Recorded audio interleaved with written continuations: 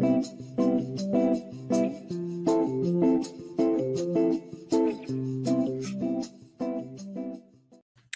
up, everybody? Welcome back to the Real in Reality or whatever, period. I'm your host, Pharaoh. We're joined by Drake Ryder. How you doing, Drake? I'm doing good. Excited to talk about Big Brother. The season has flipped since like last time I was on here. The momentum has shifted, and even the day was a slow thing, and everything considered, like the first act of the game was over, and now we're officially at Act 2, and it's interesting to see the new dynamics in play. Yeah, very much so. It's a very interesting week, even though like today was slow. There's not a lot of updates.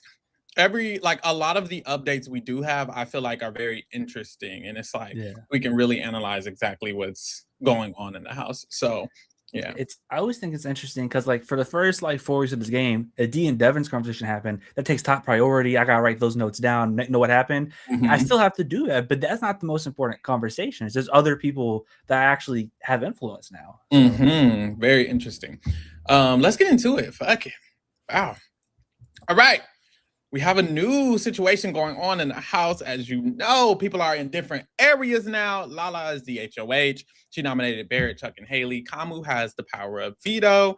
And that's exactly where we left off last night, because Haley and Chuck, they have a conversation about how they want to make sure and remind Kamu why it would be a good idea for him to use the veto on them. They're speculating that he might not.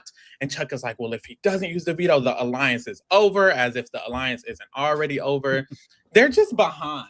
They're just very behind for them to even think this, honestly. Yeah, almost like everyone else in the house is aware that like Kamu made a deal or an alliance to get himself off the block, except for the two people he actively betrayed. It's like, literally, guys, we need to pick it up. But it's like, it's clear. This is just a clear indicator of like why Haley and Chuck have like overstate their welcome is crazy because it's only been 4 weeks, but it's just the sense of you're in the game for an amount of time and you don't know anything. You're not in a good place and you won't ever probably be in a good position because you never really were supposed to be. Sorry, but like they haven't played the game in a manner that would keep them in a good position for too long, which is why they're so behind on everything. They don't understand that it took them forever to be told about the fact that Angela lied to them about the flip, for them to even know Angela lied. They weren't even sure D lied. And Melody and Mallory are literally talking about on the feeds now. They're like, are they dumb? As soon as Devins admitted that he flipped, I would have immediately knew that Angela and D flipped. And it's like, girl, yes, they're dumb. That's literally the problem. They are dumb. And it seems like a lot of people are assuming like one of Haley Truck's leaving, the other one we can pick up and use, but it's like they're so fucking dumb. Can we pick up and use them? Like, I don't understand. That's my fear at some of the people's like plans is I'm like, you think you can use Chuck, but is Chuck so stupid that you can't even use him? Like sometimes it's just too bad, honestly.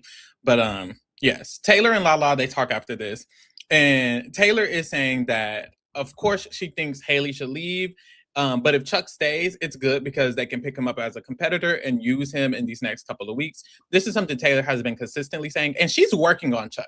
Like, she doesn't talk relevant game with him because he's not really in the game, but she does talk general game with him throughout the day, throughout yesterday. Like, she's not just saying she wants to pick Chuck up, she's putting in the work to pick Chuck up for sure.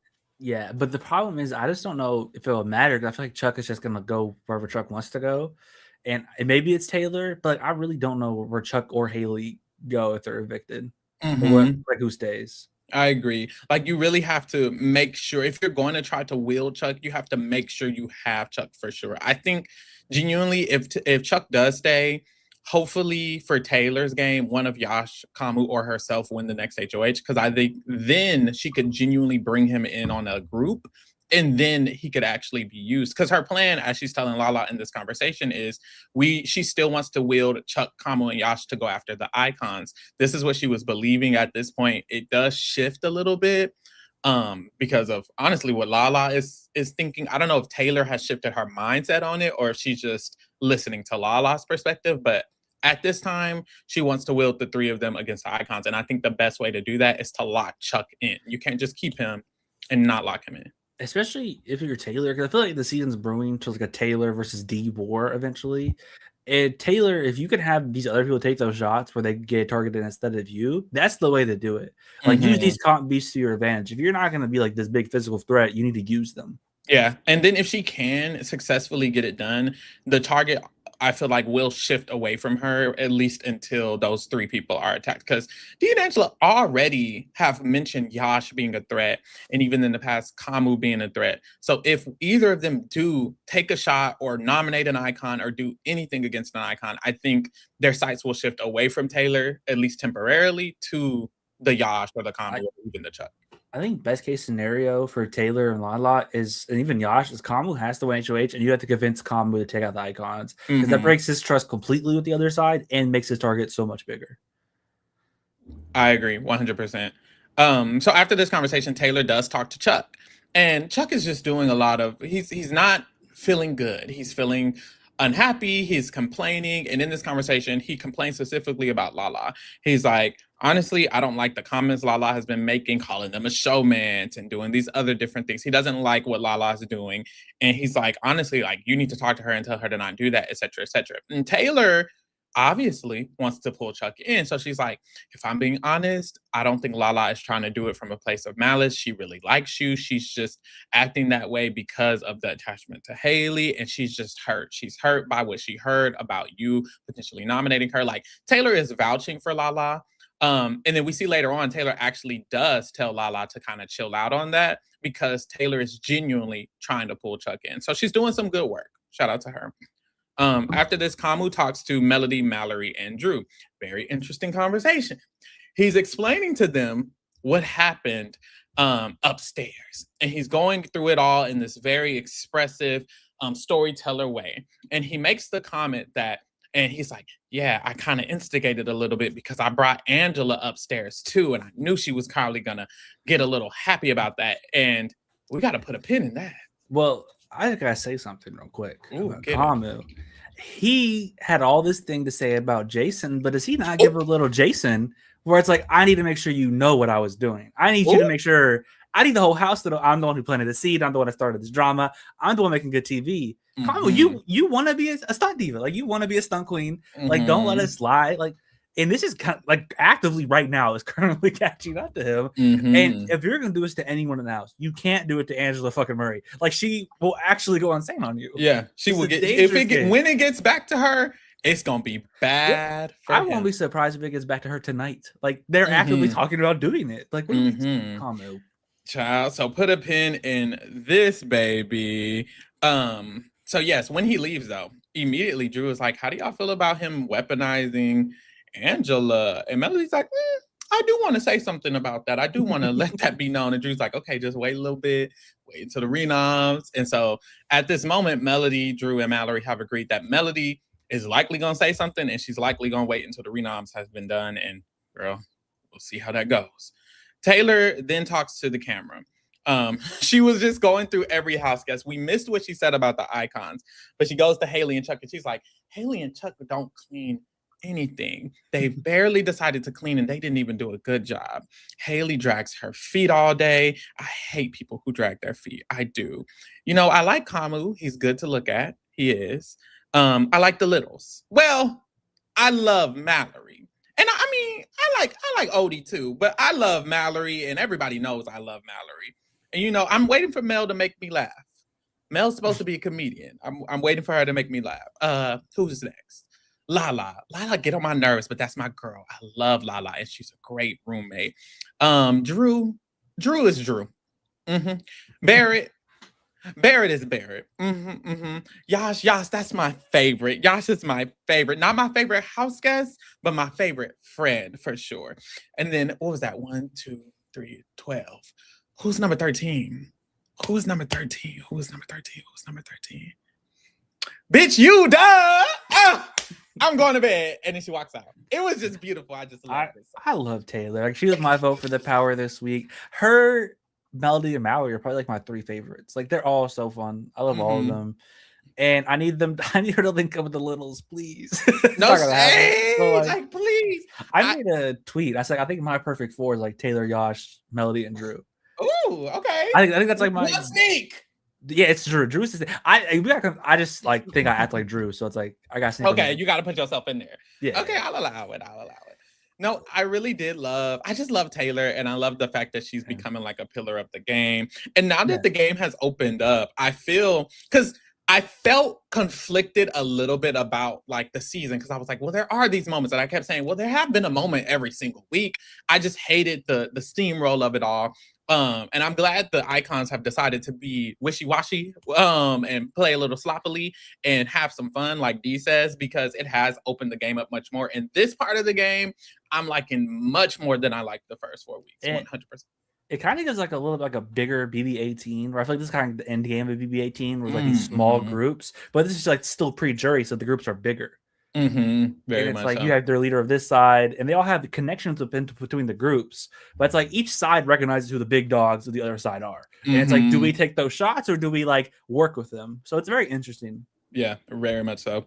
So in the morning time, Dee and I shouldn't say morning, take morning lightly because there was nothing going on. It's like 3 p.m. their time, whatever you're about to say. Like, it was so long before they started talking game, y'all. When I tell y'all today, they are barely talking game. They're just chilling and vibing. And I expect the same for the rest of the week because the week is so simple. None of them like Haley. They actually dislike Haley. They don't really even like her as a human, which is why I said the other day, I was like, I kind of feel a little empathetic with her, because if it was me and I left the house, I would be like, wow, I thought these people were at least my friends as people, but like they don't even like her as a person. Rightfully so. She is how she is. Well, Pharaoh, she's had a rough couple weeks, so we need to be more true. empathetic.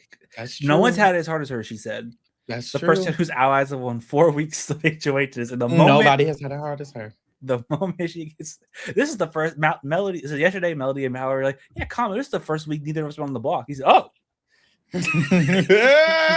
wow, Jesus." So delusional. Devin and Dee, they have a conversation and they're discussing Devin's power. We come in kind of in the middle of this conversation, but it's clear that they're talking about who would they use it to backdoor if they were to get it. And they're very giddy about this. They're like, we hear Taylor's name gets thrown out. And then they start saying maybe Lala Taylor or even Barrett. And I was like, whoa, what are they talking about? But it clears up that they're discussing people who know the days. Dee is like, we need to take a shot and take out people who know the days and have been studying the days. And that's why they were bringing up Lala and Taylor, because Lala and Taylor are probably the only people in the house who really, really know the days. And then apparently Barrett as well. But then she shifts into Lala and Taylor gotta fucking go, just in general. So, keep an eye out on that. They also mentioned that maybe they could keep Chuck and use him to do whatever they want him to do. And this is what I've noticed with the icons throughout the season. They say they want to do things and then they don't really act on it until the end of Final Jam. It's like they want to flip the vote, but they don't tell anyone until literally last day. Stuff like this. They want to use Chuck, but they literally have not spoken to Chuck this entire week since they flipped the vote on him. The only one who has is Angela, because honestly, unfortunately, Angela does the best work with people. She does the best one-on-one work, truly. Yeah, I think if Angela didn't have that big blow up yesterday, Chuck and Haley would just like easily just be under her influence. Because yes, she's doing the work, but because of how big the blow up was, I feel like Chuck and Haley will never just fully go back with her. Yeah, but I think if the icons even put like half the work Angela does, Chuck and Haley will just probably be underneath them. Literally. So that's what they want to happen, but Dee isn't putting in the work the way Taylor is. But Chuck, you know, he has his thoughts, his potential biases, so it's tentative on who he would go with. Honestly. I think it's still, if he has gone to the icons, all the people I think have a real shot are like Taylor, Josh, and maybe like a Drew. He probably just like wants his bro. Like that's who I feel like we'll go with Chuck. I think what might help Taylor is the Kamu and Yash of it all. Like if Taylor, that's why I said Taylor would need to include him in a group and let him know Yash and Kamu are here as well. I think that would make him feel much more comfortable versus just her, you know, or her and Lala. He doesn't really like Lala, stuff like that. So yes. So Devins makes the comment, he's like, I'm so over all this mean shit, the way they're treating Haley and the way they're acting towards Haley, you know, I just don't like it. It's sick. Haley's great. Haley's a great person. And then quite literally, the next sentence, he said, and it's funny because we egged on that tea party and we egged on Haley's HOA. Like we egged all of that on and we did a good job at that. And I just love that we did that. I found that crazy because you just said you don't like the mean stuff. You set this system up, Devins. You actively, it was for the game, but you kind of started all of this with how you like called out Rome, and it made people who are more okay publicly calling someone out and like exposing their game.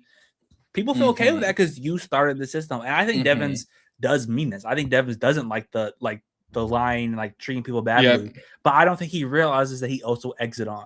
Yeah, literally. And mind you, he does realize he's exit on because he talks about it, but he doesn't realize that because he's egging on, it's causing this trickle down effect. But it's like, it's not about the why is it not clicking? psychological part of this game where it's like you don't want to think, oh, I'm part of the trouble. I'm part of the reason someone feels this way. I'm the reason Haley thinks she's had 5 rough weeks. Right. No, it couldn't be me. It has to be Angela or Melody. It's always Melody and Drew's fault at the end of the day. Because the pattern of isolation happens in seasons where the people in the majority set up a pattern of isolations. We saw it happen season after season after season. And then we saw when the cookout had the majority, they actively decided not to set it up in that way. And then there wasn't a pattern of isolation when someone would go home. There was always a comforting type of situation, even if someone was the target. And it probably has to do with also the method in which they spread out. But there are seasons where you can have people be targets and not fully isolate them. But because Devins decided to set up the pattern of isolation, now that is how the energy and the political scheme of this season is happening. Like that's how this season's theme is happening because he started it off in that manner and he doesn't like it, but he knows he eggs it on and wants to continue to egg it on. And it's like, girl, look in the mirror. You started it. You want to continue to egg it on. You are part of the problem. And every time Dee and Angela come to you, kiki-keying like, oh, we should make sure these people hate each other and we should make sure they argue. You're kiki-keying and allowing it to happen, but you're claiming you don't like it when Lala and Taylor are not talking to Haley. And it's like, you just don't like Lala. That's all it is. Because you didn't have a problem with it weeks 1, 2, 3, or 4. You have a problem with it week Lala. Okay, girl. It's also weird that this is the first time we've seen isolation with a blockbuster format. Like this is just probably terrible gameplay at the end of the day because why they can still be here. Even on 27, people still talk to Keanu and Kelly. Yeah, exactly. So after this, Lala and Taylor, they talk again. And Lala is telling Taylor, look, you know my why. And I feel like for my jury, it would be smarter to keep the icons. So this is the first time we're hearing Lala's perspective on Taylor's pitch, which is to target the icons next. I'm pretty certain that Taylor still low-key wants to do that. But Lala is saying that she kind of wants the icons to make it to the jury, which to me is crazy. I don't know what she meant by you know my why. So I'm trying to put the pieces together as to why Lala would feel this connection to the icons. I'm like, maybe it could be because she relates to them more than everyone else. Angela and Devins are, I guess, closer in age to her. Because she even included Devins in this. I'm like, girl, you don't really like Devins. Devins only like you. I didn't fully understand it. It would have made sense if she's like, I need Angela and Dee and jury because I could see them voting for me. Okay, that's actually very valid. Right. Because let's be real, Lala, you know, she's had this wall HOH. She's making like a big move. I don't know how much like pure game respect she still has in the house. And I think people like Angela would respect her game. I think like would want to vote for her. Devins probably would ignore her in a final 2. Like Devins would treat her like Gina Marie and auto vote for the next person. 100%. So it's like, we know he has 9-power veto, so it's useless. But you should be wanting Devins out. Like you should be thinking of getting him out. So. Yeah, she eventually says like at least 2 of them, and she mentions how Devins doesn't really feel her and doesn't vibe with her. But even then, she seemed a little suspiciously hesitant. I'm like, girl, I don't know why you care to have any of them personally. But there you go. She also mentions how she doesn't want to treat her HOH as if she's always in the HOH room and being prideful and all of that. And Taylor was like, well, if you're gonna do that, you have to be cordial with Haley and Chuck. And Lala's like, why? Why do I have to do that? And Taylor was like, well, girl, if you don't want to be seen as that type of person, then you need to do that. You need to make sure that you don't make people feel bad. Even yesterday, when you were talking very loudly to make sure Haley could hear you when you were talking shit about her, stuff like that doesn't make people feel like you're not ruling your HOH and that you're not switching up. Like people are going to feel like, oh, now Lala got balls and et cetera, et cetera, et cetera. Which people have been saying. People have literally been saying, oh, Lala wants to be me. Like Devins and Dee basically just had a conversation about it right before this. And last night, Chuck is like, Lala making them comments. You got to tell her to stop because she has been being a little bit more expressive. And Taylor's like, girl, chill it out. Period. And she do need to, because if they want to pull in Chuck, Chuck has to be okay with working with Lala. And right now, yeah. Angela and Dee, they talk. And they're talking about how people are being mean to Haley and mean to Chuck. Literally exactly what Taylor was telling Lala. They aren't liking how Lala is treating Haley and Chuck. And they mentioned Taylor as well. And they're not talking to them now and da-da-da-da. Mind you, Dee and Angela aren't talking to Haley either at all, to the point where Haley is upset about it constantly. But yeah, pot me kettle. They also say that they need to start being nice to Chuck and pull him in all day. I haven't seen them necessarily do that, but this is what they're saying. And Dee says, I haven't been studying shit. So Taylor and Lala have to go because they have been studying shit. From my memory, I don't think I've seen anyone like actively study on feeds yet. I feel like that's not something you see like someone doing until like end game, because even if they are, they probably watch more with the camera on them because there's so many people now still. Who do you think like gives they study? I thought probably like Angela, because she would know too. Angela specifically says she won't study. Lala and Taylor do actively study in the pod room often. They like sit there and Lala goes through the days. She's like 1975, da da da, and Taylor's like, that's wrong, and she corrects her. So Lala and Taylor are the only people I've actually seen study. I haven't seen anyone else study at all. I would assume Barrett does. Like I'll probably make in his head. Like you would just think Barrett probably does. I would. I don't see Melody or Mallory and Drew doing it, but they just felt like people who would study, but like maybe they just don't. I haven't seen them do it. The only people I've seen doing is Taylor and Lala. Dee says specifically Taylor, Lala, and Barrett know their days. So from Dee's perspective, them three know. And no one else studies. Angela admitted she's not even going to study because she knows she won't remember. Dee admitted in this conversation that she's not studying, and Devins didn't say he was studying either. Drew, Melody, and Mallory too busy kiki-keying with each other. I think it's just Taylor and Lala and Barrett. Yes. Alessandro said, why not just start studying? That's a great point. Why are they not? You're only on week 4. There's not that much to learn, actually. That's a great point. Angela, I mean, what's her name? Dee might just be, I don't know, because she's a Libra, I'm a Libra.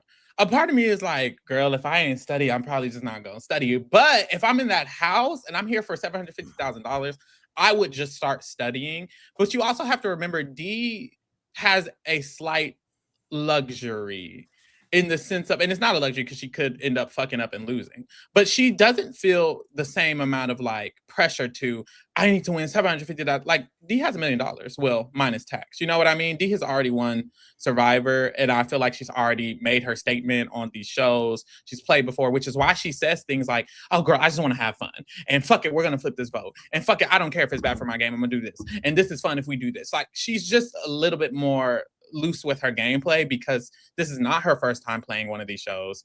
She is a bigger fan of Survivor than Big Brother. Like this is kind of just something that I don't think she cares, but not to be too strict and too by the book. So I don't think Dee's gonna start studying.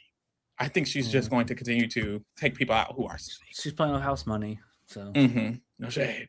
So after this, Angela also mentions in this sentence, you know, Kamu's relationship with Taylor is getting crazy. Yash's relationship with Taylor is getting crazy. I'm telling you, Taylor's gonna win this whole thing. I'm telling you, the way Chelsea moved about. She says this every single day. This is the thing. You could compare Taylor and not say Chelsea, because she doesn't play like Chelsea.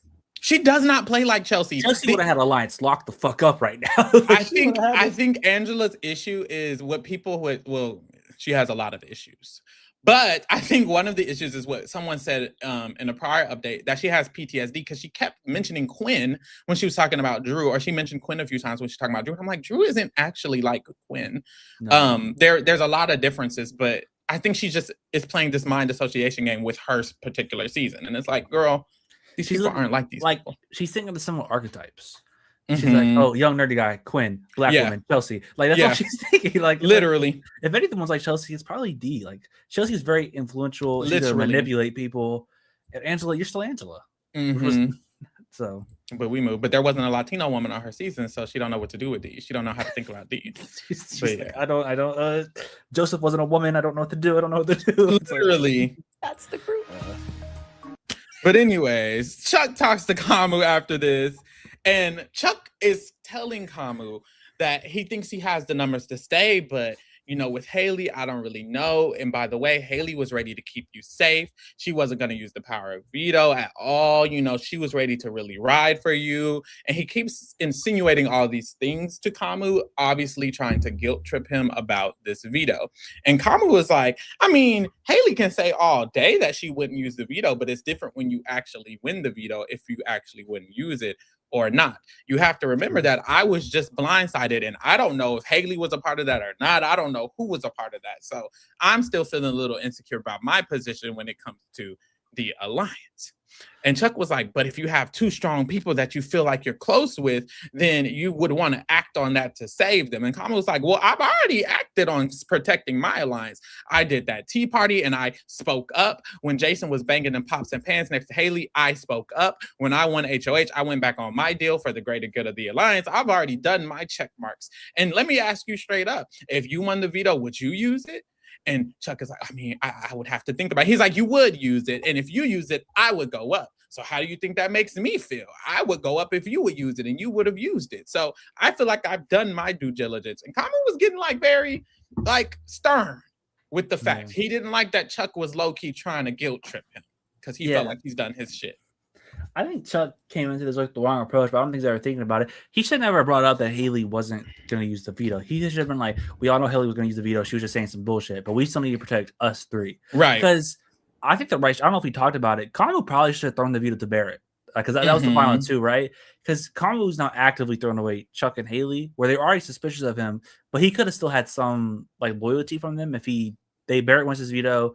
Now Barrett's safe. One of Chuck or Haley has to stay. They're locked into Kamu. Now it's like, are they gonna go back to Kamu after you don't use the veto on them? Like, no. Why would exactly. And it was probably because like I guess he was maybe still afraid of a renom and having to deal with that. But no shade. Him having this veto and being the one who has to kind of directly not save Chuck or Haley, it is causing some turmoil because Chuck not fucking with it. But even in this conversation, when Kamu keeps reminding him of the things, because even he mentions last week, he was like, you remember last week when I was trying to suggest Haley to put up Mallory and Haley said, that's not good for my game. That's not good for my game. It's the same thing. And Chuck's like, I do remember that. I do remember that. That did happen. You're right. Because I was sitting there with you. Yes, that did happen. So he was getting Chuck to calm down about it. No shade. Yeah. And then Chuck goes to Haley. He relays the conversation with him, and Haley starts talking about how no one likes me, and Dee and Angela avoid me now, and she doesn't really talk to me. I'm gonna go home if I stay on the block. You know what? What are you gonna do if I go home? What are you gonna do? Who are you gonna? What are you? And it's like, oh, girl, oh, brother. But he said, I'd probably be sad. I'd be sad. And she's like, yeah, if I do. But they didn't start talking about who would they work with if they stay in the game. And Haley's like, I mean, if Kamu uses the veto on me, I'd work with Kamu. I think we need to work with Yash, and I'd pull in Mallory. I feel like we could pull in Mallory. And Chuck is like, yeah, Mallory's a good person. We could pull Mallory in. What world?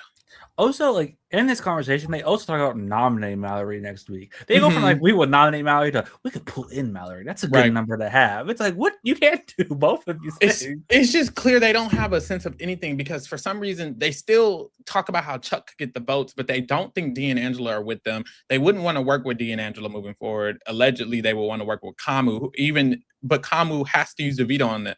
And if he doesn't, they're saying Yash and Mallory, but they want to put up Mallory. It's like y'all are just lost.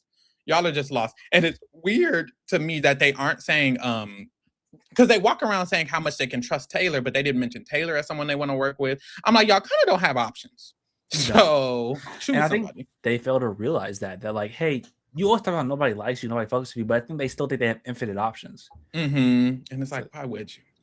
Child. So Haley and Kamu, they end up eventually talking, and Haley is asking him why doesn't he really want to use the veto, and he essentially just repeats all his points to Chuck that he's done his due diligence. He didn't even know if she had his back at the vote. He just got blindsided. He needs to make sure that he's good for his game. Who knows if y'all would have used the veto, and if y'all did, I would be the one who got nominated. He also says, I think you could just win the blockbuster, and if you could, we can get the votes for Chuck, and yada, yada, yada, yada, yada. Some bullshit, no shade.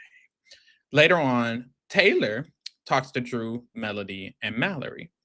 And Mallory is trying to wonder, she's wondering, she's like, why isn't Kamu using the veto again? And Taylor's like, it's because he's a good guy. It's because he's a good guy and he knows what goodness is. And I do have to get on Taylor's ass. I do love my queen. But on this episode, when she had that diary room and she said, I know that Kamu is a good guy because we have the same faith. And she's walking around the house calling him a good guy. Is that Queen? What she said? Because I didn't watch the episode. Like I saw someone say that DR was AI. I was like, I hope I was worried she called him hot or something. Honestly, same. No, it was crazy. She said because they have the same faith, she knows he's a good guy. And it's like Taylor and everyone else who has the same faith as someone, just because they have the same faith does not mean they're a good guy. It's actually embarrassing. Obviously, she does not know the true tea about Kamu, and Kamu is being very fake. So I'm not gonna rag on her too much.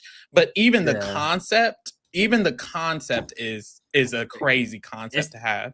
It's the type of thing where like the season's over, you get your phone back. That's the first thing they're gonna see is Kamu, like social media posts. It's gonna be like, oh. Like it's gonna be like, what the fuck? Like there's no way around it. And it's truly an example to people who feel like this is the case, because this is just a clear example of that. It's not true. It's not true at all. And Taylor, I think, genuinely believes it, which is why she's repeating it and saying it in the literal diary room. And for her to genuinely believe that just because of the same faith, it's like, girl, I love the fact that you have faith and you are religious, but you have to separate your religious faith from who else agrees with your religious faith, because it does not mean that they agree with all of the same things you do in life. And that's the problem. Yeah, isn't it like what separates state and church? Like, come on, guys, we gotta please separate Big Brother and church, please. Like, no shade, like it's just not true. This is why I low-key need a FAP HOH, because I think they might go after Kamu specifically. And it's like he's definitely maybe the best player here. I need him gone. I wouldn't mind it, no shade. So yes, Taylor also talks about the people who haven't been on the block, and she's referencing the icons. And she's like, yeah, isn't that interesting? The icons haven't been on the block. And Rachel, Rachel never ever touched the block. And Cirie barely touched the block to the end. They just never really been on the block. And it's clear she's trying to hint at her new plan, which is to target the icons for the next 3 weeks. But no one's really biting the bait for real. No one's really saying much for real in this conversation. And even Taylor is being very vague. I will say during like this, I saw an update where Drew told D that Taylor said this. But like the way he said it, he was like, he definitely threw under the bus, but he was like, yeah, you three and Conrad are the only ones who haven't touched the block. She's like, don't spread that rumor. He said, well, I heard it from someone else. Who? He's like, well, Taylor. What? It's not a rumor if it's just a fact. Like it's literally just a fact. That is just a fact, which is why I think Taylor took that approach of just stating the fact instead of pushing anything. And I'm glad she didn't push anything else. Because yes. So Melody also mentions to Taylor that she really wants Chuck to just go home right after Haley. She's like, we need to make sure Chuck feels alone. No one really needs to talk to him. He needs to go home. And it's like, damn, not this isolation again, child. But Melody has been pushing so far Chuck going right after Haley immediately. And she has more thoughts, and we'll get into right after this, because her punishment is over. Melody and Mallory are free from Adam and Eve. However, they might as well still be punished. Yeah, the only thing that they're free is Mallory can like sit across the room when Drew and Melody cuddle. Like that's the only thing that's really changed. And Mallory, they can change their clothes. She can social distance. That's about it. They're going to be in that room together. Because right after this, Melody and Mallory have a conversation as they're separate. And I think in Melody's mind, because she was punished, she couldn't talk game because she didn't. And then as soon as she barely did. And as soon as she was relieved, now she's talking a bunch of game, no shade, because she talks to Mallory and she's like, look, no shade. It seems like somebody was in the diary room for 3 hours, and she's referencing D. And she's like, D could have got a power, and she could have been talking to linking up with Kamu and Chuck. If Haley goes, maybe she could link up with Kamu and Chuck. And I don't know how I feel about that. And then she shifts to Kamu. So the main problem she has is Kamu. She feels like Kamu is not a good guy. The fact that Taylor keeps saying he's a good guy is pissing me the fuck off. He's dangerous. He needs to go. Everyone's pretending he's just this good person. He's not this good person. He's fake as hell. I don't like him. We need to start bringing up the fact of what he said about weaponizing Angela. And Mallory is like, I mean, don't be careful at bringing it up. She's like, I think I want to bring it up maybe next week, maybe on Thursday. Like, I want to bring it up soon, though. So that's Melody's plan. She wants to start spreading seeds about Kamu. And hopefully she does. Yeah, honestly. that's definitely the right move for her. For Melody specifically, Chuck and Kamu and Haley have to go. Like those three have to go. Hmm. I think for Melody and Mallory, and I guess Drew and Barrett to an extent, you need the Taylor side versus D side war to happen, and you sit in the back while it happens, and I then think so hopefully too. pick up the pieces. I don't know if they're capable of that, but like it's definitely the right strategy to have at this moment because Hmm. and they also recognize Kamu's like antics during like the tea party. Now with Angela, like he has a track record. He's not a good guy. I don't know why Hmm. people think he's this good guy. And Hmm. I guess Melody's more saying it, and Mallory's just agreeing. But I think as long as Kamu has one up in the game, I could go to sleep happy. Yeah, I agree. Angela talks to D, and Angela is mentioning that maybe Haley could stay. She's like, I mean, maybe we could have someone talk to Kamu and tell him to use the veto, but I'm not gonna do that. I'm not gonna do that. And he's like, I mean, you could. And she's like, I'm not gonna do that. And he's like, ooh, should I? And then just like, I mean, we really could flip that vote. We could flip that vote and keep Haley.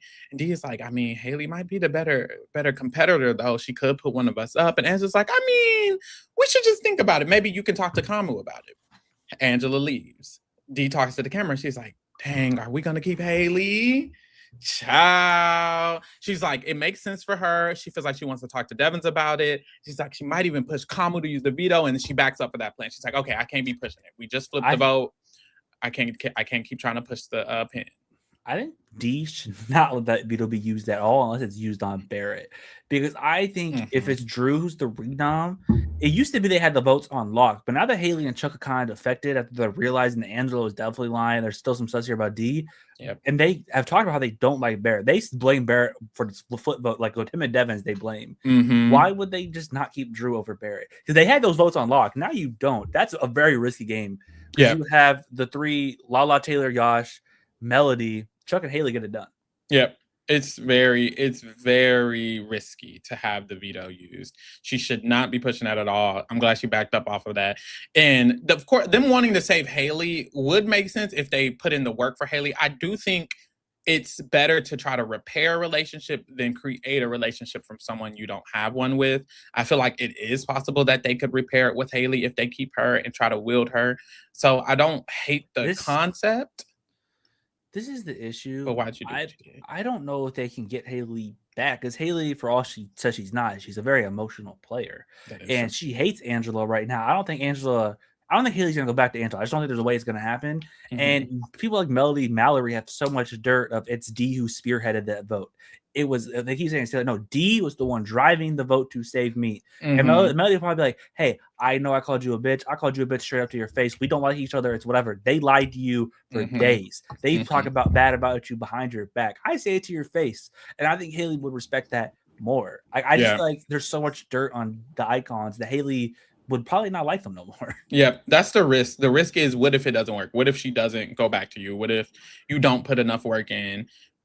Which is the risk. I just feel like and once again, it's like the risk is outweighing the reward, which I feel like was kind of similar from last week with flipping the vote and doing it so last minute. It's like just make sure everyone's down with it. Or even in this moment, like try to get other people to want Haley to stay, stuff like that. But it's just risky and we don't know if Haley will even go back to them. In the meantime, Barrett talks to Melody and Mallory because baby, they still Adam and Eve, no shade. And he is worried that the boat will potentially start shifting to try to get him out. He's assuming that if he's on the block, they could definitely start talking about potentially voting him out, which spoiler alert, that does happen. Melody starts talking shit about Kamu, and she's like, the fact that he's even keeping the noms the same is suspicious. He probably has a deal with Lala and Taylor, which is true. Melody is clocking T. And Barrett is like, honestly, with him and Kamu, there's nothing there relationship wise. Kamu can go. So in this conversation, Melody is essentially pushing her anti-Kamu agenda to Barrett and Mallory, which she has already started. Once again, I don't hate it. A part of me is just a little bit, I'm wondering like if Kamu goes, who is gonna take out the icons for Melody specifically? I'm like, you would Yeah. have to bank on Yash genuinely winning something and doing it. But what if he doesn't? And then it's like, well, now it's just you and the icons, girl. Well, you and the crossovers, actually, which is even worse. Yeah, I think for Melody and Mallory, they don't know this, but their best bet is like crossovers and them final, like what is that, 7, and hope Mm-hmm. Drew and Barrett side with them. That's really Yeah. like their best bet. and like there's gonna be other people there, like someone from this La group can make it there, but you just gotta have the hope that Barrett and Drew decide they're more loyal to you. And they haven't like talked about it, but I just feel like they wouldn't be that dumb. I feel like they would want to work with Melody and Mallory in the final four more than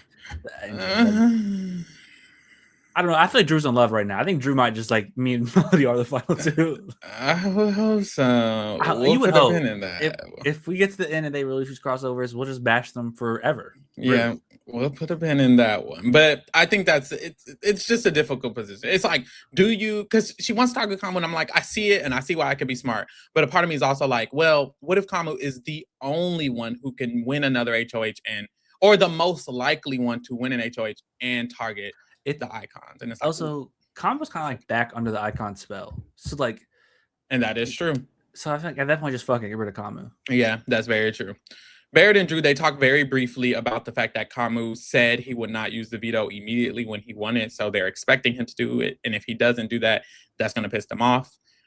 Meanwhile, Angela talks to Melody really quick. She tells her how happy she is that she stayed. And this is what I said when Angela actually does more work when it comes to people from sometimes. It's just Angela's work is very surface level. It's like Dee will work on someone one time very deeply and have them under her spell. Angela will like constantly talk to these people and certain things, and it's very vague and it's very loose, but I think it still works. Like her going to Melody and saying this and saying I have your back, I think it's going to steer Melody away from wanting to nominate Angela, which she said in the past she felt that. So Taylor talks to Lala and she is like, I mean, if Haley wins the blockbuster, Barrett could go. I just wouldn't want to piss off Devins, Mallory, and Melody. And she's like, look, there's 4 people until jury this week and then 3 more weeks. We need to kind of start lining people up to get them out. And it doesn't seem like we have any people lined up. And this is her way of pushing back against Lala being anti-taking out the icons, I feel. I feel like Taylor's like, okay, we need to at least have a compromise of doing something to weaken that group of people, which is why she's mentioning it. And Lala is like, I mean, but you know, I don't know if we should do that. And I don't know if we should take the icons out. And Taylor's like, I mean, but we want to use Chuck. And she's like, exactly. We'll be using Chuck next week. And she's like, but then there's still 3 more weeks till the jury and no one's a target. And Lala's like, right, but yeah. And Taylor's like, right. I think Taylor's like, are we going to waste our HOH on Melody, Mallory, and Drew? Right. Like, why would they do it? It's just Taylor's like, there's no one else left to target because Lala agrees they should use Chuck. If they're using Chuck, if they're working with Yash and Kamu, Haley is going this week. Then who are we targeting next if you don't want to target the icons? And so Taylor's like, at least let's take out Barrett if Haley wins the blockbuster. And Lala's like, okay, I see what you're saying. I see what you're saying. And Lala's finally like kind of understanding. Is there a world like they can't get the votes about Barrett unless the icons jump on, right? There's no way.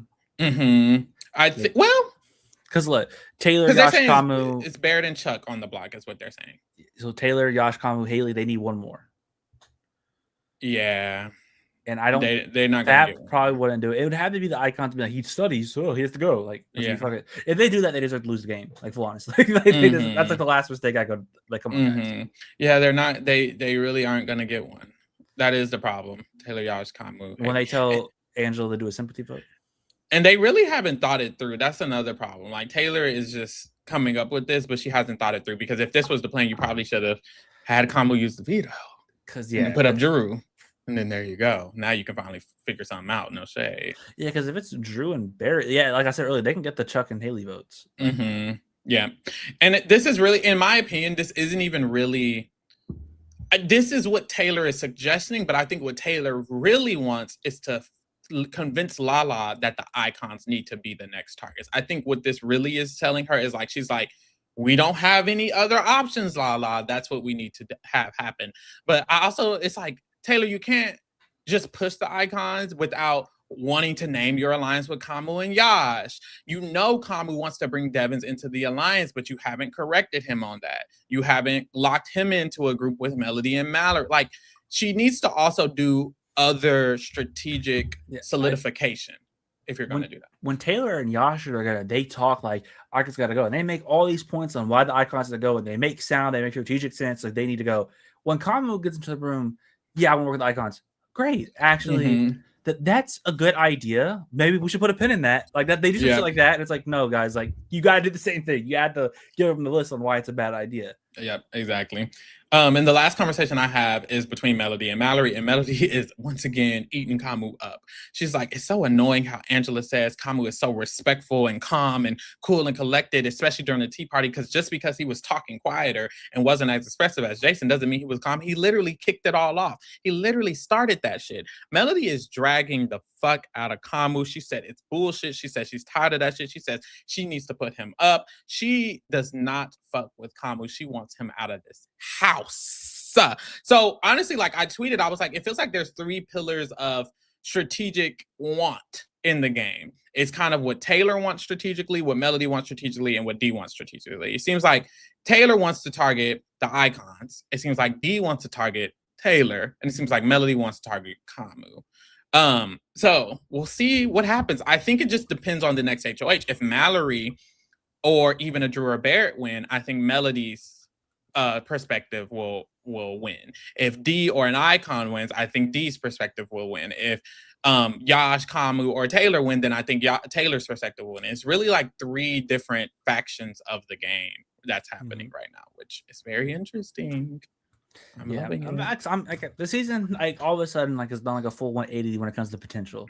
Or like I think this has, it's not gonna be a steamroll, and if it is, it should be like a weird steamroll. Like if the only way it's a steamroll is I think if one side wins HOH the next 4 weeks. I know they did it the first 4 weeks, so but like it's always possible. But I'm like, I just feel like we're gonna get some like actual dynamic gameplay with like.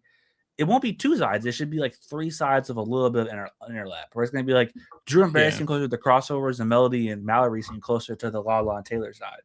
Yeah, very much so.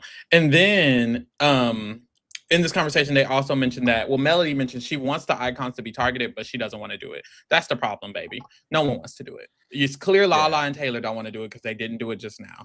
You don't want to do it. Mallory agrees. Drew and Barrett don't want to do it. They've never mentioned it. The icons are the icons. Haley's going home. Like, girl, who's going to do it if not you? Which is why I felt like if it was me, I would have put the 3 of them up. I don't give a fuck. Like, you got to do it or no one else will. Yeah, I think the problem was like they just had the red corner who were like so like unmovable. So like they had to deal with that first. But now that one of them's gone, Melody does strike me as the type of player to where if she wins HOH and starts to realize no one's gonna take out the icons, she might just be like, well, fuck it. I see that, especially like as a renom, or at least nominating one of them, because there's this seal of entry. If you don't nominate the group, it's like no one ever will feel comfortable doing it. As soon as someone gets nominated, now all of a sudden they can keep getting nominated, you know? Yeah. And I can see from like Melody's perspective, they did just have to vote to save her. So she probably shouldn't be going around talking about how she wants to do the icons next week. But like give it a week or 2. At that point, just go for it. I agree. And that was the last update I have. Apparently there were some more conversations. I saw Taylor and Lala still talking. I saw Drew and D talking. So apparently there was some other stuff going on. So let's see what the fuck's happening on these feeds, y'all. Make sure y'all get into the other stuff. Of course, join the Patreon. We're here every Thursday, live eviction, watch alongs, and other shit. Get into the Discord, of course. We're there all the time. Get into the bracketology. We just had an episode. I need to see what my update was. No shade. Get into the reality rewind, top 10. Send in your vote for one of these shows. Get into the rest of the shows we have going on. We did a wrestling pod earlier. We have a bunch of Big Brother stuff as well. Every single day we got BB. So get into that. And if you did not know, I do have another guest for the after show. RIZGOD. Riz God. If you would like to ask Riz God a question, you have to submit it in the Discord. The link is in the description. If you want to ask Riz God a question, go ahead and sit that in. And let's get into these motherfucking feeds, Drake. I know that's right. Oh, it's after dark time. Camera off. Light off. I know that's right. I know that's right. Because it be getting hot. No shade. My shit be getting hot. You got a PC? Yeah, I got a PC. Your PC be getting hot? Yeah. Yeah. It's that's like fuck. That's right. Remember when we was Excuse me. Who'd you have on bracketology this week? Let me go look. 1 second. Someone said, who is Riz God? He's a Survivor player. The Riz God. He played with D in Survivor 50. D and Evans in Survivor 50. He blindsided D. He did blindside D. So technically, he would have won the season. I remember when they first said Survivor player, I was like, yeah, it's gonna be Rizzo. I fully thought it was just gonna be Rizzo. Then it was Rick Devin. I was like, oh. PCB says, I really enjoyed the AmeriCorey interview. Now I want to see their thoughts since the house ended up flipping. I know it was done before the flip, literally. Oh, yeah, he didn't blindside D, but he did vote her out. He's part of the reason she left. Who did you look at the person that's number one? They had D, Drew, Mallory, and Yash. Maybe they'll take a fall this week. Let me see what I had. I had Angela, Kamu, Mallory, and Melody. I believe I have AMD and Navita. I don't like. I bought my PC pre-built. I wish I was smart enough to know more about it, but I think I have. I know I have Navita on my computer. I'd be seeing that all the time. I'm just not smart. I think people look at me and think I should be smarter than I am, but I'm just like, yeah, just. Angela talking about how she wants to save Haley and goes upstairs to Law and says how they're done and it's never repairable is low-key hilarious. Like, what do you mean? Girl. Christian said, what Survivor season? I won't get bored easily, child. I always lose interest. To binge? How David versus Goliath? Maybe David versus Goliath. Maybe Millennials versus Gen X. Maybe with New Era, would it be 46? Like, even though the early part's a little. No. you don't I would say just don't watch New Era. Yeah, I'm trying to think of newer ones. I love Sandoval Sir, but some people find it boring. I love that too. Kagian? Maybe Kageon. What are you? Are you gay? Are you young? What's your age and what's your gender personality? Because that helps as well. Because if you want a season for like the girls and the gays, you could maybe love a cute little second chance, or what's it called? Not second chances. Fans versus favorites, maybe. Yeah, Micronesia. I love Pearl Islands. He gay in 26. Okay, girls and the gays. You could enjoy Millennials versus Gen X. I think maybe that one, because is that the one with Michaela and Zeke? Mm-hmm. As a gay 26-year-old, I feel like that would be a really good one that I would want to start with. Or if you want old school, Micronesia. Millennials versus Gen X not having as many returnees as it does is so weird. Only 30 people from that cast before people play twice. Like, I remember at the time being like, this cast will be back so much. Like, yeah, honestly, it does. Like, Jay's never been on Survivor again. Like, he's in the challenge, but like, that's true. He was like the Survivor standout at the time. He should come back. They should have had him on this season. I feel like they should have leaned into the CBS. I would have been happy he was on 50. Still. He'd be interesting to see him play now because he was kind of like the villain on the challenge. Yeah, that's true. He was kind of a villain on Survivor. The thing is, he's always weird. A villain, isn't he? He's like the villain, but then he would have like a moment where you're like, "Oh, he's not the villain no more." Yeah, he's he's just a villain. Yeah. I always remember the time thinking they would bring Will back at some point because he was like 18 in high school. I thought they just do it. That makes sense. I would love that. I have for bracketology, I have Mallory, Rick, Taylor, and Yash. Okay, that's a good set. That's a really good set. I have Angela, Kamu, Mallory, and Melody. I know Kamu wins veto, so that's good. Kamu's a great one. I didn't pick Kamu. I thought he'd be the target this week. Yeah, Kamu's a good one. I don't know that Angela's gonna give me anything. I just keep picking Rick, but he doesn't give me anything anymore. And even Mallory or Melody. I don't like my other 3 picks. I should have picked Lala, but I didn't know. I'm gonna be honest. I didn't even think about her. Didn't even think about her. But now I need to. I was saying I need to make a bold move because I have to catch up. Like, I'm too far behind to not be doing bold shit. I thought about picking. I think I keep picking Devins every week, expecting him to do the Diamond Power veto. That's right. I just assume it's gonna give me points, but I don't even know the scoring system. I know the scoring system is so random. Yeah, someone said the points are so random. How do you pick plays? I genuinely do look through the game rules. Like, it's like now before I pick, I look through the game. Who do you think's gonna get screen time, basically? Yeah, it's mostly that. It's mostly a screen time. It's kind of like, I don't know if y'all know what Educ is, but it's kind of like who will get positive screen time.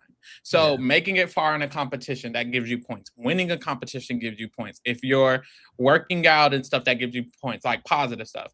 And if you think they'll get negative stuff, like getting nominated or being in a showman's or being called a target, you'll get negative points for that. So just think who will get screen time positively next week. Even like having a one-on-one with the HOH gives you points. Outlasting, I already said that. So I just think of it like that. I'm like, okay, positive screen time. House guest lies about who they voted for to another house guest. Like D and Angela about to give people points. There's also like a man that throwing a competition in the diary. That's why Drew was giving me so points for a while because he kept throwing comp. Used the word pawn. Yeah. Like also I had the one-on-one. Josh and Taylor should give me a lot for the one-on-one. That's what I was thinking too. And then if they stack, I definitely should get a lot. And then what's it called? There's like outlasting people in the comp. So like Lala, Kamu, Drew, and like Yash should get a lot of points in general. Yeah, they will. That's true. I saw that D was tied for the most DRs this episode with Lala. They just be giving DDRs. Interesting. Oh well, I guess it's the she had to explain the flip. I guess. Yeah, it was the flip. I guess. Let's look at it together. It was only like 9, so there wasn't like a heavy DR episode. It seems. Okay. Like I think it was, but I think a lot of people got a lot of DRs. Like I think Angela had the least of like 3 or 4, which is like a lot for because usually they'd be giving people 0. Yeah. Let me find it. They needed a lot of perspectives. I'm surprised Mallory got any. She had the power. Oh, she got the power. Damn. Yeah. Everyone has some reasons. So D and Lala both got 9. Okay. Kamu gets 8, which I heard they gave him the mastermind edit, which I don't like Kamu. I don't like Kamu, but he kind of did do his big one. Yeah, he kind of did save himself, but I don't like him. Drew got 7, which why the fuck did Drew get 7? Now Drew getting that many is crazy. What did he say? I think it's because he dressed up and thought he was a nominee, and then he had that whole 7. That's so white. 7 is crazy. Why did he get 7? Yeah, I saw the one on Twitter where he talked about how I see Melody got picked for the punishment, but it's like a reward for me. I did see that. Okay, that's funny. Oh, maybe the showman's of it all. Maybe that's why. Maybe they got a second. He was also made 4 on the wall, and I can see if they give like one person to narrate the wall, it would probably be Drew. That makes sense. Okay. And then a lot of people got 5. Barrett, Chuck, Mallory, Melody, Taylor, and Yash all get 5. I think that makes sense. Honestly, I feel like Taylor and Yash should have gotten the amount Drew got. I do too. I think especially Taylor. I get like Yash and Kamu's content's probably similar. They probably just give it to Kamu, but they should give it to Yash because he's more likable. And then Taylor should be up here with D and Lala. Like she is a big part of the week. Yeah, 100%. They should be building Taylor up as like we're back at her versus D. A contender. Yeah. They need to be building them up now. Devins and Haley get 4, and Angela gets 3. They don't like Haley. They don't like Haley at all. Haley getting 4 is crazy when she's like she got arguably the main character of this entire episode. She got blindsided and is the main target. Like she only got 4. I love how much they dislike Haley. It's what's the last time production disliked the player this much? Have they? Like, what was the last time they just like dislike somebody? Like they don't like it. They call her Thog on the episode. That's insane. They said that. They like play in her face with the whole Mallory stuff. Like they show her being the mean girl that she is. Like they're dogging on her. It's probably since like Nicole and Daniel they've hated someone this much. They hated Nicole and from 24. Yeah. The way I was like, who? Nah. But like that's justified. If they dislike you, it's justified. No, sorry. Haley's annoying, but she's great TV. I agree. I want Haley to stay over Chuck at least. I do too, actually. No, sorry. I think Chuck or Barrett going this week. Chuck is boring, and if Barrett goes, it's kind of like a big move. So either way, I'm here for it.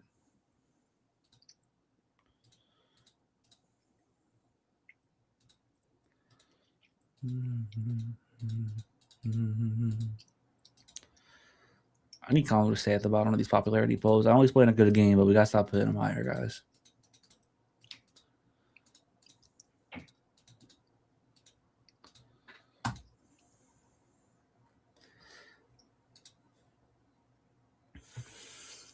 The way we decided dog is just a insult when it's just her name. Yeah. Same. It's kind of not her name. but it's actually literally her name.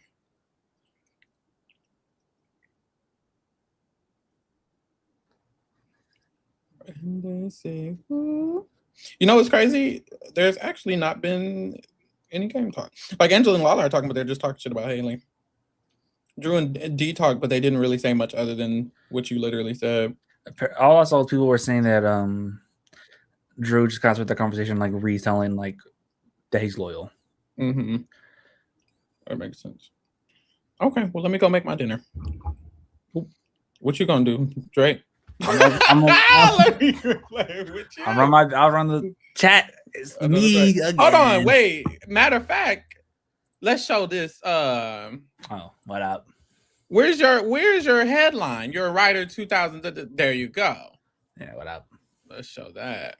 I don't want one. You got one now. I know. But your Twitch. It's okay. There you go. I'll be back.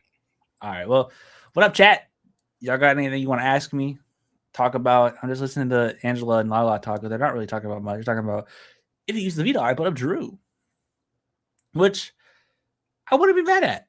Like I'm like one of the resident Drew guys, but Drew's not my favorite. So if he goes, it's whatever.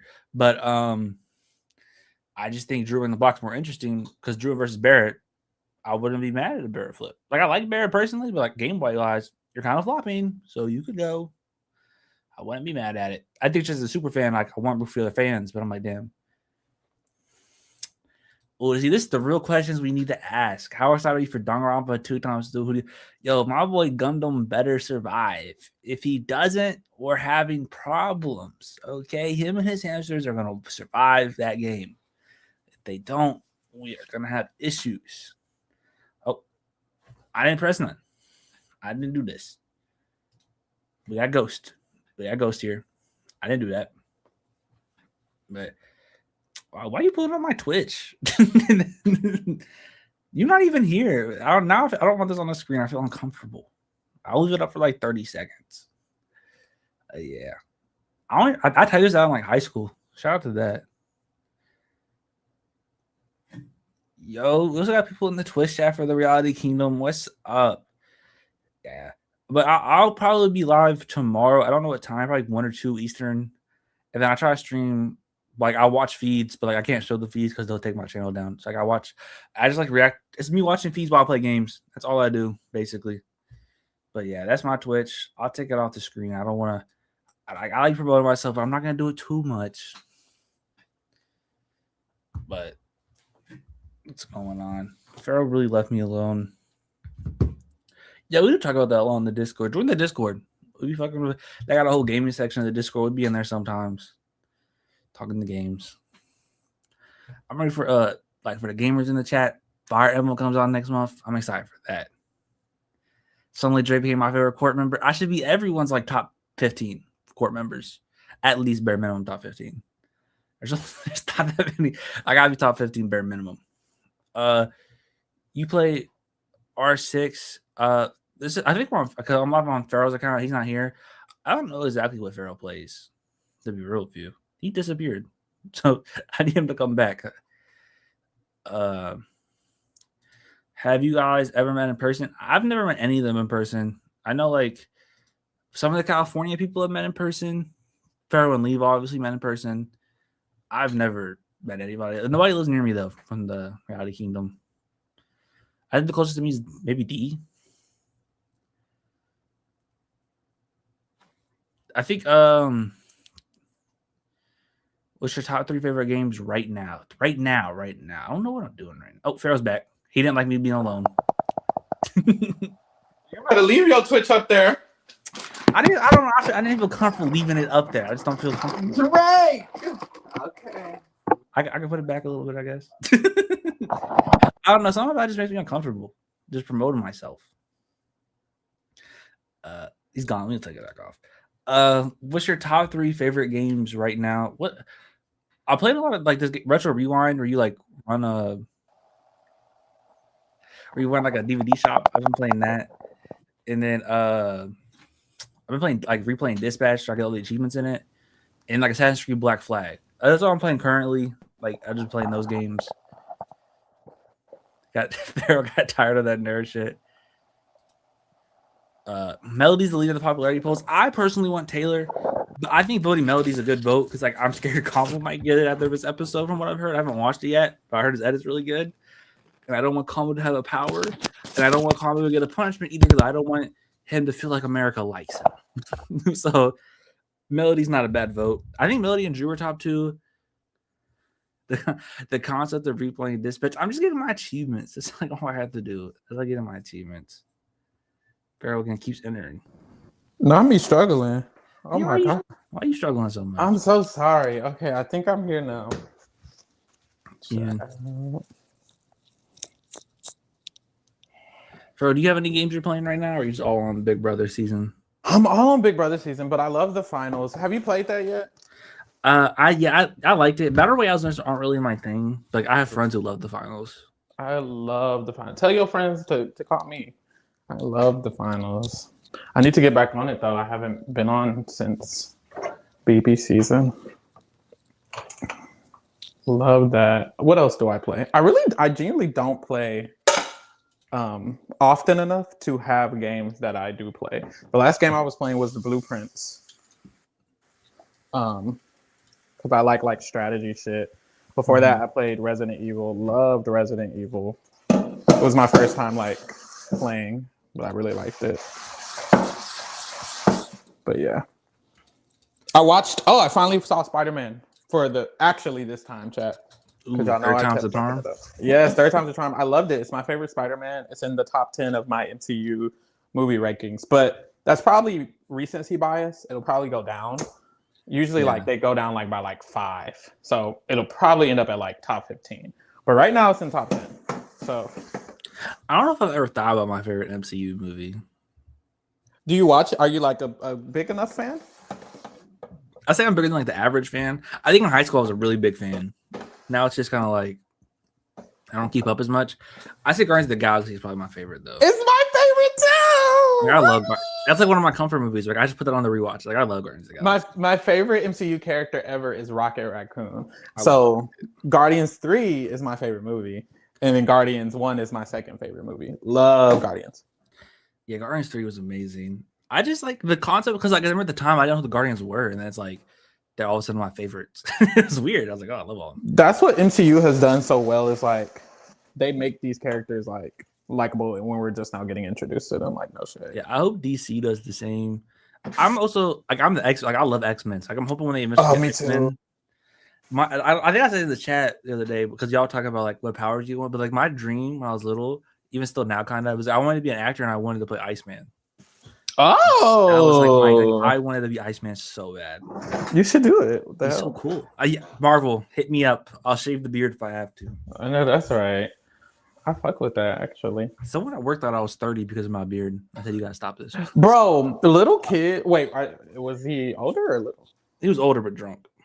Okay, understood. Little kids like don't understand age because one time I was in high school and I was working for a college, the college that I went to, and there was a program that was like essentially mentoring young adults or young kids, whatever, they were kids, and they were like middle school. And like I remember one day they were like asking my age, and I was like, oh, y'all gotta guess, and they were like not understanding. Like they thought because I was their mentor, I was like 30 plus. Like they didn't understand that I could be 18. Like I was literally a teenager, and I'm like, damn. But I also had a beard. High school, so I'm like, oh, I might shave the beard, like trim it, not shave it completely, but okay. You gonna do a goatee, or you gonna do like a to the face beard, like where it's like kind of to the face? When I usually get my haircut, they ask what they want to touch it up, and I usually just say yeah. I thought about switching on my haircut, but like I don't know what I would do. Ooh, I was just gonna tell you to switch up your haircut. You know how when white dudes. And everything don't have to be about you being white. I'm sorry, but you know how when white dudes get with black women and then the nigga end up with a fade. Yes. You should get a fade. I don't think I can pull. I don't think I have the head shape for it. That's what everybody's saying, and then they do want it to look good. Yeah. You want to look like Tommy from fucking Power. How I feel is you're young. If you do get a fade, you can always just grow it back out. Yeah, but. My mom wants me to like when I like don't like do my hair, the top of my hair gets curly, and she's like, just embrace it. She's like, embrace your like top curls, because my bio dad apparently his hair is like really curly, and she's like, you have it only at the tip of your hair when you like don't fuck with it. Curly hair is cool. I fuck with curly hair. Yeah, I don't know. I kind of look up my shaggy hair. I like shaggy. I like shaggy too. I actually like your hair. I do too. The only reason I might get a haircut is because my mom keeps bothering me about it. Damn. She sees me. She's like, get a fucking haircut. Damn. That's crazy. I'm gonna cut my hair off. You going bald? Going bald. Nah. I'm probably gonna just do because I don't have like a fade or an edge up. I just have my full head locked. But I'm probably actually gonna get a taper and then get an edge up as well. And then like do the back a little bit and like keep it a little more neat. Did you ever have anyone doing haircuts in the high school bathroom? Hell no, that's crazy. What the fuck? We had a dude doing that. He got in trouble for it. That's crazy. Nah, my dad would take me to get hair because I will say some niggas don't have a dad, unfortunately. But I remember we would like people would like go to the bathroom like during class, and he was in there with a chair and he was cutting hair and he got in trouble. I remember being like, why did he get in trouble? Like, he had a business. No, I fuck with a hustle. I truly fuck with a hustle. When my brother was in high school, he would like sell snacks. So he'd go and he'd buy a bunch of like chips, you know, like those box of chips. Yeah, we used to do that at my school. I sold I sold stuff during school. And I really got in trouble for it. It's not that I don't feel comfortable saying like it wasn't drugs, but I did sell stuff. Are you sure? School. Yeah. I'll type it in the private chat. But like and you got in trouble. Yeah. I'm wondering what it is. So let me look at this private chat. That's hilarious. And like, we got in trouble for it, but it wasn't drugs. Honestly, that's real as fuck. No shade. It's a good hustle, isn't it? Yeah, that is a good hustle. Now I want to ask you a follow-up question, but they'll know. But so like they always hate on our hustles, and I'd be like, come on, guys, like you guys don't make good money either. Like we should all be on this together. Come on. No shade. We should all be hustling. The issue with that at my school is that we had a vending machine. I guess I could have still done it.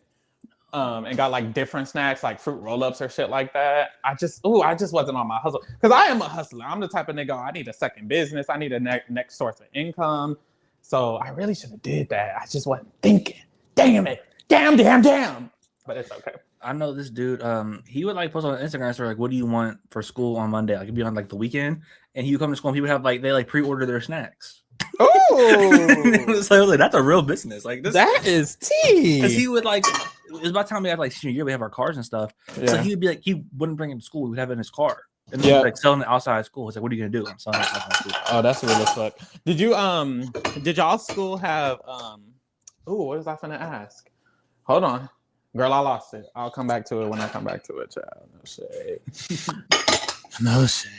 Someone said Traders Australia is feeling dated. I haven't watched it yet. Have you? I have not, but the people who cover it, shout out to EZ, shout out to Tio. That's their first time hosting. They did great. And I also heard that they liked it. So, but they like any traders. Yeah, as long as they like it, that's all that matters, right? Yeah, but I wonder why it feels dated. Maybe it was recorded a while ago. Yeah, there's only 2 people on that season I really care about. Okay, name the 2.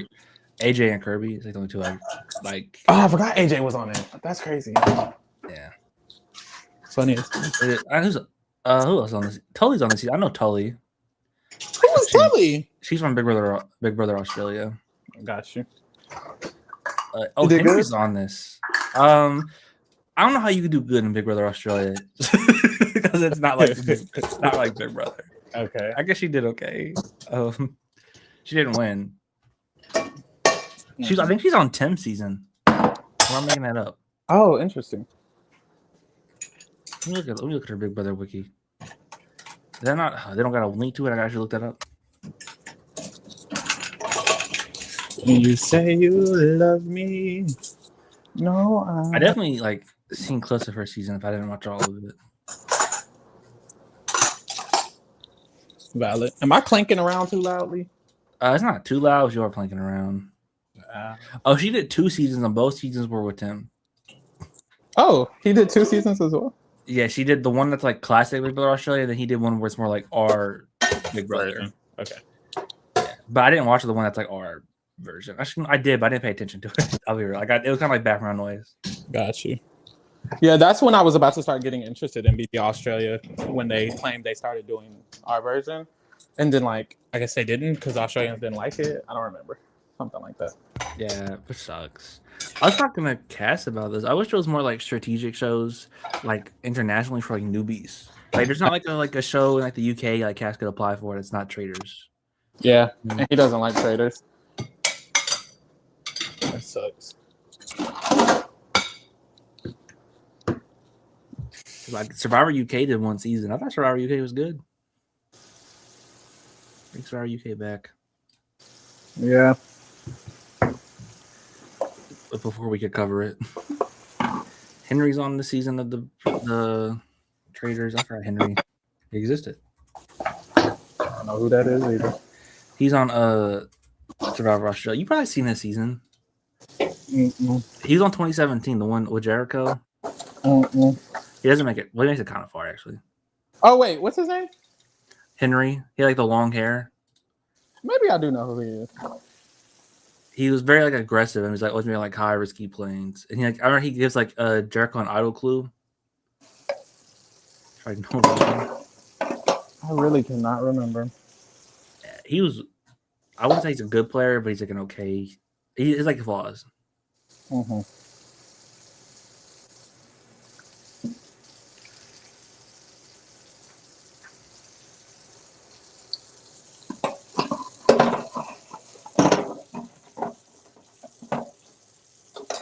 Yeah, traders isn't my favorite thing. I really enjoyed the WWE recap we did though this morning. Have you seen the this week's showings? I don't know what to call them. No, I haven't. I think like Loki when Big Brother season's in, I'll be back on Locked In, but it's just like I'm not right now. Call me when Angela talking. They talking about anything? Oh, let me know.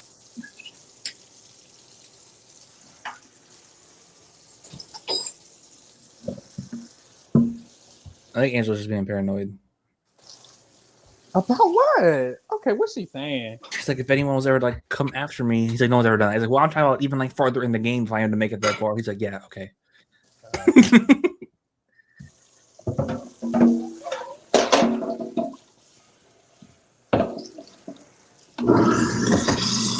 think she just saw how she values loyalty, and Colin said, as watching your season, that's something you did then. That's not true at all.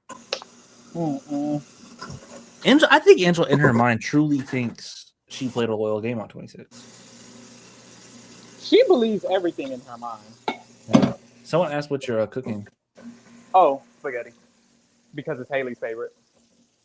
When you know Haley's a have not and you're cooking spaghetti? Exactly.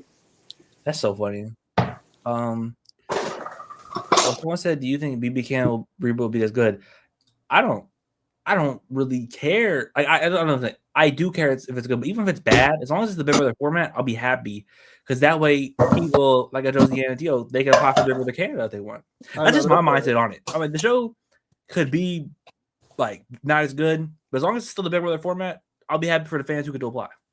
I kind of feel similarly. Like I just want it to be the Big Brother format, but this is the thing: Big Brother format is foolproof good. Like there's a reason that it works. Yeah. Because the format it forces exactly what I like. Like you have to be strategic. You have to figure out who's targeting. You have to do those things regardless of the format. So if it's the format, we're good. And I'm assuming it will be. Yeah, I'm assuming it will be too. Like maybe there's like a difference of like feeds or like amount of episodes, but like I think at the end of the day it's gonna be HOH Nom's eviction. The biggest issue is definitely fees. That's what would definitely like irritate me. I would think that they are thinking about that. And deciding, I feel like it's a possibility that they don't have fees, and if they don't, that's gonna be not my favorite. But I think I'd still be okay with like, okay, I'll settle for episodes, and we'll just do episode recaps. No shit. Yeah. Someone asked, do I like international Big Brother? I've watched some of it with Australia. And Big Brother UK I watched since the reboot. But like I don't like keep up with it. Like I keep up with it, but I don't watch like every single episode. I watch all the evictions. Like I try to keep up with it. But at the end of the day, like there's certain things about the UK I don't know. They get like UK politics and they fight, and I'm like, I have no idea who any of these people are. But that they're disgusting, who are terrible. No feats would kind of kill it. Because hey, Rudy, go watch BB Can 12. It's amazing. Like BB Can 12 is actually so good. If you haven't seen BB Can 12, you're crazy. That was an amazing season. Even without the like, I understand you want the experience, but if you're just gonna go binge it, like if you want to watch now, just go binge it. Like binge it as a show. It's still good as fuck. That was literally one of their best seasons. It sucks that there wasn't feeds, but girl, it's good. Honestly, if it had feeds, I think that's like it's in discussion for the best season. It already is without feeds. I just think it is like people would appreciate it so much more. I agree. 100%. Like what are the best seasons? That 5. To me, that's it. I like 9 and 10. I do too. But like I think it might just be 12. I don't know. I think I'm lower on 5 than the average person. That's valid. It literally might just be 12. Like 12 is so good to me. So yeah, I'd recommend it. It's just like something's always happening on BB Can 12 every week. It also I think it also depends on how much you think you would like Dougie and Spicy V, but like you should like them. I don't know, like as a TV personality. Yeah, I think you should like character. Amazing, phenomenal. Where's Anthony's Traders Call? I'm not talking Traders Canada. I'm talking Traders. Where's his Traders Call? Honestly, that's a good question. They really fucked up. He said he was down to do the challenge. They didn't call him. They're fucking idiots. The challenge is so stupid because they should have been dipped into the Canada because they get international people anyways. Big Brother Canada is a gold mine, a true gold mine. There's so many great personalities there and people who are down to do it. I remember Erica from BB Can 7 came out, 6. She came out pushing, I want to be on a challenge. Why is she not there? Like, why is she? You have people who get in a confrontation and are athletic. It's really like it's all you need. And they're perfect for it. So many of them are freaking perfect. Canada's casting team is amazing. It really is. Mind you, it's the same casting team as BBUS. So I won't even say the team is amazing. It's just the production allows them to be. And now they got Rachel Riley. It's almost a comment when Drew are finally talking, and I'm wondering how far I am because I'm currently seeing him talk with Haley and Chuck. What are they even talking about? Angela's like, she did all this stuff. Like, I don't know. I think Commons came into the room because they have not with them, and they're just in there talking shit. Now he's just kind of in the room talking personal. Well, maybe they're talking real life stuff. Now he finally sat down. He was standing. Now he's sitting. Why are they talking about New Jersey? Yeah, nothing real's happening. Who's knocking on the door? It's Chuck. Ooh, that's scary. You going to be in a scary movie? Jesus. I'm just setting you up. I should have watched Obsession today. Because the fees are like clearly going to be slow this week. That's why I was like, oh, I have time to. I think they're going to be slow until Veto, which is tomorrow, right? Yeah, the Veto ceremony. Even then, I'm kind of like, what is there to talk about? I think we'll get like minor things. I can see someone being like, because multiple people are talking about how they'd rather have Haley than Chuck. So I think there might be a push. Oh, that's true. And then I think post Veto Melody will feel more comfortable going against Kamu. I agree. Be some interesting combos. Oh, Drew walking outside is gonna sit right next to Melody. My prediction. Oh, yep, I was correct. Oh, that's it. That man's in love. Did you see they told Miley to stop swinging on the hammer? Oh my god, yes, she was kind of swinging hard. Did you see the people made the gifs? People made gifs, and I'm like, is this speed up or is she really just going this crazy on it? No, she was moving. She was moving, and she didn't know. She was like, "Am I really swinging that off?" And it's like that one day where she was in the fuck out of bear attack. Oh wait, I don't even know what that is. She was just swinging, and the shit kept hitting Barrett in the head. She didn't say Lord, he just kept letting it happen. Oh, that's how he plays the game. That's scary. Oh, you're not wrong.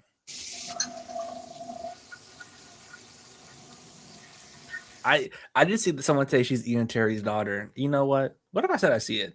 Oh wait, I'm kind of here for it. I think she could have an EM trajectory. Like she's like good enough at comps where I could see her actually like fucking up in comp. Not fucking up, but like if we got to the end of the game, it's like Mally all of a sudden comps out. I wouldn't be shocked. Do you know? Yeah. I wouldn't be like, oh, Same. like she's smart and athletic enough. Especially if people like the red corner and the vets get targeted, especially D. It's like, oh well, all you really gotta do is be like Drew and Yash, Taylor. Mm-hmm. Someone said if we've seen the 2025 Superman movie. I have. I remember liking it. I need to rewatch it. I remember liking it. I really liked it actually. Oh, that picture of Jerry looking through the DR is so funny. Wait a minute, let me find it. Wait, who? Did you see this unlocked where like Jerry's like, we're going behind the scenes now? And he went to like the diary room and he's like staring at Barrett. It's like, and Barrett just like, this is such a funny photo of me. That is crazy. Because like the moment he's back there, you can see like Barrett looks at the mirror and he doesn't know Jerry's sitting there staring. That's funny as fuck. Oh, so I found an edit of, like, I think it's a ship edit of Chuck and Yash on my TikTok, and I saved it because I thought it was so random. Chuck and Yash. Yeah. And he said our nothing. Interesting thoughts. He said our nothing burgers will save each other. Interesting. Yash isn't a nothing burger. He just doesn't have a good edit. What's their ship name? Chuck and Yash. Yuck. Zero DRs. Zero DR. It's yuck. It would be, I hate wouldn't it? Yeah. Yeah. Okay. Well, there you go. No, I put it on my camera. I hate myself. Like I'm so stupid. But I like the most recent thing I say to my camera row is Shamika Moore saying evolving as a man. What? Do you remember that tweet? No, what the fuck? People were calling him out because he had a crush on like Haley Steinfeld and he kept getting he kept getting denied. I think this is when she I do know. Wait, is that the guy who voices Miles? Miles Morales. Ah! Evolving as a man. That's embarrassing. Because he was also saying how like every Spider-Man has dated the Spider-Man, the girl, and it's like, oh not my everyone. God, you need to give it up, King. I have a photo of Yash and Morgan in the June. Uh-oh. And then I have Haley's blindside faces. The way nobody's asking Riz God questions. I actually had a good question. Okay. Let me ask it. Yeah. I was a Riz God defender. I just wasn't on every single pod, so it doesn't get remembered. Unlike Stephanie and you. I know that's right. Yeah, Easy made it face. I was like, ooh. Damn. I get like Riz God not being your like cup of tea, but I don't get how he has so much haters. I just feel like he should be someone that you either like or don't care about. You know, he got haters because he's that good. Yeah, it just surprised me how polarizing he is. But I guess you can't not be polarized with the name Riz God. He is surprisingly polarizing.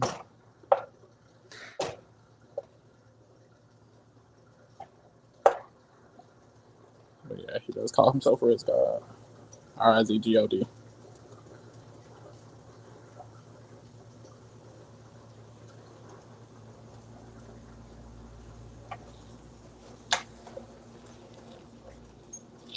I truly watch these shows and then forget everything that happened.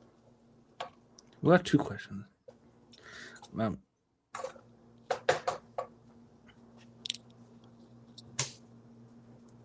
You said I only got two questions? I had a second question. Oh, and I asked that too.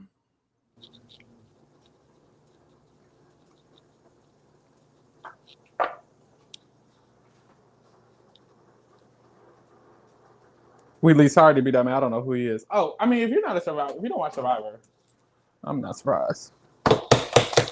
You wouldn't know who he is. Someone asked if you have a message specifically for Easy.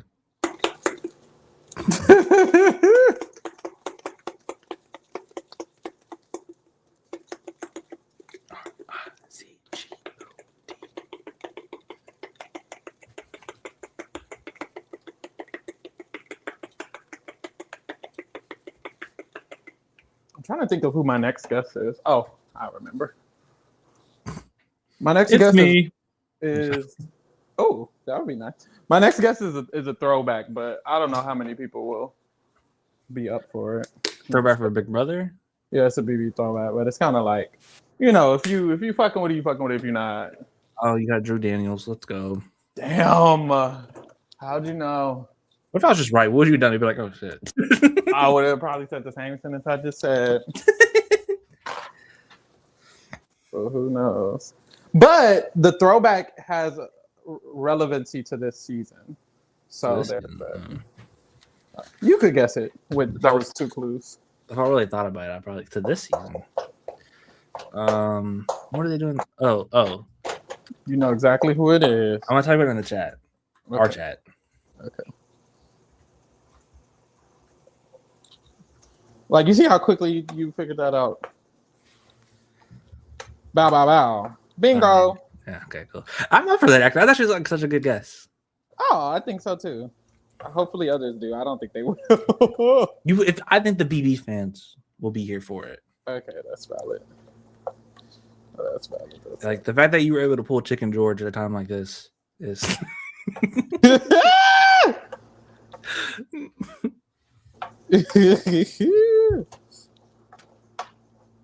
Oh, this shit's smelling good. I don't even have all my ingredients.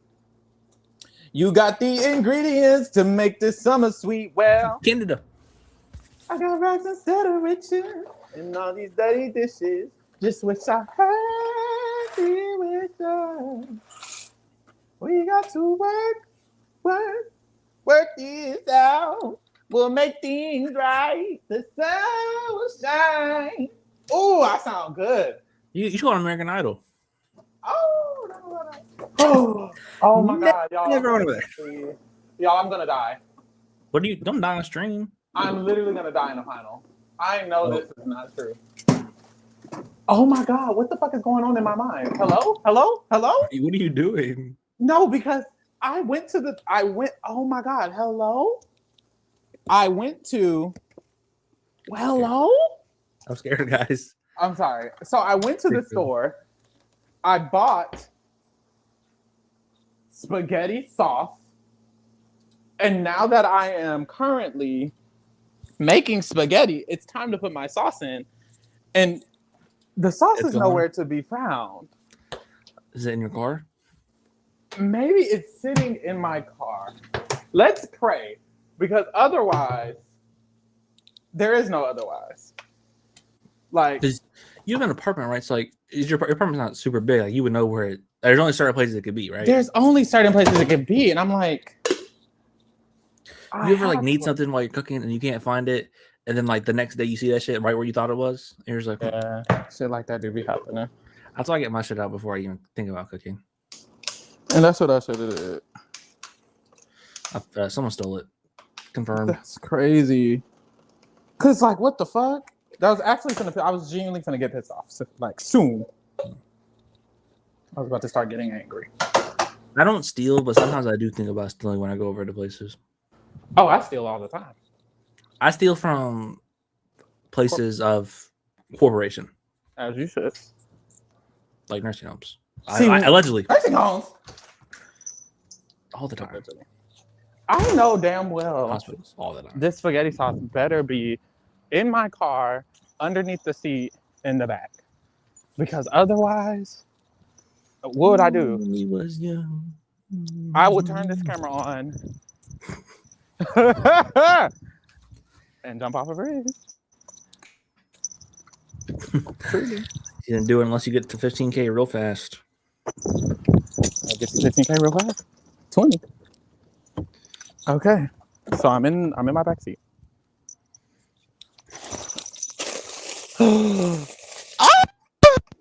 Oh, I was there? There's nothing here. Oh. Let me check that aside. I thought it was a happy moment. Yeah, it was a confusing sound, wasn't it? Okay. But like, I quite literally bought it.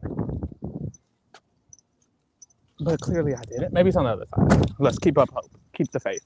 Keep the hope up. Keep the hope up. Oh, and he got hit by a car, guys. No. That didn't happen. The wind was crazy for a second. Oh, I'm sorry. You have spaghetti? No, you're good. Spaghetti, no sauce? Spaghetti with no sauce. I mean, I'm finna have to because at this point you have to. Like, I'm finna have to. You have to put some cheese in it and make it mac and cheese. Like, I could just put some taco seasoning in there and be creative and do that. But I like literally was, hold the fuck, no, because I bought that shit. I bought that shit. What the fuck? He bought Let me that go in shit, this guys. motherfucking. Let me go in this motherfucking living room and see if it's in the motherfucking living room or something. Your neighbor Why would it be there? Crazy. I don't know. You see this Chuck DR about talking about Melody during the episode? No, what he said? Oh, why is Melody still here? Yes, bro. Why's he so sad? He was distraught. Why is Melody in this fucking house, bro? Like that is like genuine. Like he's on the urge of crying over the like lyrics. he do not like her. That's crazy. I'll watch it tomorrow. Y'all, something not right. Something's not fucking right. Go tell Lee to buy it and bring it over. This is some shit. Something's not right. You guys know what it means, Gina Marie. Okay, let me think. What up, Easy? Easy, do you have any emergency spaghetti sauce? Like, quite, and you laughing. You think this is funny. When I'm quite literally about to Because you're so distraught. It's like, I'm about to cry. This doesn't make any sense. I actually have an image of the spaghetti in my cart because I sent it to Lee. So I bought it. Did I leave it at the store? I feel like I remember taking it out. Easy said you should DoorDash. DoorDash and spaghetti sauce at midnight for you. That's insane. Is there any place that have spaghetti sauce that's open? DoorDash spaghetti sauce.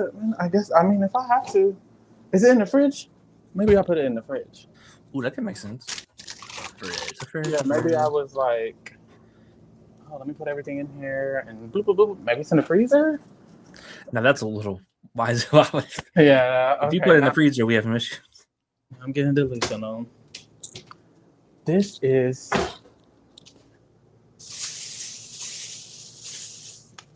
They said check your bathroom. They didn't run in there.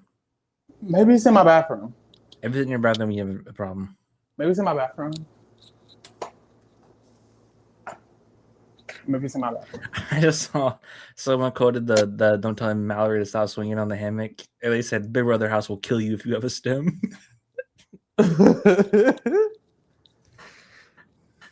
No, they would like actually get on my nerves because I would just like randomly start singing a song. Like I'd have something stuck in my head randomly and it would never leave. No, they would hate me because I'm actually not gonna stop singing. How about that? Right now I have a random song stuck in my head. I have Fast Car by Tracy Chapman just stuck on my head at like all times of the day. No, what's that song? It's an old song from like 80s, 90s. It's just a girl singing about she was in a fast car. And that's just stuck in my head. Girl, I think 7-Eleven got spaghetti sauce. So what we gonna do? That's a dangerous place to buy spaghetti sauce, man. We just gonna have to go. You gotta do what you gotta do. We just have to do what we have to do. I've quite literally already started. This is some shit. And I better not see no spaghetti sauce just roll from under the counter one day.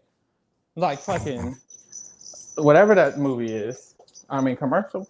What's that shit? The Campbell's. Yeah. It's like, you're falling home. You stole in this fucking store. I'm not. That's not a commercial. You ever accidentally steal a car? I mean, no, you ever accidentally steal a car? Not a car. From the like. What do you be doing? No. Have you ever accidentally stole something at the grocery store when you're little? Like go from your parents, they tell you to hold something for a second, and you just don't put it on the checkout, and then you walk out, and they're like, I'm certain I have, but I can't say. Like, I have to specifically. My mom made me like us buy Christmas wrapping at like Dollar Tree once, and I did not put that shit on like the checkout, and I just held it the whole time. We got in the car, and she said, "I didn't pay for that." That's crazy. And but that's how it be. They definitely went off. They didn't stop us, and so we just kept going. We're actually like, I didn't pay for that, huh? As you say. When I was little and I had a toy that I wanted at the store, and my mom said I couldn't have it, I used to hide it in the store until I come back for it, and it was never there when I came back. You thought that shit would work? I really thought that shit would work, but I did every time too. Because I used to put like behind the shelf, like not even like in the shelf. It'd be like behind the shelf underneath. Like, I'm gonna get this shit when I get back next week. It's gonna be there. And it never is, baby. Never was. I probably pissed those workers off. They're probably pissed too.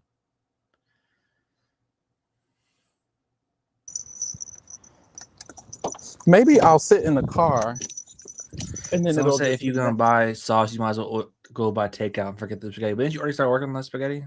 the spaghetti already worked on, y'all. Like, Yeah, like at this point you gotta go for it. I have to continue what Is I'm butter doing. noodles not an option? I have to get the spaghetti. I have to. You're in the spaghetti mood in honor of Haley having a rough week. I've already set my sights on something. I can't just go back on it. We wanted to eat today with my family. This is random. It just made me think like having not to eat like pickles and stuff. But we were at a pizza place. Why did my little cousin like keep eating like cucumbers? Oh, cucumbers are delicious, but maybe he's like sometimes Maybe, people have cravings because they're lacking something. Maybe he needs water. he was just like he had the pizza. He's like, "Mom, give me cucumbers," and she just kept doing them. And he just kept eating them. I know that's hurt. And then at the end they like he didn't eat his pizza. And we kind of was away. He said, "I didn't eat my pizza." And they're like, "We know you didn't eat your pizza, bro. Like, why did you eat your pizza?" He's like 5, so we were just like, "Why did you? What's going on, bro? Like, what's going on with you?" Because it was good. And he sat there and played Roblox on his phone. On my mom's phone. You gotta grab that phone and put it away sometime. That's what I'm gonna do. I mean, think he didn't use it. It was like he didn't get on it until he was done eating. You know. Oh, okay, that's it. And I was like, yeah, whatever. At this point, it's not my kid. My kid don't get no phone. When I have a kid, no phone until middle school. That's what I'm thinking. I just don't want them. Like I see, like especially because I work with kids. There's so many kids who like need a phone or a tablet like to survive. They like freak out. I don't want to risk that with my kid. I'm like, okay. No, same. I feel like a lot of people like Gen Z are like feeling that. So like when we start having kids, maybe it'll be a shift. Gen Alpha, they might be cooked, but the one after that, I got hope. Yeah. Yeah, nice. Shit, Gen Z's having kids now. What am I talking about? They are low key. So like, wait. So like, what is this? What is this current generation like that babies are? Gen Alpha? Alpha? I think. Yeah. Are you sure it hasn't? You sure we're not past that? Oh, we are past it. That ended in 2024. Okay, so Gen Alpha is dead. Like they're gonna be the worst of it all. Generation Now. No way. Wait, that doesn't feel real. That's not real. It's probably beta because it goes in the alphabetical order. That's what I thought. It is beta. A generation Now is like a record. When I typed in current generation, a fucking record label called Generation Now popped up. Lord. Why? So Generation Beta might have more regulation when it comes to like from 2025 to 2039. Jesus. But like might not, honestly. Like why would millennials really just snuck in here as one of these things, huh? When like Generation X, millennials, Generation Z. How do they name millennials? Yeah, I think their official name is Gen Y, but their nickname is like baby boomers. That's a nickname. I think millennials is a nickname. It would make sense. They knew millennials versus Gen X would hit as a survivor name, so they had to start with it. That's it. Why is this light taking so long? It's the beta and submissives. Easy is correct. Easy is correct. Why is this light so long?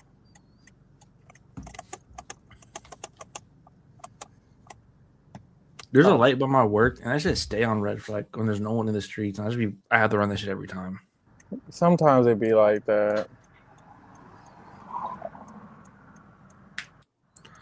There you go. This was ridiculous. Lights need to have better sensors. Because I was the only car at this motherfucking place this whole time. And then when other people started pulling up, they changed the light. And it's like, well, we could have all been gloriously moving throughout this, but you wanted to wait. We were driving today, and the person I was with was like getting mad at the person in front of them. And then when we drove past them, they're like, oh, they're old, never mind. And I said, what? They have more experience with this. Like, why are we? Oh, okay. They have more. You got to think they have more experience driving than us. They should be as good as this. You're kind of right. Like I think I'm starting the narrative. We got to stop being nice to old people when they drive bad, because they have more. And let's start like deadly old, like 80 up, 70 up. Yeah, it's okay. But this person looks like they're like 50. Okay, yeah, no. Like you have lots of experience driving. 50 isn't even old. 50 Drake is age is confirmed. I think it's been confirmed. Oh my god! Clip this. Okay. Ooh, they got Prego, y'all. We won. Look. Yay! Not my choice. not my number one choice, but You purgle my ego. I clearly have to. Whoa! I do what to you? That's not the same. What do I do? What do I do to you? That was interesting. Flip that.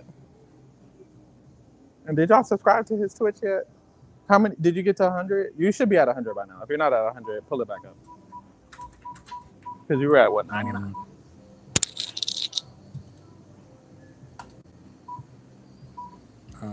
I'm at the same. Yeah, tell 2 people to go. How many you need? I mean, I don't, You need. Okay, 20 people go subscribe. Really need 8. It's whatever. It's followers. Subscribe. Someone said kill old people. Quote by Drake. No, it's not.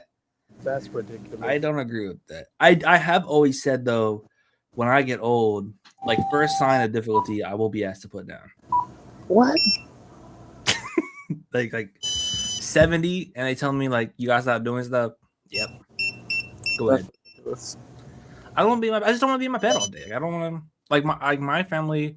All the people they got like still able to get up and like do stuff when they're like 80, 90. But I also know someone who was in a nursing home from like 70 up, and I just don't want to be in a nursing home. Like, I agree. I do agree. I would want to I don't want to be like bedridden and yada yada yada. But that's why I kind of I'm like, okay, let me make sure I'm healthy. And yada, yada. Like I don't want to be like bedridden at some point. Like I don't want to be like where I have to stay in the bed. Yeah, that would be boo boo. And then, unfortunately, like old people, they be getting lonely because it's like everybody dead. Someone said, "Wait, my quote. Your quote's not. Your quote's accurate about me as an old person, not old people. It's accurate about me as an old person." Okay. Once I get like 1 grandkid, I'll be fine with going. That's real. So, did you guys like your 20s? We're both in our 20s currently, aren't we? Yeah. What you mean? Did we? Like this is a past thing. What? Which I think we are 50. Oh, maybe that's why. Because you're talking like you're old. Maybe he's done the chat. I genuinely think, and people have said this before, I genuinely do believe that 30s might be the best decade of life. I've heard that before. I've heard it often, and it feels like 20s feels like such a learning experience that I could see why 30s would feel much better because now I've learned all of these hard ass fucking difficult lessons throughout because I'm no shade, I'm pushing 30. So throughout my 20s, I've definitely learned so much about myself, and it's been a trials and tribulation kind of period rather than living joyously. And I'm hopeful for 30s to be more so okay, I understand who I am. I've heard that the 20s you might do more fun individual things because you're living your young life, partying all the time. But 30s will probably have actual more meaningful and be less stressful. It'll be more good times. That's really valid. But we'll see. I'll let y'all know in 10 years. Easy said 20s is just teenagers on crack. Sounds like a great time. Let me stop. He did say 30s is the best. That makes sense. I think you still learn at every age though. I just think 30s is just kind of. I think every year you get older, you know more than you knew that last year about yourself and about life. So, 100%. And by the time you get to 30, I don't know. I just think 30 will be chill. That's where I'm at 30 though. I do. I think I want I don't really. It's not I've ever oh, okay, these next 10 years I want to set a goal. But now that I'm thinking about it, if I were to set a goal for the 30s, I think I want a family. Question mark. I think within my 30s, I would like to have a family or maybe kids. I mean, just kids is a family as well, even if I don't have a partner. But I think that's what I would like. Yeah. I'm not anti having a kid in my 20s, but I definitely would rather it be in my 30s. Yeah. But I think it's my mom had me at 20, and my whole life she's basically been don't have a kid when you're young because you don't have to live life to the fullest, Yeah, I think that's very valid. I think 30s makes sense to me because also you don't want to not be stable financially and mentally, and I feel throughout my 20s, if I had a kid, oh boy, that's dangerous for the kid. I'd be thinking right now, my mom was my current age. I was 2 years old. I'd be thinking what if I had a 2-year-old right now? That's Yeah, wild.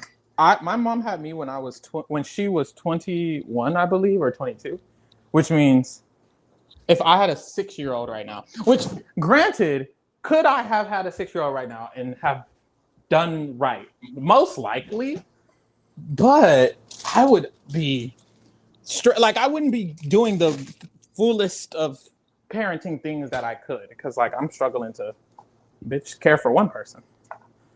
Yeah, I think like if I had a kid when I was younger, or even now, I think I would lock in. But it's just like Why I don't lock want in when you can lock out? Yeah, I don't want to have to lock in like that yet. Like lock in for what? I don't have to do that. Someone said, coming from someone who won't be in their 30s in 10 years, I'm 18, so close. But what are some unique niche things y'all are looking forward to? Um, I don't know. What's like a unique thing about getting older? Low key, now that I'm like getting old, not older, but like I feel like my pawpaw sometimes where I like sit on the porch. I'm like, yeah, I love a good sit on the porch. For me, it kind of is like having my own, like having a house. That would be nice. It would be so nice to have a house, like by myself.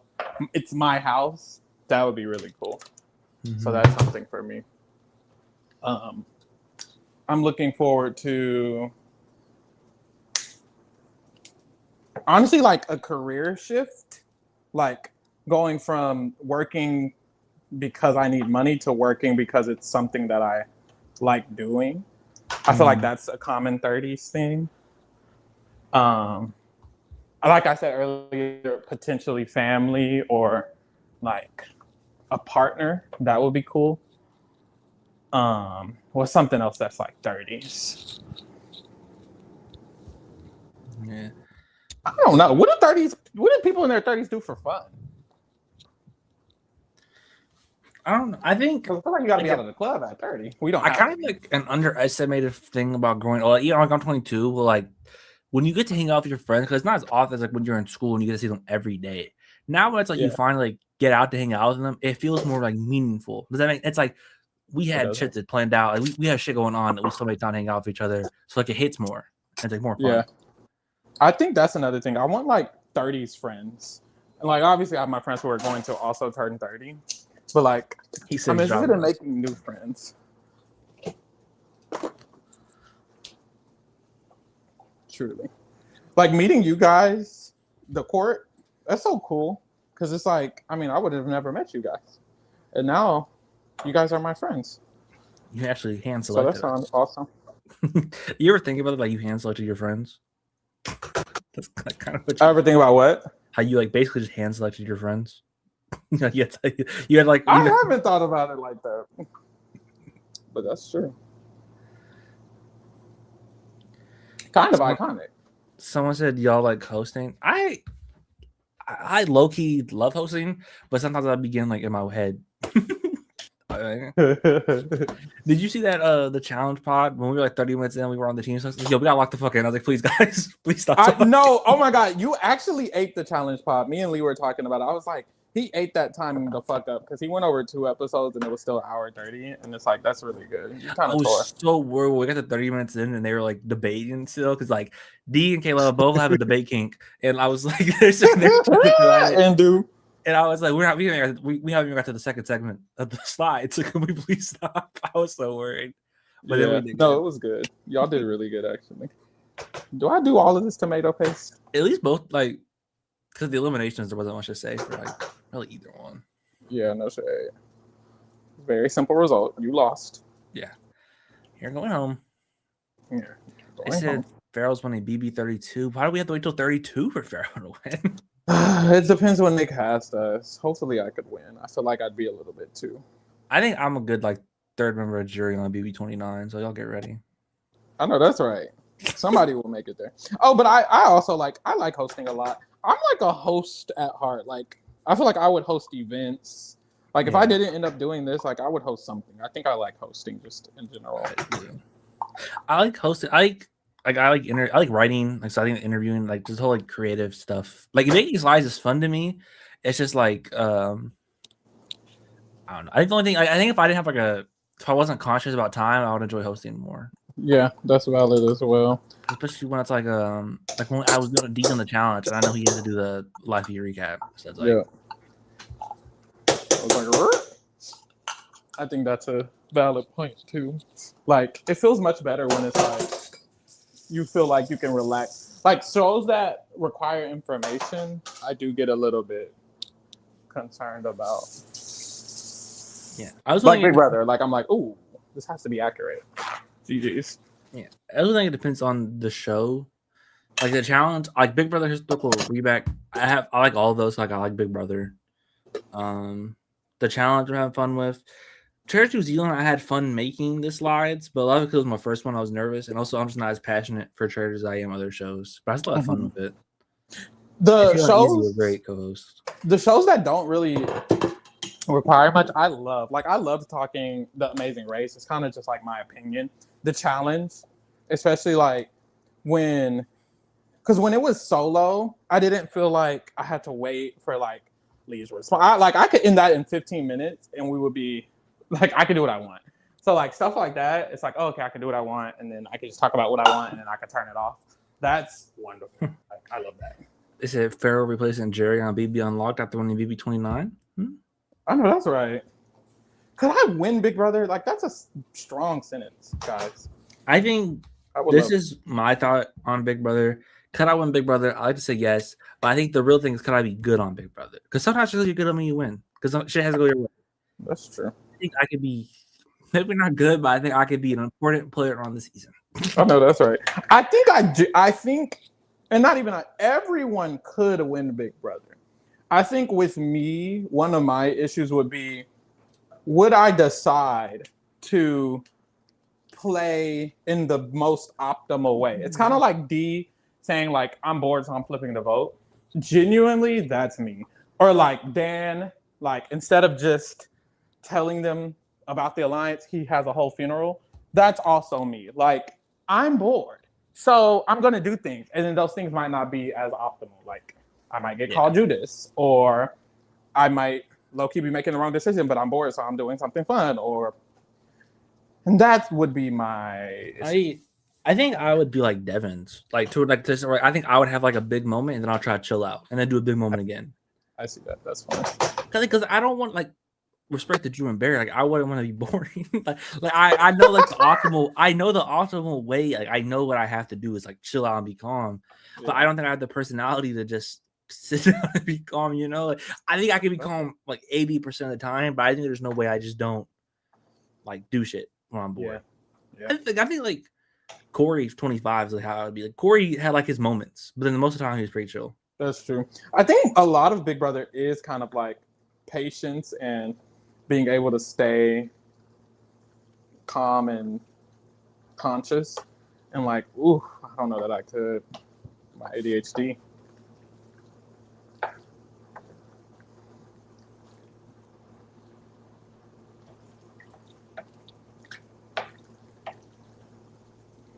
My spaghetti sound like my girlfriend. No shade. It sounded real. This liar. Let's see.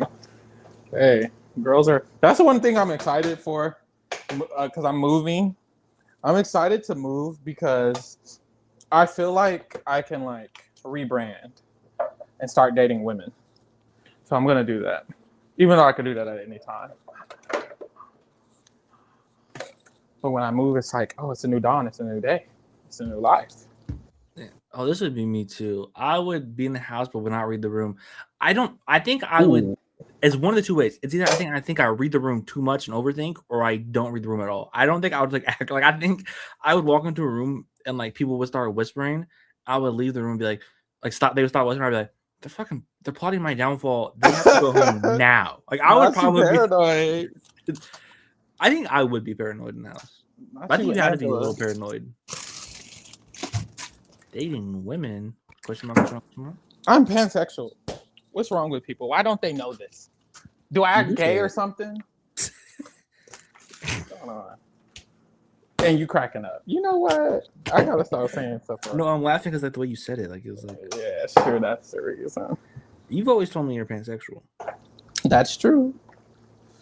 That's true.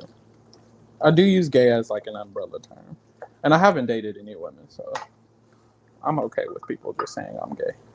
Taylor said ever since Lyrics gone, that hair in the shower ain't been as big.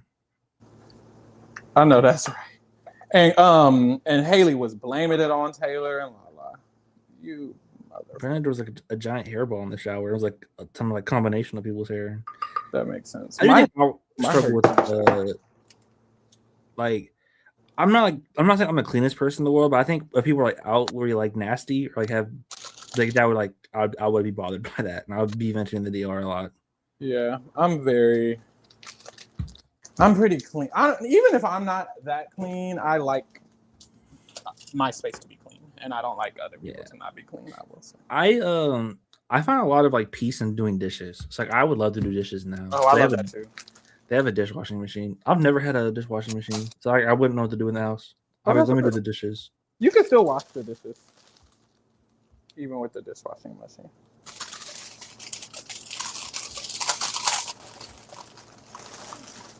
Y'all put spinach in y'all spaghetti? Yeah. Not every time, but I've done it a couple times. It's kind of tea. You know a random like vegetable I really love? Let me guess. Hold on. Random vegetable you really love. I would say not spinach because we were just talking about it. Not tomatoes. Not onions. Maybe something a little niche. Zucchini? No, Brussels sprouts. I love sprouts. What they taste like? Goodness. I don't know. Like they're just goodness. I know that's right. I just love it. I love some Brussels sprouts. Like, I'm like, what do you want to decide for dinner this week? I'd be like Brussels sprouts. Like I love Brussels sprouts. I love mushrooms. I love mushrooms. No shit. I should put mushrooms in my shit. I like zucchini. I need to eat zucchini more. Like I think I get zucchini with stuff. I don't think being zucchini by itself. I feel like I would like it by itself. I genuinely don't think I've ever had zucchini. If I'm being honest. I've had it like in salad and stuff. I love zucchini. You know the Disney Channel Pass the Plate? That's what they said. I saw a TikTok today, and it was the Disney Channel games. It was like all the introductions for the yellow team, and people in the comments are like, "Yeah, yellow team ain't winning shit, bro." Damn. I kind of need the Disney Channel games rewind. Let's vote for that. No shade. I wish it was actually like Survivor. Like I wish they really were voting people for. How many Disney Channel games for that? Because don't make me nominate that for the rewind. Hold on. There was a lot. I wish it was more like gaming. Like, I wish it really was just really. If they had a Survivor, that'd been crazy. Because I will the challenge.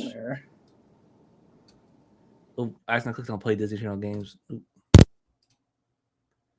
There was 3.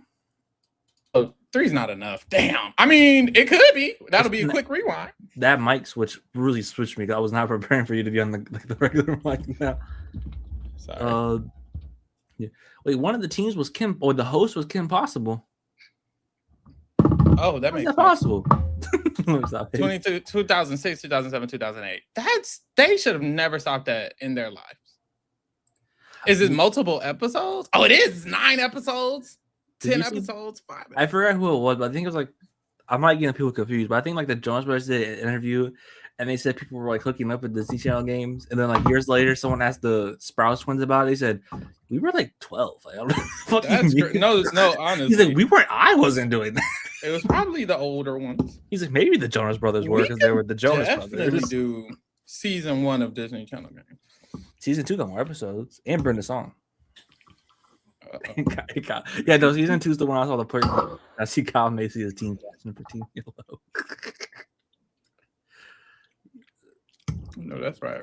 I low-key would be interested in watching like the international versions of Disney Channel. Like, are the shows exactly the same? Are there different shows? Oh, that's interesting. I never thought of that. Foxable Killer says, "I love a roasted Brussels sprout." See, you know, ball.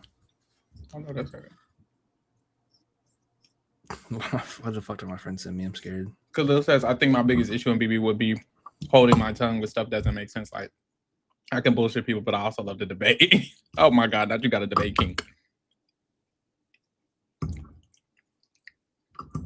I know it seems like I have a debate king, y'all. I genuinely don't.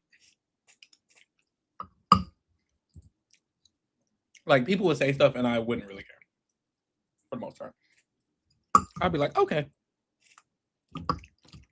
You don't? I think it depends on what pod and like how much time we have, or how you're feeling that day. Yeah, it really just depends on how I'm feeling that day. Because in reality, like when I'm in a social setting, for the most part, I actually don't talk too much. Like y'all can do the talking.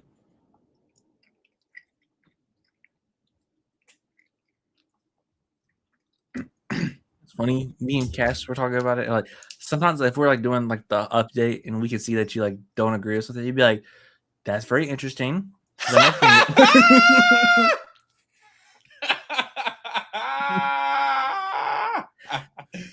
That is hilarious. Do I do that? Or it's like, I see your perspective. I see that. I get that. I love an IC. I do say that often. I think Haley's kind of campaigning to Drew. I don't know.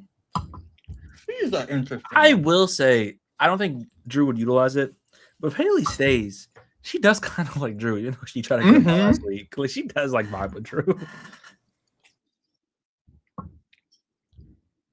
I could see like her and like him and Mallory being the ones to pick her up because like she hates everyone. Like, I think she wants to be evicted though. She's talking about how she doesn't think Kama will use the veto on her. If I'm Drew, I hope he doesn't, because I'm the rebound. Yeah, literally. I think the issue with Drew is that he's still being affected by his last week of being nominated, so he hasn't really done much gaming. I think he's been told by Taylor and Josh and like other people that people were sketched out about how much he was doing. Which is the problem, because he really wasn't doing that much. So in his mind, he's like, I really can't do anything. Yeah. So now he's just not doing nothing. And they're still sketched out by him. They still mentioned it. Because we talked about how he just like, he would move around a lot, but he's really just socializing with people. He wasn't talking as much games as they thought he was. Now he's just like socializing and talking to Melody and Mallory. Yeah. And like, I think he's just more locked into Melody and Mallory. Like, maybe this is cold, but I just genuinely, the amount he hangs out with them and he's like not spilling everything they say to the vets now. Maybe that really is his plan. Maybe so. Drew has to agree though. I mean, Barrett has to agree. Fuck Barrett. He's gonna make it this week. Ooh, I like that sentence. The tarot card said he's a goner. Who's losing a member of their draft? Haley's the Kingdom. Chuck is Lee. Barrett it kind of feels like Lee, because I remember that. Ooh, I'm crazy. It kind of feels like Lee because, I mean, Helia lost to Lee. So this is what happened. Helia lost one, the Kingdom lost one, and then Helia lost her second. So now Lee lost one, so maybe the Kingdom will lose one, and then Lee will lose his second. That's very possible. I just Kingdom was flopping that bad. Kingdom, we flop because we didn't get the draft. See, I wasn't on this draft, so like I didn't even get a chance to really like. See, but you would have still chose some fuck shit. No. Yeah, because you'd be like, "Oh, I'm just choosing them because they seem funny." Well, that was for Survivor because like Aubrey was a spoiled winner like the day filming ended, so I knew I wasn't picking Aubrey. Allegedly. So I said I'm only picking her if she's in the last round. She almost was. She was almost in the last round. I was like, she was almost in the last round. I have my preseason ranking. Now, I did have Jason really high, so that's probably an issue. It's okay. We all did. I had D1, Jason 2, Barrett 3. Now, I did have Ashley 4. Y'all had Ashley pretty high. She told me she watched feeds. Did she actually say that? Yeah, she said I watch feeds. She lied to us. I don't even remember. I just thought she would like be good. I did have Chuck high. I Devin's low. I Drew in the middle. Haley high. I thought Haley and Chuck would just be boring and like get picked up and maybe win the game.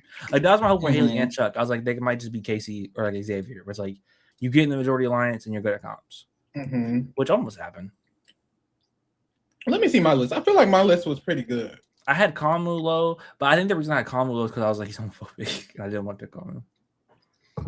I had Mallory in the middle. I had Yosh in the middle. I think Yosh was also like, I thought the same as Yosh, but like I do them less because he was an alternate. So I had Yosh really low. I shouldn't have did that. I fucked up.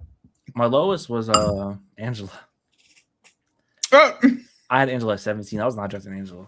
I had Haley at 17, Yeah. which I stand by. You were correct on that one. My top 6, I actually really, really like, except Jason, because it was D, Barrett, Jason, Melody, Kamu, Taylor. Like I knew what I was doing. Okay, and that's why I was able to draft all 3 people in my top 5. If I had another pick, it would have been Taylor, which is still a good pick. Excuse me. Yeah, because it's just hard to predict who's going to be super unlikable. Like, I think because of what we knew about Kamu, I thought he would be unlikable, but he's just not in that. Like, he's unlikable to us, but like in the house, people like him. Where I thought Chuck and Haley would just be normal, and they're just not. They're just unlikable. That's valid. I definitely predicted that Kamu would be fake as fuck. Yeah, I do remember you saying that. And of course he is. Weirdo. I had Lyric high. Not high, I had her at 7. I had Lyric 9. I did have Ashley 7. So clearly there was something there. I think it's just because like you feel like she's the type of person that gets picked up in the alliance, and then she says she knows the game. Like I could have seen her being like the Lauren. Had Angela 10, so not too high. Like Cass keeps saying, like we let him have all 3 of the people, but all 3 aren't gonna win. I had D at 1, Devin's at 11, and Angela at 17. I had D at 1, Devin's at 8, and Angela at 10. I was just like, Devin is gonna play good. He's gonna get in his own way, and I kind of still stand by that. Like, I do expect him to get in his own. Same. I know that's right. I remember I had Taylor high, and then like I think I talked to Dave, and he was explaining her playing to me, and I had to put her lower. That's valid. I still had her at 6, but I will say a lot of that was like me just wanting to choose a black woman early. But she proved to be a good choice. I was low on Lala. I feel like people were high on Lala, and I was like, I just remember being like, she's her archetype, unfortunately, won't win. I was low on Lala, no shade.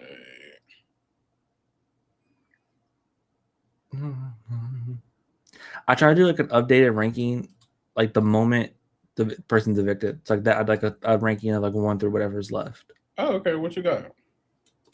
Well, I had Devin's at 1 because like he has down power veto. Okay. I had D at 2. This is where I still had Barrett at 3 because I just like because the veterans are about to take him to the end still. I'm like, maybe he'll cut him. That's valid. 4, I had Taylor. Okay. 5, I had Angela because the vets are still in power. Yeah. 6, this is where I was maybe tweaking. I had Drew, but at the same time, they just saved him. He had has the like people were turning against Red Corner. Okay. And if they're turning against Red Corner, the crossovers have to save him, which maybe they're just not doing that no more. Who knows? 7, I had Mallory. I feel like she's on the up from that flip. Like I saves Melody, Barrett. Like she's like a real structure kinda with Fab.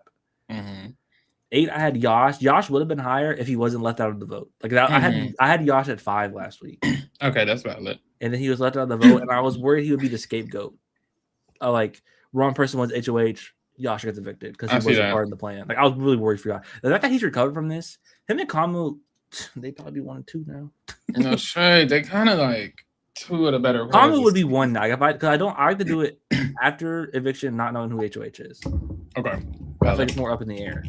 It's like once I know who HOH is, it's like, well, 9 was Chuck because I was like, he's probably cooked, but he's not as bad as Haley. 10 was Lala because I feel like she's not in danger, but I don't know if she can win.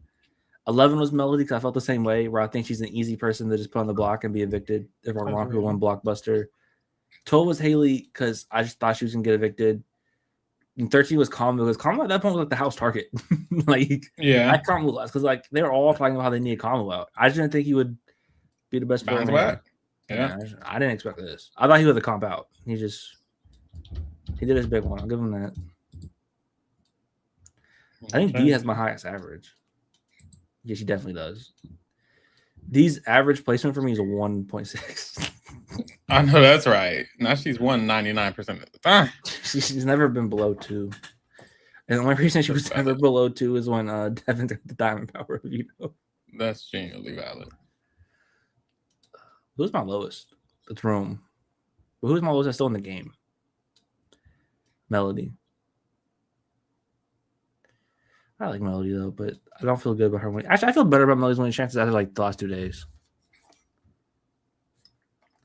Haley just told Drew that Taylor told Chuck that he has the votes to stay if he's next to Barrett. Mm-hmm.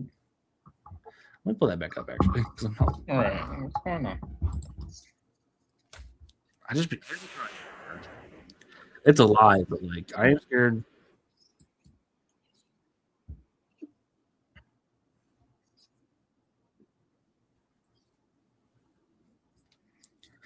Hey.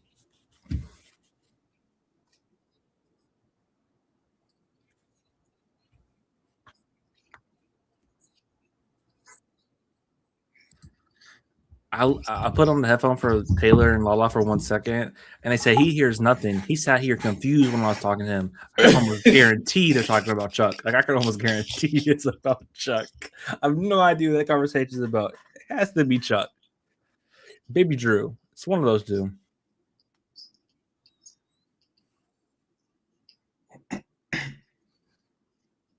Apparently, she's telling him everything, but he was the target.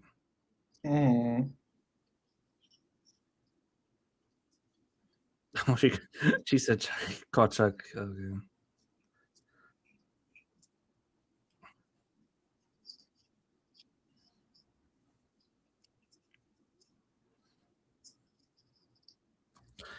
Also, earlier, like while we were live, I didn't unmute and listen to it.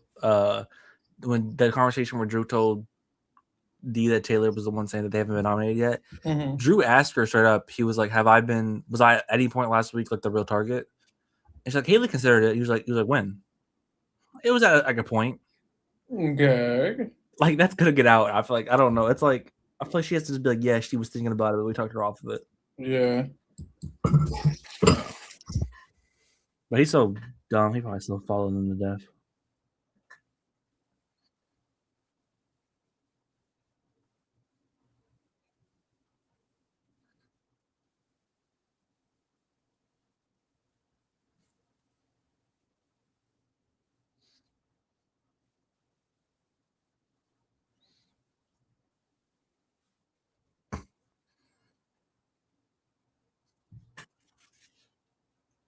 Wrong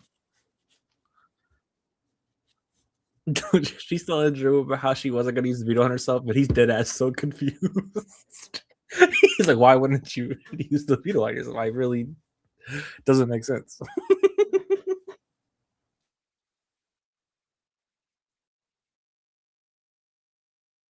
She is so silly.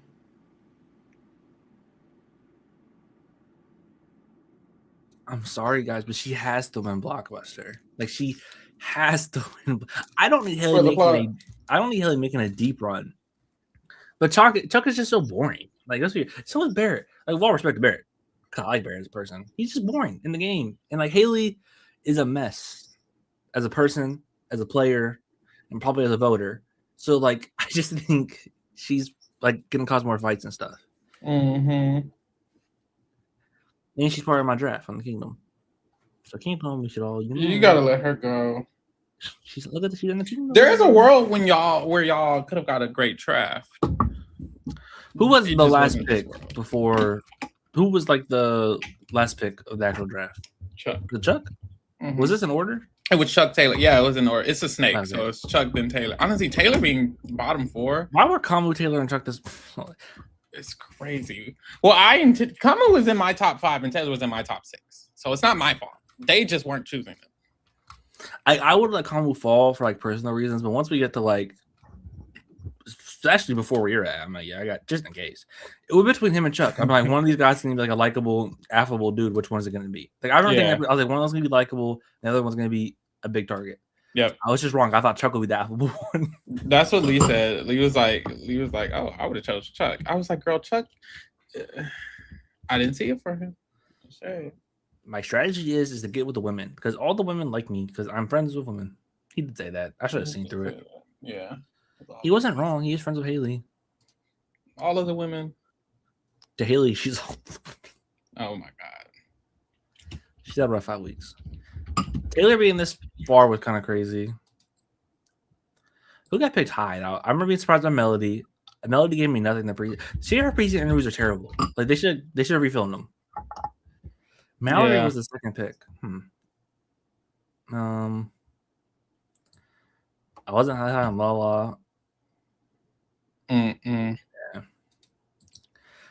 I was very low on Rome, so that makes sense. They were just picking willy-nilly, I feel. Like, after other than Cass, and I'll give Helly a Jason, Lee's and Dave's first picks were crazy to be. I was like, what? I like Mallory. I didn't like her enough for the second pick. It's just too early to pick Mallory. And then Lee picking Lyric as his first pick. I was like, I was just surprised. I was surprised Melody, Kamu, or Taylor weren't taken. Well, no, I was surprised Melody and Kamu weren't taken, but like Lyric. And then Cass choosing Devins, I didn't hate it, but I just don't think Devins would have won. I think Cass's mindset was doing it for the bit at that point. Yeah, that's true. And then Dave choosing Drew. I don't think Drew's that bad, but I never thought Drew could win the game. I still don't think Drew could really win the game, but he could. That's the thing. I really think Drew is a very flawed player, and we should like definitely criticize his game. I think if he gets the phone too, he might just win because like they all talk about him like he's some mastermind. Well, he's definitely not. Like just the way they talk about him makes me think he would win if he's there. Yeah, he would be very interesting if he was a winner. I didn't choose him because he was so young. I was like, someone that young is going to be looked down upon and looked at like as not. You know, I'm almost the age Dan was when he won. So like, how old was Dan when he won? 24. Oh, he was young. I didn't realize how young he was. He was young as shit. I know that's right. Yeah. I know Cass said he was going to pick Drew if Drew wasn't taken right there. But I think at that point he was like, I'm doing it for the bit. Which I respect a good bit. No, that's valid. I don't mind it. Cass's picks, like getting the first pick is like, boom, you got it. Because I was going to choose. I'm assuming everyone was going to choose D first. Maybe not Dave. I think I remember people saying they weren't going to pick D first. I was like, you're lying. Because you know it's going to be rigged. And you know she's the best player. I 100% was going to pick. If I went first, I think the only thing that would change on my draft is I would have D instead of Barrett. I'm assuming someone else would have chose Barrett. And then I still would have been able to get Melody and Kamu. But thanks, Alex. Hope everyone's good. Can't stay long. Taylor Angel's phase. Vote Taylor for the time capsule. Period. We're voting Taylor for the time capsule, it sounds, everyone. So get together. I need Taylor to end D. That would be wonderful. That would be Jordan absolutely Mallory. Wonderful. And then it's anonymous. I think if anyone can like pull off an anonymous HOH, Taylor, she hit that vote. To this day, she hit that vote. No, when Melody gets evicted pre-jury, if she ever got evicted, do you know who the one person that voted Vicky was when he was around? Do you know who it was? It was Taylor. She's like, I don't give a fuck. Why are you? This is my question. Are you safe from the DPOV if you're the anonymous HOH? No, that was low-key my dream scenario when there's like all the rumors about Drew. And I was hoping Drew like somehow turn on the vest for some reason. And like Devins has to use a diamond power veto. And then him be like, about that, Devins. You gotta say someone else. Because Taylor or Melody could get this. And both of them, I think, genuinely could just nom all three icons. 100%. 100%. Because it's anonymous. Like, I see if you're a public HOH, you target Kamu. If you have an anonymous HOH, you put up the three icons. Yeah, I think that should be everyone, even Drew and Barrett. I agree. You have to do the icons at that point. Because what do you have to lose? I think Taylor and Melody would, and both of them are in contention. So I'm like, ooh, that would be nice. Especially if there's, say if they win at week 5, there's only next week, there's only one more power or punishment given at that point. So you can kind of keep it anonymous and you don't know what what edit people are getting. For all they know, Yash is getting 20 DRs an episode. You can put it on Yash. You can put it on Mallory. You can put it on whoever you want. Also, if like let's say next week Devins wins HOH and Melody gets the coin of destiny, and Devins does his 101s and says, Melody, you're going up again as a pawn. I'm putting up Mallory too. It's like, boom, she knows to use it. Like, even if she wouldn't have normally, they're probably going to do 101s and she's probably going to find out she's going to be a nominee. And then she'll know to use it. And it's like, ooh, gagging. But in that case, if one of them's HOH, what do you do? D, Angela, and Kamu? Yeah. Also, like, essentially, he'll be less powerful because he can't like outright target someone's ally. Like he said, like if he's renom, he's just gonna put Taylor because Taylor goes to law. Like, that's the plan, I think, from him. Mm-hmm. Do you? Okay. He only has 2 more ceremonies. After tomorrow, he only has 2 more ceremonies where he can use this. Mm-hmm. What do you think is like his current? Like, who do you think he wants out with a Diamond Power veto? Him specifically? He's gonna make a big spectacle about it. I don't think he has someone. I think he is wanting D to tell him who does he want out. I have, unfortunately, 3 theories on who will be the victim of the Diamond Power veto. Doesn't mean they will go home, but I think it'll be who he says. Number 1 is Taylor. Because they talk about Taylor's like a great player. Number 2 is Kamu. They always talk about Kamu's a good player. Maybe D will try to walk him back on that, but like number 3 is Drew. I can see him wanting the TV moment of putting Drew up.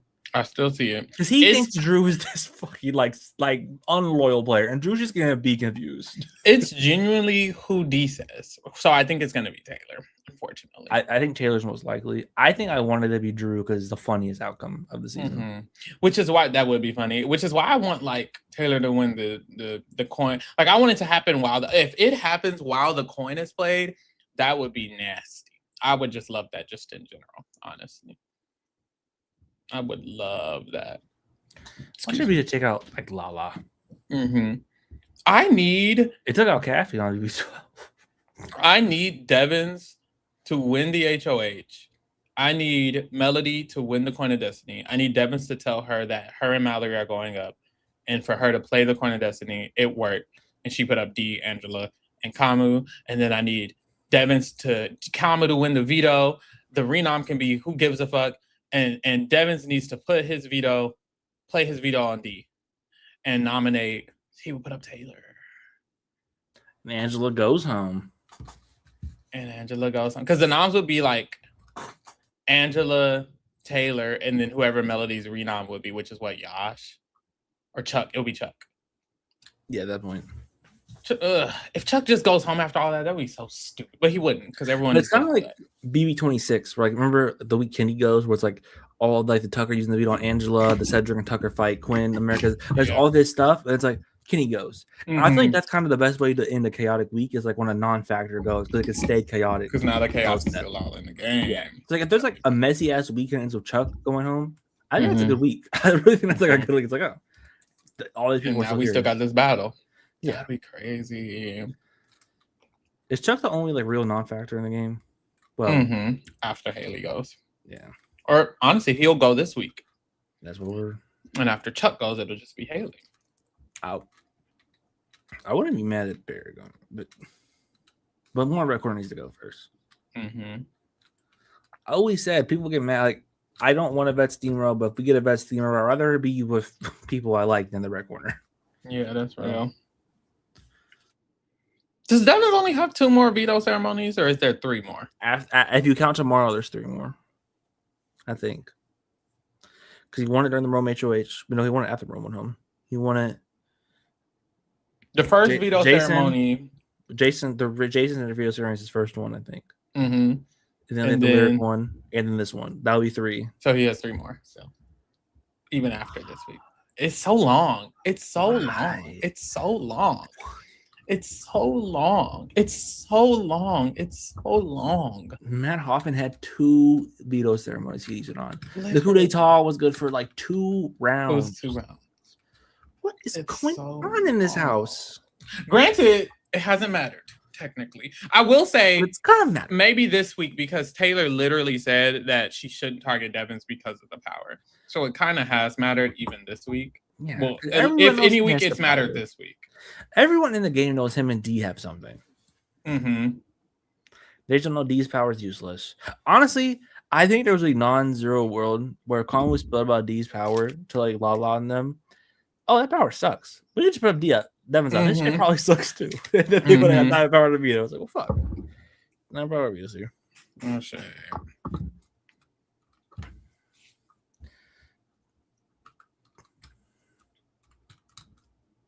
I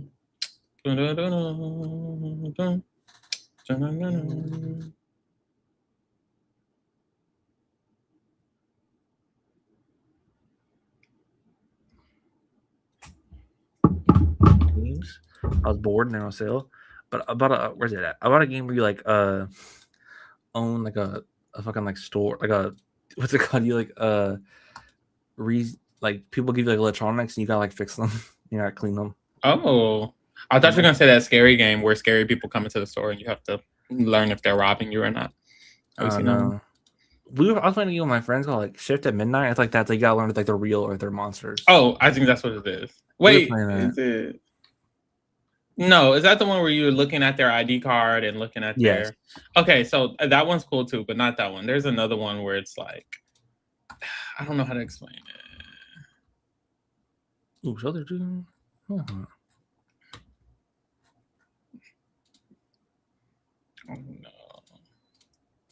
I'm trying to figure out if I'm gonna keep streaming what I've been playing on stream or I'll play something else. We'll figure it out tomorrow. You should, when Rizzo joins, you say, "Now I see Zach Brown on Survivor." That's like I had that stuck in my head at all times. You're crazy.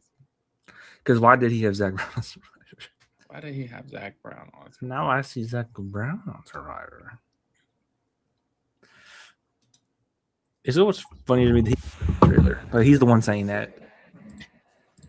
Not D who cried over it. What Drew talking about? Sound like he's talking about something. Let me see. I think you're talking about Haley stays or something.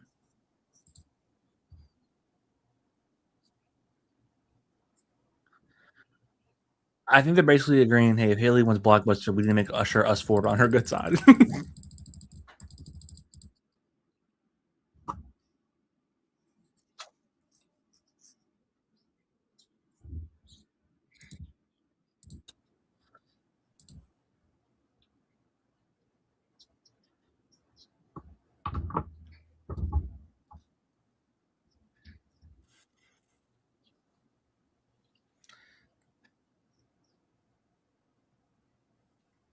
Oh, did you see the clip of Kamo slipping in the wall comp? Yes. That shit was poetic. That was poetic. I could be up here all day. That was God striking him down. And got him. No shame. They say whoever is the least holy is about to fall.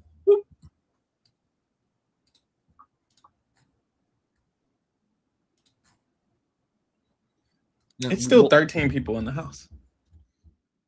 This is only. I'm muting myself for no reason. I feel we've been in this game for so long. Yes. I'm like, in some seasons, this is only what, week 3? Yeah. Because of the length of the cast. I just, well, no. We need a double. Only one person. No. Like the fact that it's still 13. Am I counting right? Or am I wrong? I think Lyric was 14th. 4, 2, 4 8, 10, 12, 13. 13. Wow. I guess it's about to be top 12. I guess Jury used to be top 11. Maybe that's why I feel now so. It's top 9. Yeah, maybe that's why I feel like it's so. If Jury was top 11, this would be like a weird. I don't know. Well, I mean, Chuck and Haley wouldn't make it, and everyone else kind of makes sense. Chuck and Haley both, like, I can't have both of them in Jury. Like, you know, it's like just like. Yeah. Everyone else kind of makes 13, 12. Yeah, the rest of maybe back at Jury at 9. Why not? Sometimes I feel like that 10th and 11th, like one of the 10th and the 11th place person feels like they should have been in Jury. I do kind of still have been feeling that way these last couple seasons. I remember Mimi and Jared. I'm like, they should both be Jury. Yeah, it felt weird. And I feel like this season, like, think about it. Other than Chuck and Haley, whoever is left out of Jury, I feel like I'll feel a little weird about it, if I'm being honest. Like, Drew at Barrett, like, that's very realistic. Them being out of Jury would be weird. One of the icons not making Jury would be kind of weird. Yeah. Taylor and Lala not making Jury would be weird. Yeah. Even Combo and Yosh. It's like, yeah, everything would feel weird. Like, I guess the most realistic is maybe a Melody. Like, it wouldn't feel that weird. Yeah, Melody and Mallory, I'm kind of like, yeah, you've been targeted since like week 1. Yeah, it wouldn't feel that weird. But it's typically not that. It's typically like at least, like, even if it is Melody, it's probably Melody and like Barrett. And it's like, oh, that feels weird that Barrett didn't even make Jury after so much. It's usually a big character, but I feel like the first, like, 2 of the first 4 booths were all big characters. Even Lyric was a big character. So. That's true, honestly. Usually the last one before Jury is like a main character. Like Tucker was one of the last ones. Nikki. Mm-hmm. Even like you people don't like Jared. Jared was still a big character on the season. Yeah, he was important. Like a main character of the first half of the game. Which, if we're keeping up with that pattern, one of the crossovers. Yeah, all crossovers making Jury would be ridiculous. Drew Loki doesn't need Devin's jury. No shade. Drew doesn't need Drew's jury. He should probably keep Haley at this point. Mm-hmm. Like you were saying, like I don't know how Devins would feel about him. Or no one's gonna feel bitter at Drew, and Devin's like everyone here just feels bitter about Drew the way he treated us and the way he treated all of us. But actually, we don't. Yes, you do. Everyone should feel bitter and betrayed by Drew. It's like, wait, what are we talking? He did.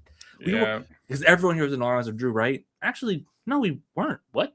We weren't. We actually had an alliance called the FAP Alliance. The fuck? FAP. But now I used to like not vibe with the jury of 9 because I'm like, it's so many people not in jury. Like it's what 7 people? No, it's 8 people not in jury. Yeah, which just sounds like a lot to me. I'm like, Jesus. Like last season, Mickey and Kat would have been jury, which like Mickey definitely feels like she should have been jury. Kat would have. Kat first member of jury doesn't feel right. Like I feel like first member of jury has to be significant. But I usually agree. It's not. Like usually it's just not someone significant. Yeah, that's true. But then like BB27 would have been Tucker and Joseph. They could have been part of the jury. Yeah. Tucker would have been miserable, but did they change it for him? They probably would have. They probably would have given him his phone. No, because it was in 25. Yeah. And then 26. But not 26. 25. Jared and Mimi, like we said. Yeah. But like 24, the first 2 people on jury, it's Indy and Jasmine every jury. Which we could have did without them. Because if it wasn't them, it would be what, Joseph? Mm-hmm. And that makes I guess Jasmine and Joseph are like the split house, but they consider Jasmine voted out first. Great. So I've been fucked up like Jasmine's not the jury, but Joseph.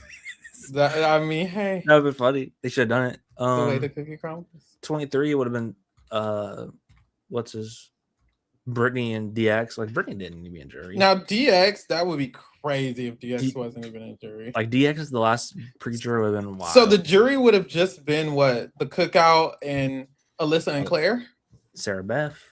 And Sarah Beth. Sarah Beth, first member of jury.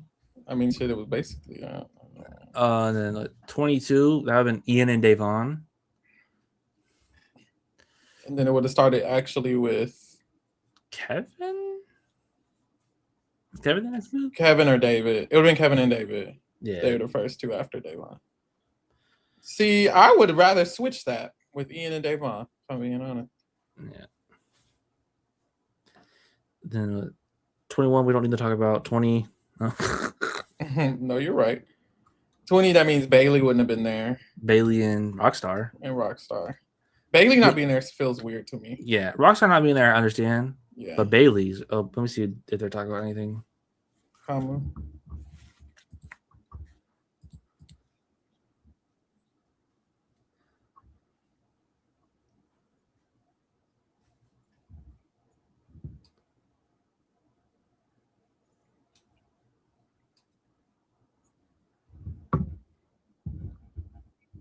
Oh, I guess because Drew was joking with D earlier, and he said, "What's your power do?" Mm-hmm. And I guess she like, you didn't tell Drew, right? That's funny.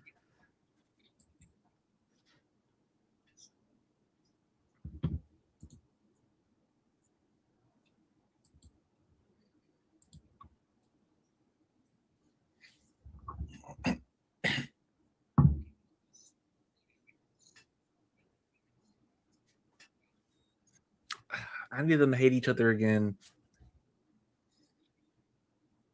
I hate this. Matter of fact, Melody for HOH. Yes. Melody for HOH and say fucking with the icons up. Mm-hmm. She should do for Melody's game. She should probably do what? Kamu. Say Haley stays. Kamu, Haley. Is that third nom supposed to just? Is it just Lala at that point? The truth is, for Melody's game, she should do Kamu, Haley, Devins. Hey, Devins, I was a pawn for you. Yeah. What's he supposed to do? Say no? Devins, you're safe. Everyone hates Haley and everyone hates Kamu. That's true. And Devins uses Don's power for you don't Drew. She would definitely do Kamu, Chuck, or Haley, whoever says. Yeah, those 2 would be locked. And then a pawn, which she could do Devins as a pawn. I think Devon's. It should be a vet. I think like the easy one is just Lala though. Unfortunately, I think so too. for Melody maybe Yash, but they don't talk. And he did vote against her. There really could be a world say Haley goes, Kamu, Chuck, Yash, you all voted against me. Yeah, that's a very good. That probably is what it would land on, honestly.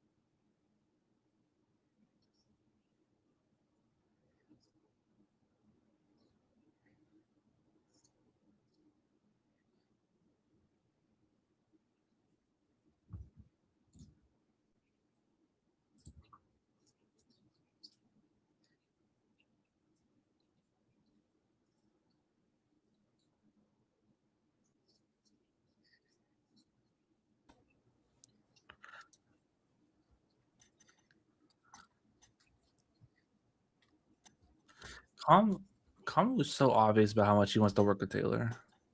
He's like, we're working with her, right? And D's like, well.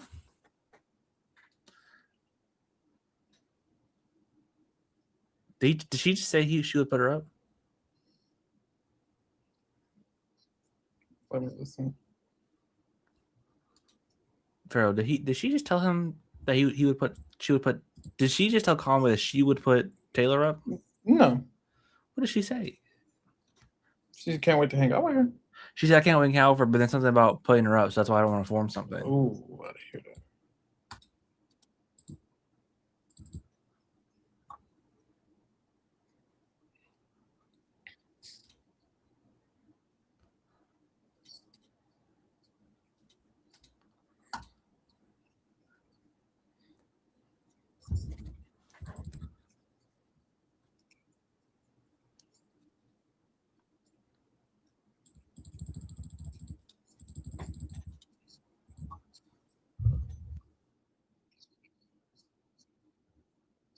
Yeah, people on Twitter are saying D just told Conway she's putting up Taylor if she wins.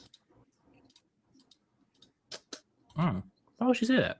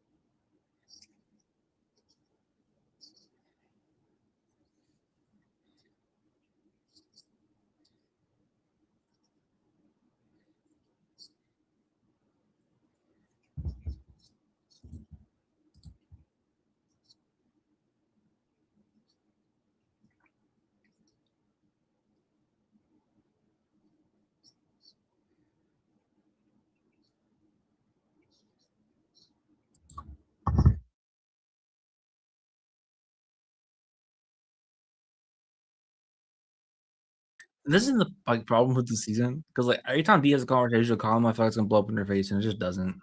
Yeah, which is annoying. He should just write this out to Taylor. But hey, D said he would put you up. But I don't think he is. He likes them both.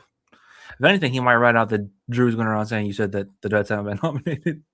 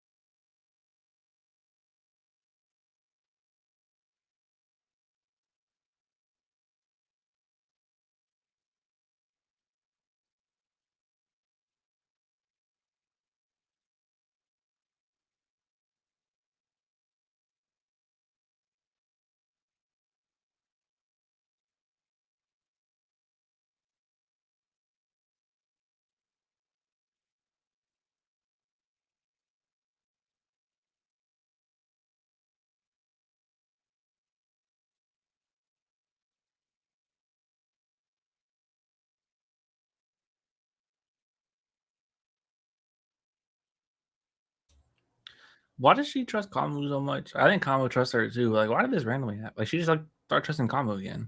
I don't know why she trusts him so much. And then Kamu, I think he's kind of doing like what we tell you like people should do when your allies don't trust each other. It's like kind of try to force them to work together. But it's just funny because D and Taylor, like they should be going after each other, you know.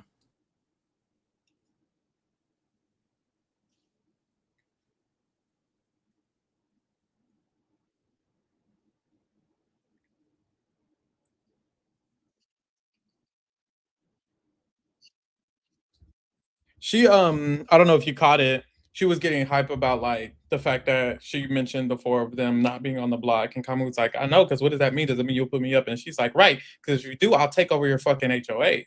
I did hear that. That was crazy, and Kamu was like, "Oh." But didn't she tell Kamu what her power is, or did she just say it's a power? No, she told him what it was. So if I'm Kamu, But if I was Kamu, I'd be like, "Did she lie to me? Because what you mean?" I'll be like, what the hell does Devins have? That's what I would be thinking if I was Kamu.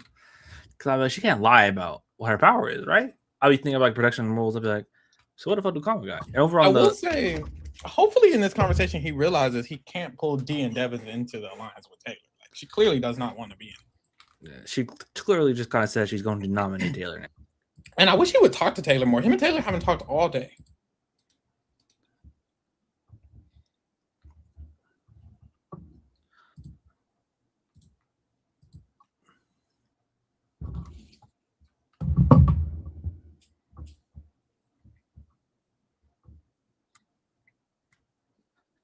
Did she just say her noms would be Lala, Taylor, and Melody, the Kamu? Also, why does Taylor and Lala believe in honor society so much? At least Lala. Why does the honor society they did not talk about the honor society until you won HOH? It's not real.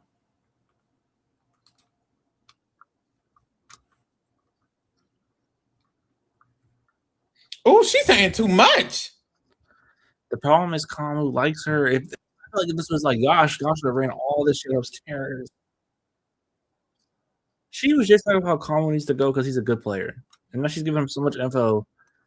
And I'm lucky. I think he has a crush on her. I think he has a crush on her and Taylor, and that's why.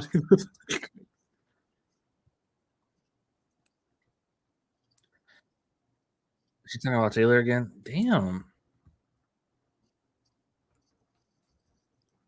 He clearly. What's not clicking, King? She doesn't want to work with her.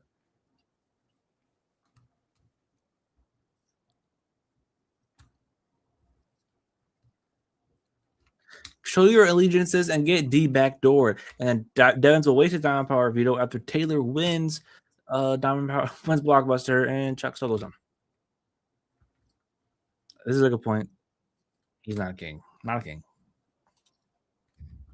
Girl, we know he's not a king. For those who are wondering, while D is spilling her whole game to Kamu for no reason, Fap is doing a ritual on the other side. They are doing a sacrifice to make jury on the other side, guys. Watch them be the next 3 boots. Watch Barrett go. Watch none of these 4. Watch them be the next 4 boots. They over here doing a ritual about making jury. Watch all 4 of them be the next 4 boots.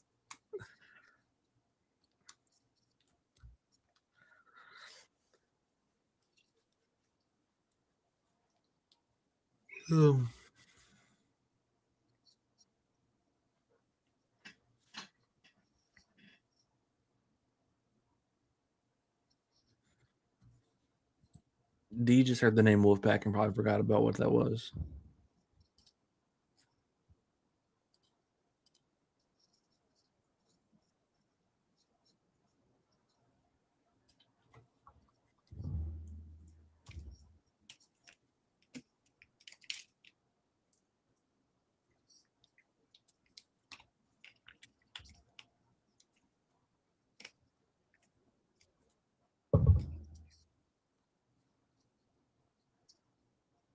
Oh, FAP stands for what does it stand? Fuck ass people.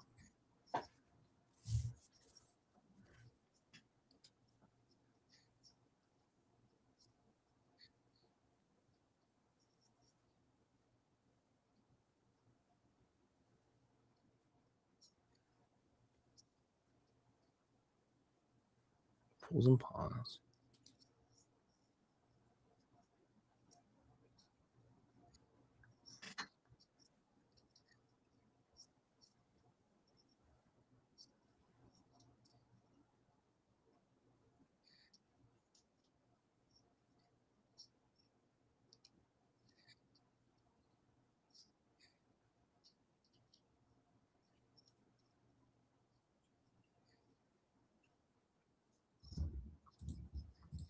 Ooh, Kamu needs to hang it up.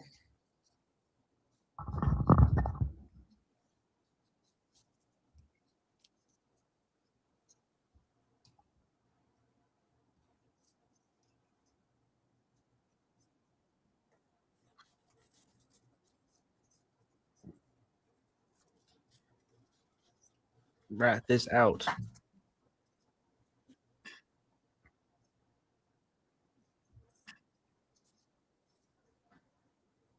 Can he give it up? She's not interested.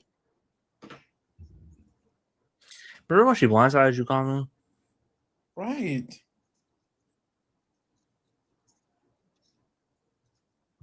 She's so not interested.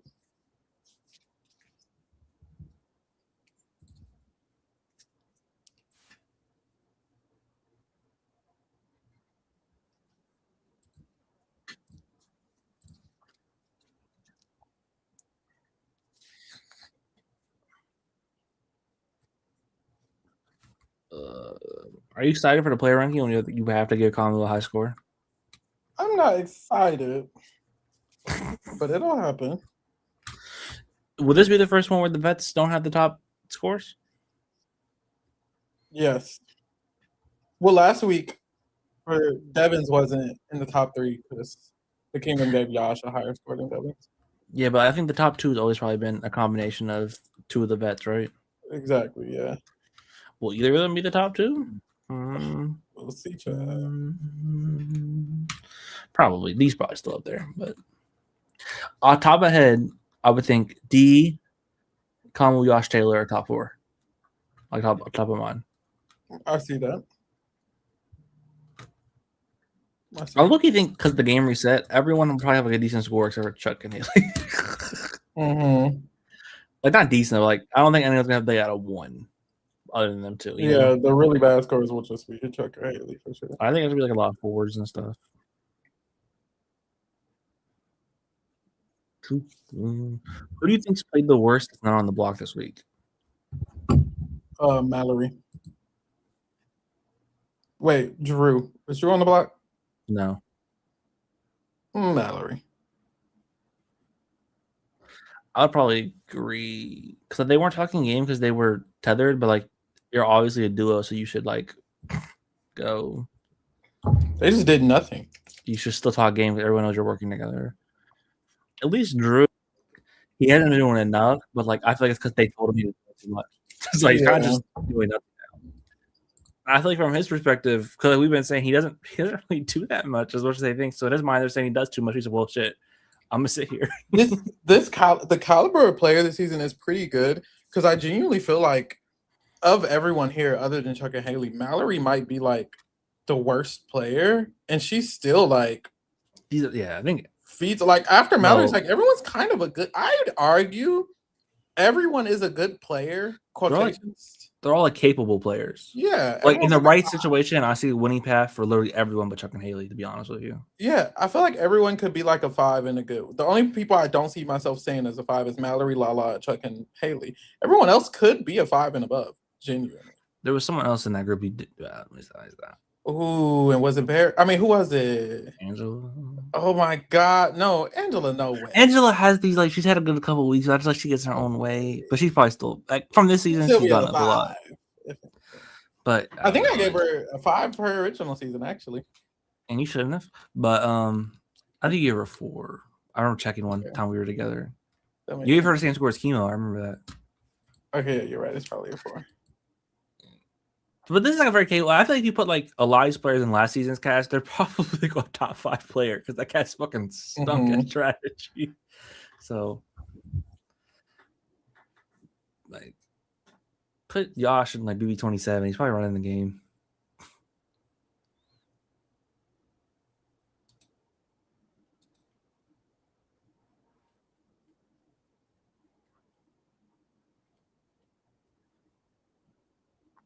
He's not gonna write this out, but I need him to.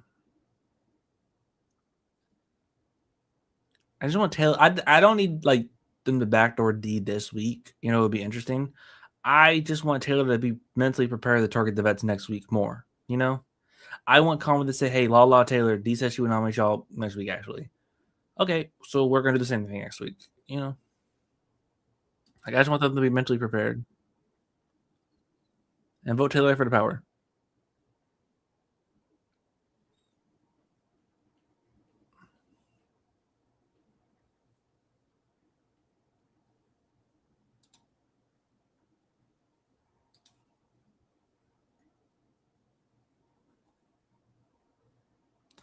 Nobody popping up tonight to hang out with us, Pharaoh. They don't fuck with us. Mm-mm.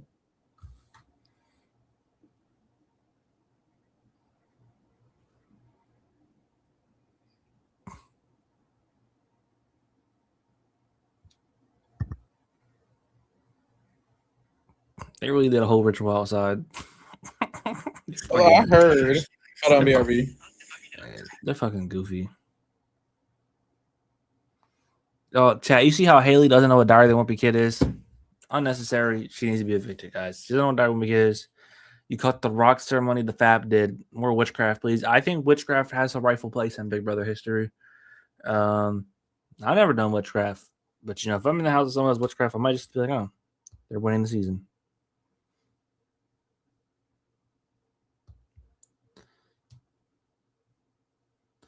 Ooh, ooh. Yeah, I don't know if Taylor's gonna be able. Yeah, I hope Taylor wins the power. I think Melody's the favorite, and that last one's probably between her and Drew. Yeah, Dark Moby Kid came out a long time ago, so she's probably in high school when Dark Moby Kid came out, right? Right. Yeah, I'm very worried Kamu's just back in with the back. Okay, I guess I don't want to give him credit, but in Kamu's situation, he could just play the middle between Taylor and D. Like he really could just do that. Like if he wants HOH, Melody, Mallory, Drew, and then he continue having D versus Taylor, and he can play that middle. He just needs to stop trying to merge them together because it's just not going to work. Someone said Kamu is obsessed with wanting to create good TV. That's why he wants to stay attached to the beds. Y'all think so? I feel that probably played a role in it. Why he brought Angela up in the room and bragged about it. Definitely does.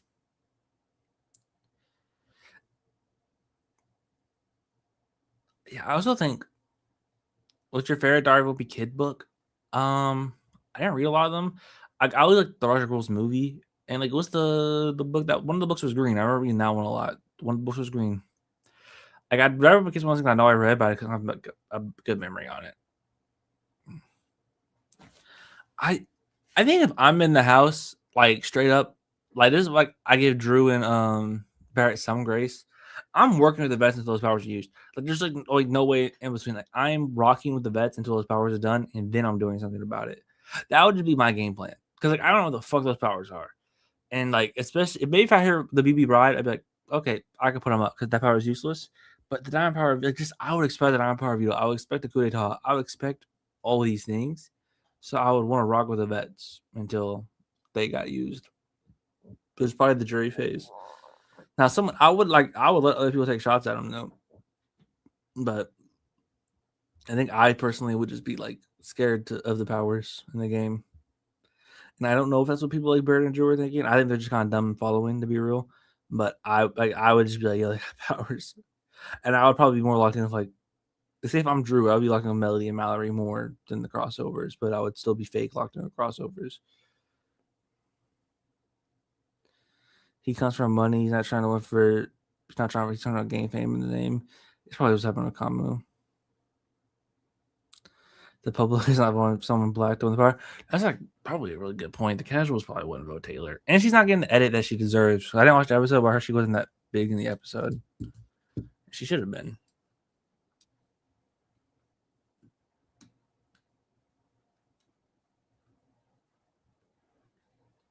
The amount of updates about FAP on the timeline is crazy. D Fab- and Kamu were just having a conversation. What is happening there? They A are very important conversation. people love Fab. I didn't know they were this popular. That's why I think get all these powers. Do you think powers Barrett, like I say, if Melody and Drew get the next 2 powers, Barrett's gonna be like, well, fuck. I didn't get shit. No shade. But I have an opinion on FAP, and I'm scared to say it publicly. But are they just like T-Core squad without influence? Yes. Like T-Core at this point, they're acting like it. T-Core, Kimo, and Rubino be up here talking all day about what they're gonna do tomorrow, and they didn't do shit. And then didn't do shit tomorrow. I don't know why they were like that. And Melody be talking smart, and then she don't be doing it. And it's just like I like T-Core, Kimo. I like them at the time, but they weren't doing shit. I'm not gonna fall for those mistakes again. I've come to the conclusion, FAP, unfortunately, probably won't do it. I hope they surprise me, but I just don't have faith in them to actually be active enough. So I like their personalities. If they make it far, they make it far. If they get everything next week, I don't think I'm gonna. If Melody gets next week, I'll complain. But the other one else, I'll be like, well, so why are they called FAP? Because they're the fuck ass people. And I think Drew is just a troll and one of the lines called FAP. I'm gonna show you.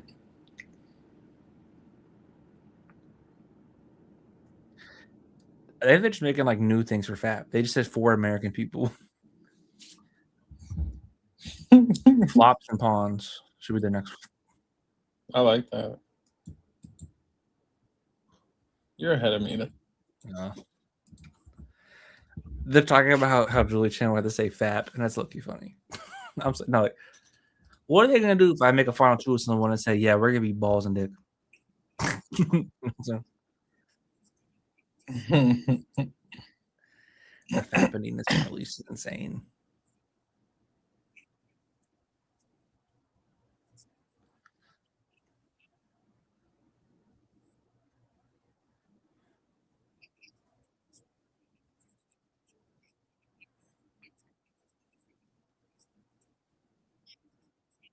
It's fuck ass people. That's what they used to call Kamu, Chuck, and Haley. And then they were like, you know what? We're the fuck ass people. What the fuck did I just Well, now they're for the American people. Mallory just said in middle school I made this fake religion. What the fuck did I just hear? Interesting. This is really, really interesting woman.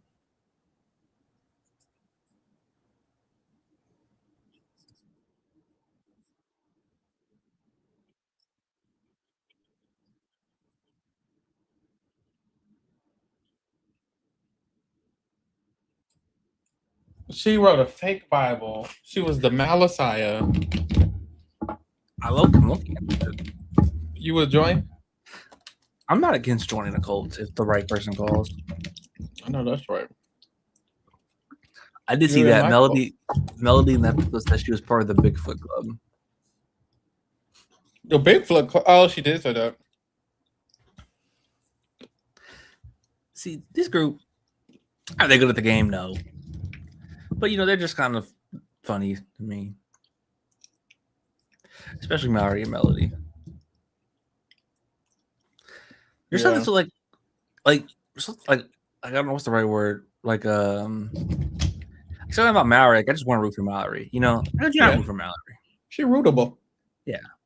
Is it endearing? Is that the right word? Yeah, that's a good word. Like, I don't think she's gonna do good, but her first member of the jury is gonna suck. Yeah. Her and Barrett double eviction is gonna be so sad for the fact we don't have to think about it right now. What are you doing? But you're right.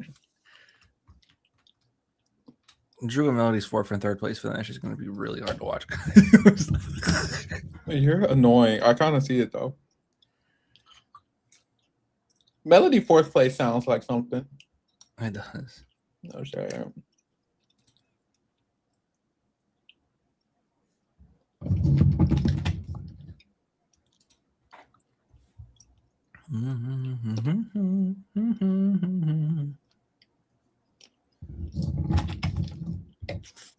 Chuck and Haley getting close. Break the showman's allegations. Uh-oh. Remember we thought they'd be a showmance? It was like the first recap, like they'd be a showmance. Yeah, technically, Drew and Melody still aren't either. Let's be real. So, oh my god, they aren't. They're a flirtmance. They're not a showmance until they kiss. Okay, I think until they cuddle. If they until they cuddle multiple times, you know, that's okay. But that's why it's not a good metric, because how many times is multiple? They've technically cuddled already. Several is 7, so we got round 4. Okay, but I don't like her crying and him like hugging her. I don't know if that's a cuddle, and that's just him being there. Okay. I mean, like remember like when American and Corey, they'd be like in the hammock, they was like really cuddling. At that point, I was like they're a showmance, you know. Yeah. Apparently, they're both in relationships, so it's like a very ethical cheat man. I support it. They were both in a relationship. According to Twitter be lying, but I think Twitter made that up. If it's very, I support an ethical cheat man. You're both in relationships. So now we both cheating. We're on the challenge pod. D said, "Do you support cheating?" I said, "Never said I didn't." On reality TV, go ahead. Don't do it in real life. Support cheating. But like on reality TV, entertain me. I don't care. I don't care.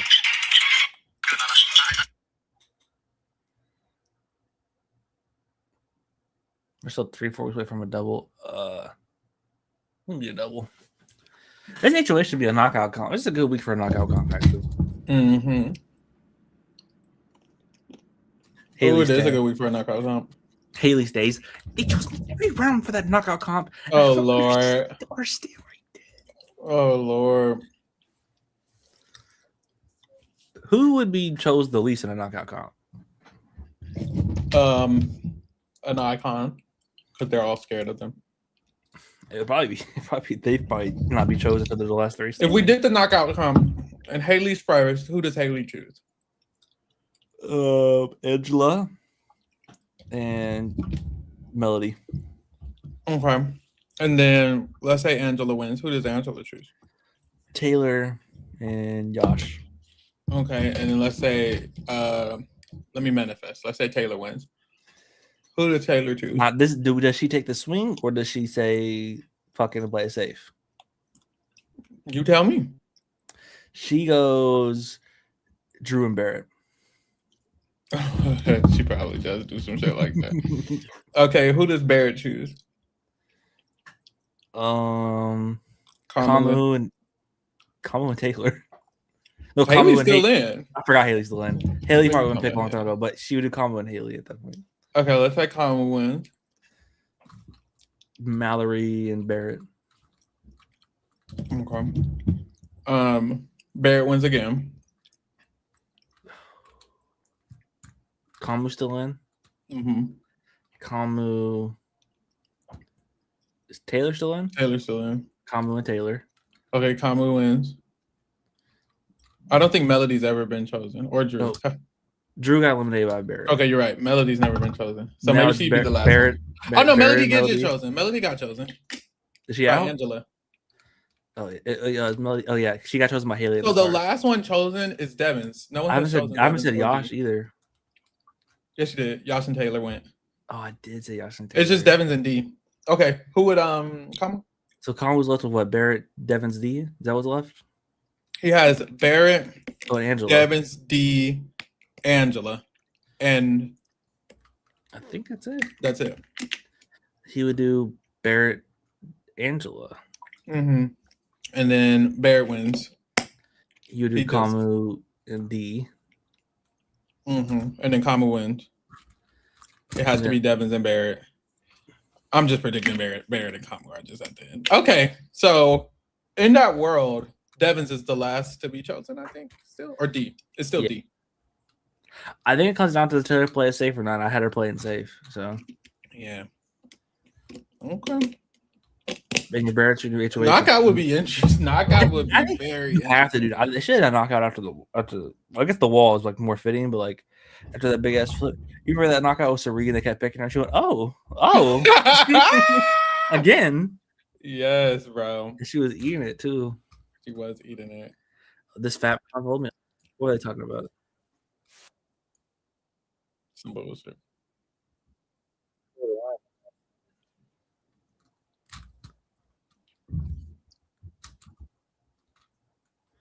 Melody saying she likes Devins a lot. I should kill myself. But I'm gonna say it out loud. Okay, I agree. This is what I was basically saying before while you were gone. I would work with the icons until the powers expire. There's like no way I don't.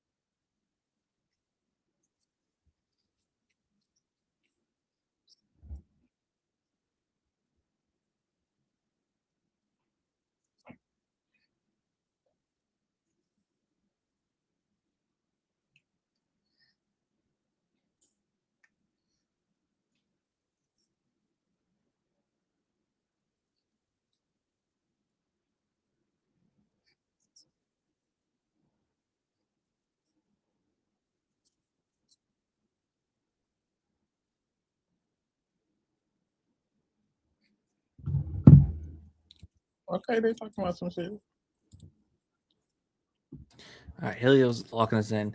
Mal and Miller are pitching to Drew and Barry are forming alliance with Lala, Taylor, and Yash. Barry says it sounds interesting. Drew says he doesn't want it to be like that, like the alliance that just blew up. Yeah. Stop pushing back, Drew. Just say yes, and then throw out Rachel H.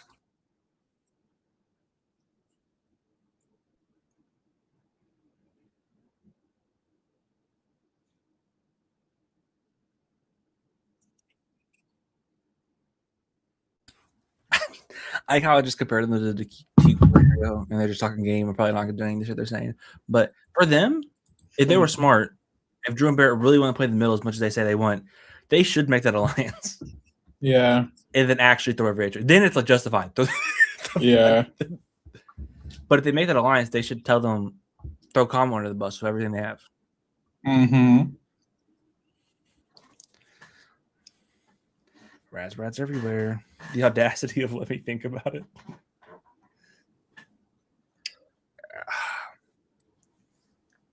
I do understand, like I guess from Drew and Barrett's perspective, they did just like nominate Barrett and Drew was the renom, so it might be weird to make an alliance with them. But so you gotta do that in my list. You gotta make. I feel like just because you nominate me, don't mean we can't make an alliance for next week. You know. Yeah, but my thing is, they only nominated you because they were scared to nominate the icons. Yeah. Honestly. But Melody and Mally should make an alliance without Drew and Barrett. They're not going to, but like honestly, why not? Yeah.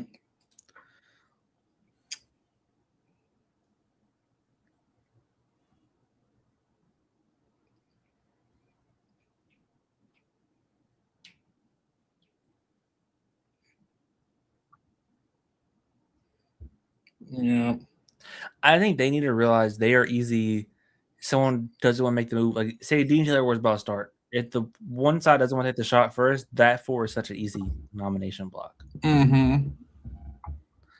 Kind of about Leah nominates Israel T-Core. Well, we should got rid of Chelsea.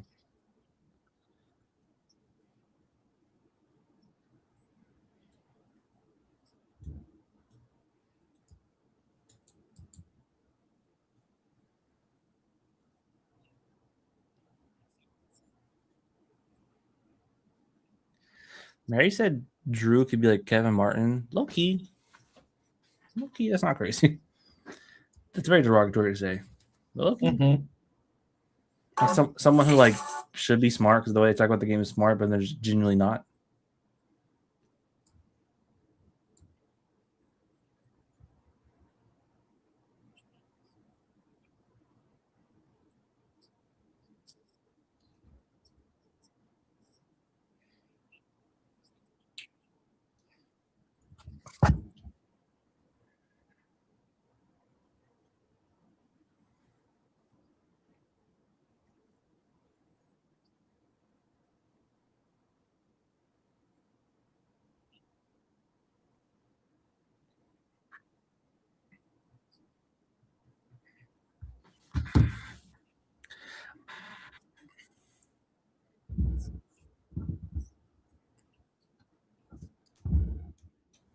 I am low-key upset that Chuck was nominated over Comic. I had such a banger tweet ready for looks like so the last 4 people not nominated are all icons. I was gonna be the 3 icons and Chuck. I was ready to please. I was like the last 4 nominated or not. I was not gonna. I had this shit ready.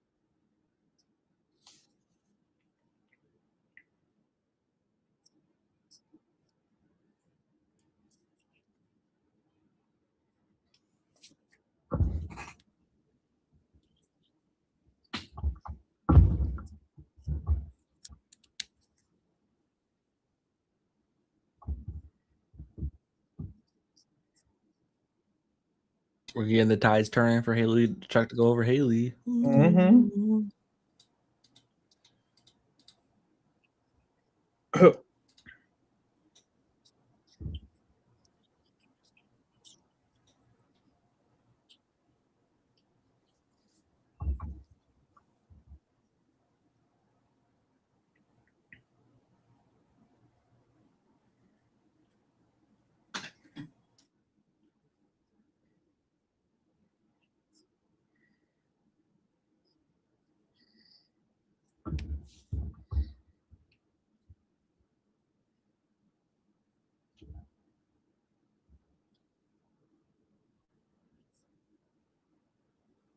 This is why I'm kind of glad y'all do your player ranking on Tuesday and not Monday, because on Monday it's still fresh after the veto, so like shit might not be activated. But we get the Tuesday and these 4 still don't do shit. They deserve to be shaded a bit, you know? Yeah, no shade.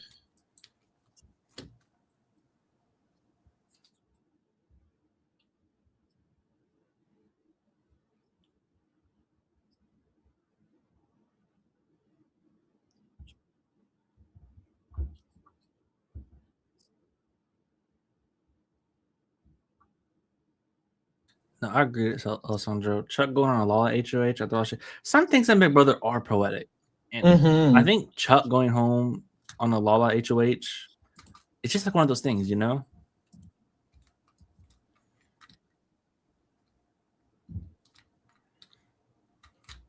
Do you think Big Brother's going to make them change their name? No. They're just not going to air it until like week 12 and they're all still somehow here? Yeah. Definitely. I remember 17. I was reading those feed archives. Steve's like, they haven't asked me about the Freaks and Geeks one time. Oh my god. He's like, are we not running the game? That's so awkward that they made them refilm like making the alliance. That's awkward as fuck. Like the production have to tell them also like, hey, you have to change that name and refilm making the alliance, please. Literally, yes. Scamper Squad. Horrible replacement name. I didn't know Johnny Mac was in the Scamper Squad. I'm looking at it right now. I didn't know that. He was? He wasn't. I thought he was. Oh, I didn't think he was. There's the Oz twins, Vanessa and Steve. Yeah. The Oz twins. What a name. Some of those like iconic names up here. I always remember that name. What a name. Austin had an alliance called Austin's Angels. Why is this a big ass? Oh, Oh, you know, Isn't that just him and the twins? That's Austin twins. Oh, him and the twins and Vanessa. Isn't that just Austin's Angels? I think so.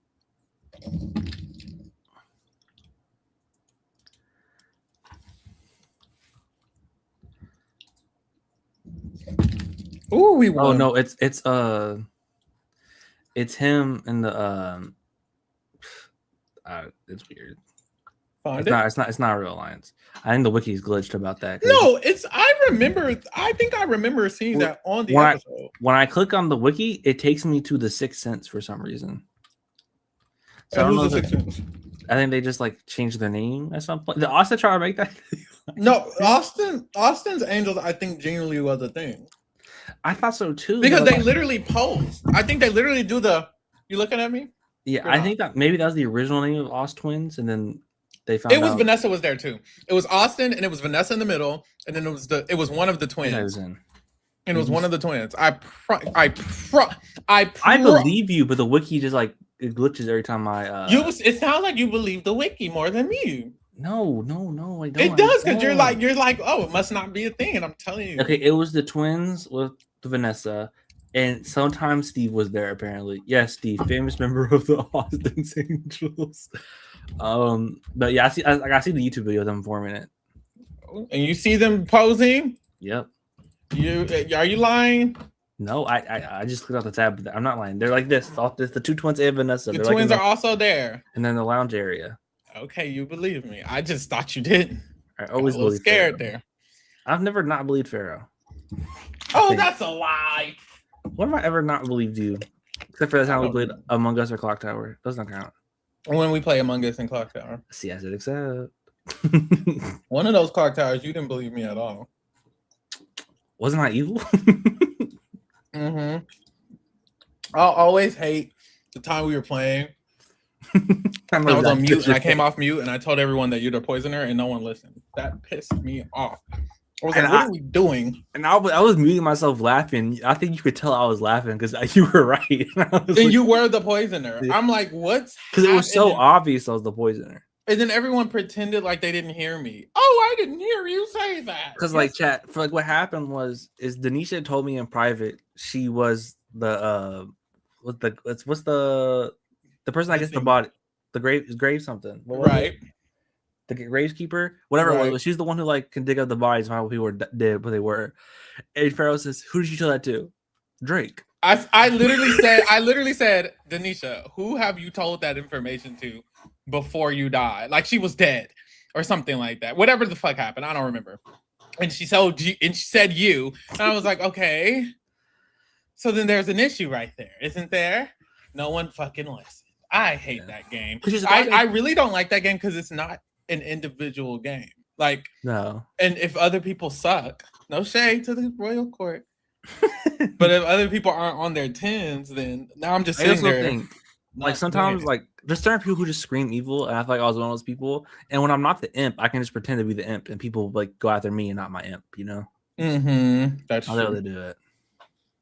No, we ate that because I think it was me, Tio, and Dave, or me, or Monty and Dave. That also been before, and all three of us lived, which is crazy. Y'all had no business at all living. Oh my god! Was that the game? Was it you and Tio who claimed the same role? And he was must be a glitch in the game.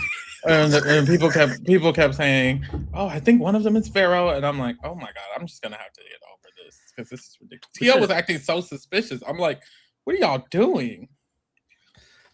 I thought he was acting suspicious on purpose because he wasn't the imp. But I think maybe he was a Scarlet Witch or something. He was something like that. There was one time I was like, I was like, Dave, should we just let Tio die? Because he claimed the same role as Pharaoh, and I just know he's about to get voted out. And then he was like, "You're doing too much. They're not serious with Tio." And I was like, "Why aren't they?" He's like, "They're not thinking like that." And they really, they really weren't. I was like, "Should we just sacrifice him? We can sacrifice him right now." Actually, I was so ready to sacrifice him. I was like, "He's fucking us up." It didn't matter because they believed him and not me, which is crazy.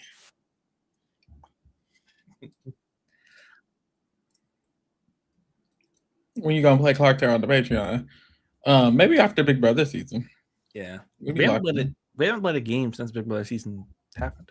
Yeah, we used to just be playing for fun and shit. We would play Clock Tower. We didn't play Clock Tower a lot, but we played it sometimes. It's just it's a long setup, and not many people know how to host. Played Among Us. I think Codenames is maybe my favorite. I love Codenames actually. And then what else did we play? I played Fall Guys with people. We should play Uno. I would play Uno. We need to play iMessage games. Yeah, Battleship. No, that's right. I saw someone I haven't talked to since like high school, but like we'll randomly message iMessage games. Like I'm scared to send an actual message. It's not a nice message game.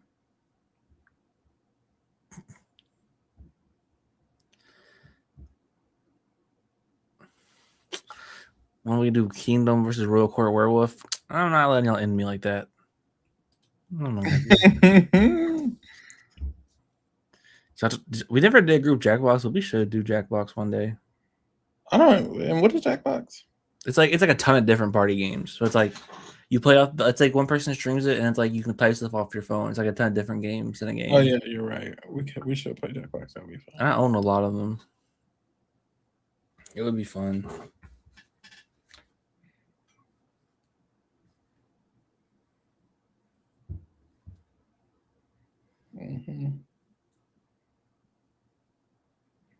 The Love Island reunion is tonight, I think. Right now. What they gotta talk about? The season just ended. What do you need to know? A lot, apparently.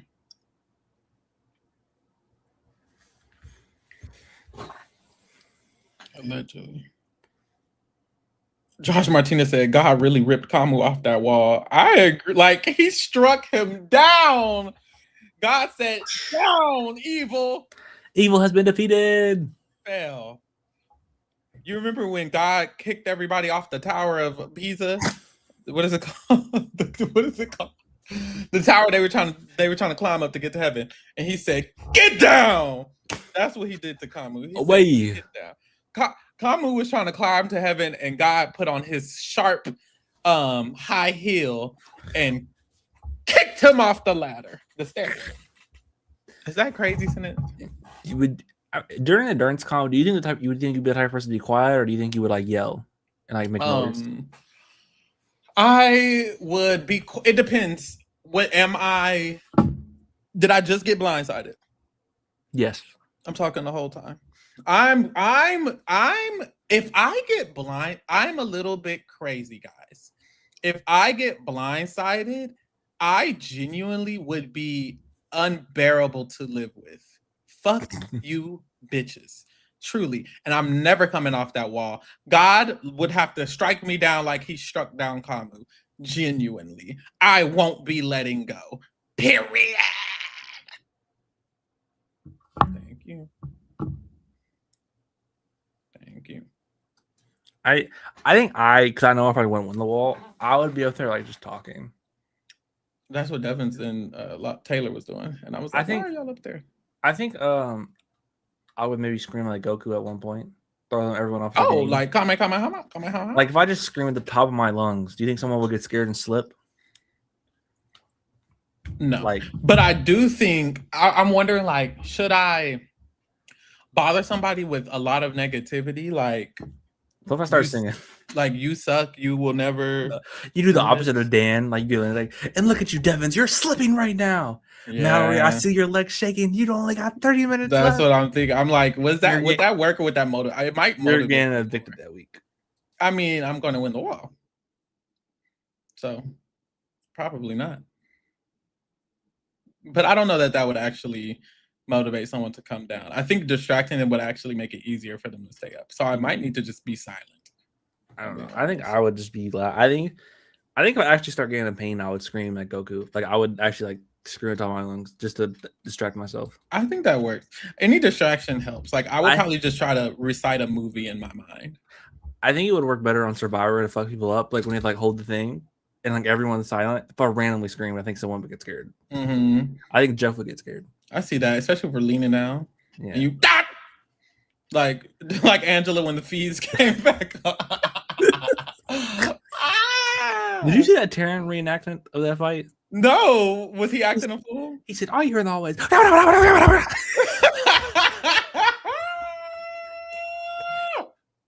I said he's even losing his mind. I need to watch Taryn. I haven't watched Taryn because my fuck ass is up here watching the feeds all day. Let me find that clip. I think it's in my saves on Twitter. That's fucking hilarious. Oh, I have this video of him yelling "fat." Let's go. But Oh, fat. Let's go. Oh, that's interesting. that's crazy out of context. It is crazy even with context. This is maybe my favorite exit interview. Like Lyric being told that she was gonna get punched in the face is so fucking funny, bro. No, the utter shock on her face, like she didn't know what to do. Is Drew playing in his belly button or what's he doing? Maybe he's shaving his stomach. Who knows? Let me look. I'm interested. And he's gonna live in LA? Maybe I could see him walking around when I move. Hi Drew, I was your biggest fan. Apparently, Angela stands up and There at that point, apparently, Angela stands up and goes, "You motherfucker! No, I did not. I did not actually say no. Wait, why is that accurate? That's a great clip. He sounds like that little ass kid from fucking what's that fucking Nickelodeon show, The Wild Thornberries? Yeah, He sounds like. Yeah, I liked that little kid. He was cool as fuck. Oh, Drew's hairbrush is missing. Taylor's karma is strong. Never mind, he found it. I saw that. Someone said, "Do y'all think they'll have another drag queen on the show, or is this basically another BB-17 Audrey moment?" I think they really like Jason, so I could see it being another drag queen. It's gonna be another BB-17 Audrey moment. I just bet they like it might be Jason who comes back. Unfortunately, I think that's literally what it is. If they have another one, it's just Jason again for All Stars, and they needed an extra spot, and he was the alternative, and then he made it all. I think if they get, I don't know if they would get one that's like from RuPaul's Drag Race. I think they would just get like someone who's like also a drag queen, but have other stuff going on. You know? Yeah. The issue is if they get a gay, if they do All Stars on 30 and they need a gay, what gay would they get? It would have to be a flop because Jason flopped, Jimmy flopped, and Michael they Grace? don't like Michael Bruner. You said Heisen flop too. It would. I think Jason would be the one they call. I think they would call Jason. I think if next season, like, I thought about making a video on this, like, because in Big Brother 18 they bring back Davon, who like flopped the season before. But if Big Brother 19 is the one returning, they probably don't bring back Davon. I think it's because it was the next season it's Davon. Yeah. So like, what would be the pre-jury they bring back the next season? For this season, it's Jason, and they would bring back Jason. That's true. Very true. I do agree. Oh, Cass is here, but we finna close it out. I Cass. Late. Get up in here at 3 a.m. Made the Hello. Cass. Okay, how are you feeling? Where are you at? In terms of what? The update. Do you know anything? I know Karma's not using the veto. Did that change? That's the same. I know that last time I left it, Haley's the target, Chuck is the backup. But I'm seeing on Twitter there are some rumblings. Yeah, people are interested in what like they want to do. Multiple small groups have admitted Chuck going is probably better, including me. These We small had like a groups whole get together. I don't know if these small groups will get together and make that decision, but well, who's actually going to do something about it? That's a good question. If anyone does something about it, it's D and Angela. Yeah. The end. And by D and Angela, I mean D. You mean on Thursday morning? On Thursday. Right now, it seems like obviously there's like 3 factions, and Taylor is trying to push targeting the icons next. D is trying to push targeting Taylor.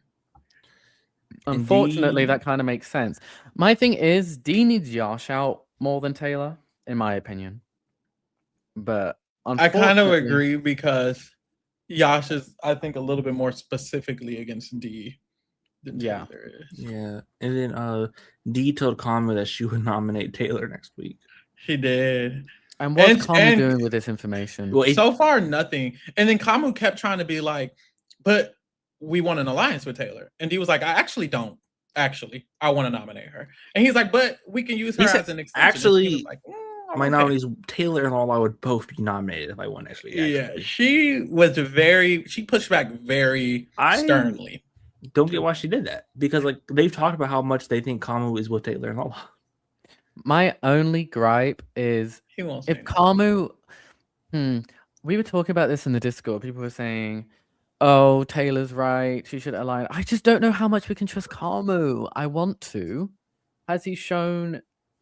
He should be more loyal to Taylor than D. Correct? I agree, but so far he hasn't shown that. And also, Taylor and him have not talked game in 2 days for some reason. Unfortunately, I don't know why they're doing Kamu was always bad at that. Like, remember the beginning of the season, he just didn't talk that game with D for like 2 or 3 days. Yeah, that's true. I just called him out about it. But then,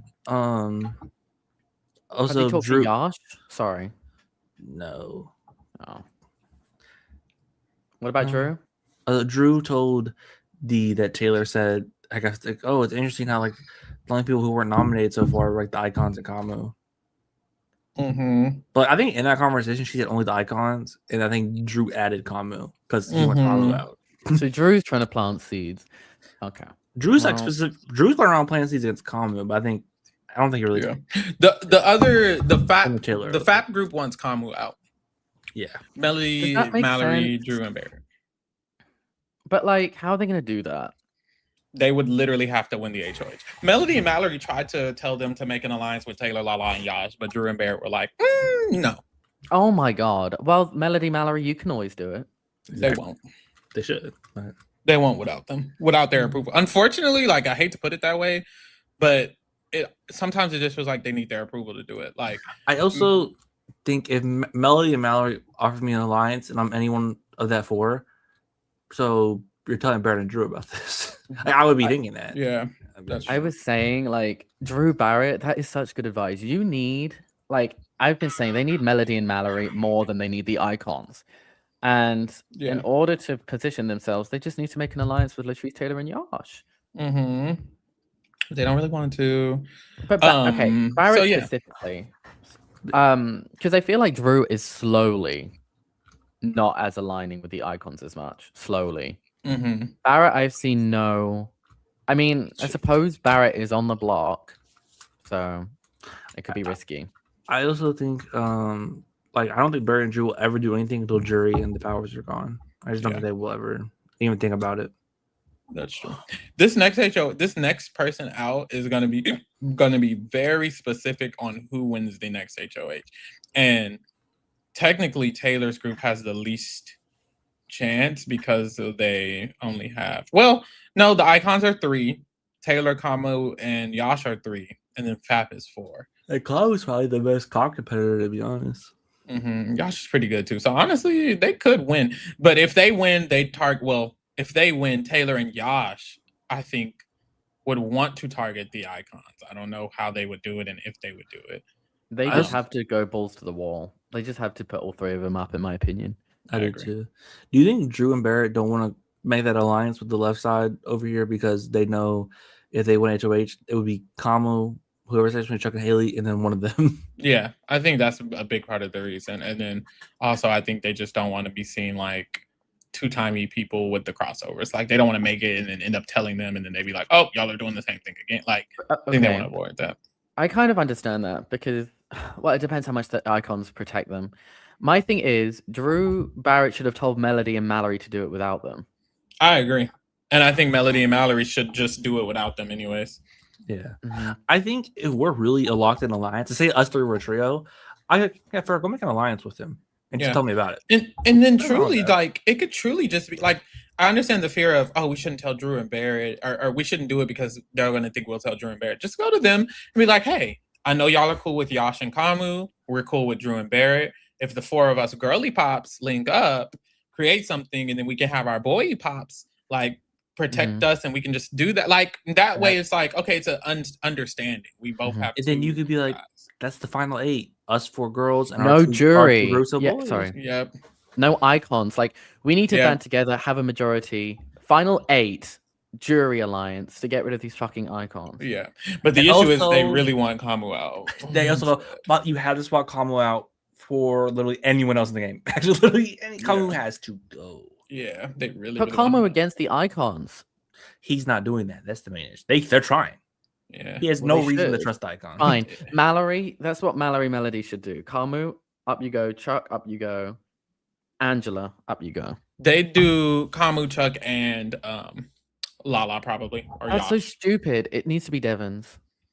It does need to be Devon's, and it should be Devon's. I think if Mallory wins HOH, she does Kamu, Haley, Chuck, or stays Devon's. Does she? I think Mallory would do I think Mallory would do it. Melody, I think would want to do it, but I think because the vote flip to save her, she might be like. Don't both of them just do Yash? Yeah, because they don't talk to Yash. Are you forgetting Yash? Don't talk to them like that. I thought Yash was Oh, that was Lyric, wasn't it? It was specifically Lyric, and he evicted Melody. If I'm Melody, Yash, Kamu, Chuck, you voted me out. I think that's just the easiest. Yeah. Excuse to have. Easy in the building. Easy in the building.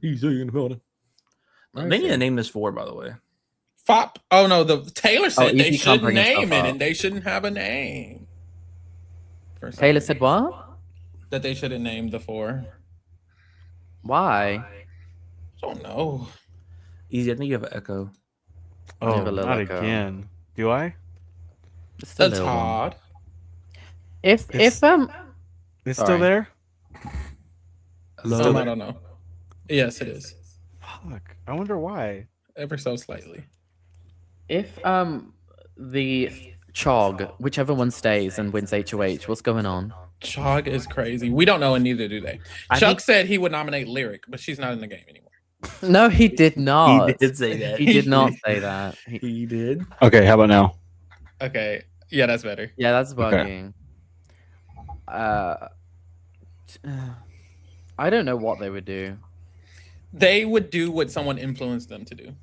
Taylor and Dee both want to pull Chuck in, but Taylor's the only one who's done work on it. But we know Chuck doesn't really like black women. So we'll see if it works. Hey, I don't who would have influence over Chuck. I think maybe a Yash. I don't know. It just I think the only, and this is Taylor's problem, Taylor doesn't like solidifying stuff for some reason. She doesn't want to give it a name. And I also feel like if you're gonna try to pull Chuck in, you should pull him into an alliance with Kamu and Yash, so that way he feels more inclined to these boys. Like I don't think he's gonna care to protect Taylor and do what Taylor and Lala want to do. I think I want Chuck evicted this week. I think if Chuck stays over Haley, Chuck I can actually see sliding far into the game because he'll probably be a non-factor. Where Haley's so unlikable, I think she'll still be a target. We were arguing about this earlier. Me and Cass were going back and forth for 15 minutes. I think Haley should go because at the end of the day, that's a number for Dee and Angela. Whereas Chuck is gonna float with the wind and just he's someone you could pick up, and then he'll probably switch up a few more times, even if he goes deep. Yeah. I just see Haley being such a shield for specific people, and those people are never. I mean, obviously Chuck doesn't fuck with them either, but I still see Haley winning more comps, and I just think that's so dangerous for Lala and Taylor at this point. I do. For Lala and Taylor, definitely should be Haley. I think from an entertainment perspective, I want Chuck to go. Okay, yeah, I don't care about that. I just want Taylor to go as far as I can. But I also don't know. On paper, Haley would just lock in with Dee and Angela again, but I think there's so much dirt on Dee and Angela for what they did to Haley. I think but I think she's dumb enough to ignore the dirt. Exactly. The thing is, I only they'll make up. Give it 4 days. I wanted Thug to stay is would she not just go for Angela? The fact that she wouldn't is crazy to me. You had a public. Y'all are crazy if y'all think she wouldn't nominate. Well, she would nominate. Haley would nominate Lala, Taylor, and Yash if she wanted. Period. If she stayed in one HOH, Angela and Dee would have one-on-ones with her, and after one one-on-one, they'd pretend the tool shed is still a thing, and then she'd think Kamu is literally with them, and the tool shed is a thing, and then she'd nominate Taylor, Lala, and Yash. Would think there was someone had a power that completely flipped the vote. She would think it was really 100%. They would a 3-6 and it flipped. They would convince Haley that this was all Taylor's fault. 100%. I've already done that, I think, and she'd believe it. She'd believe it if they did it right now. It would take 30 minutes. Mm-hmm. And Chuck would nominate. We don't know, but he could also maybe do. I think Chuck might do Lala, Taylor, Melody.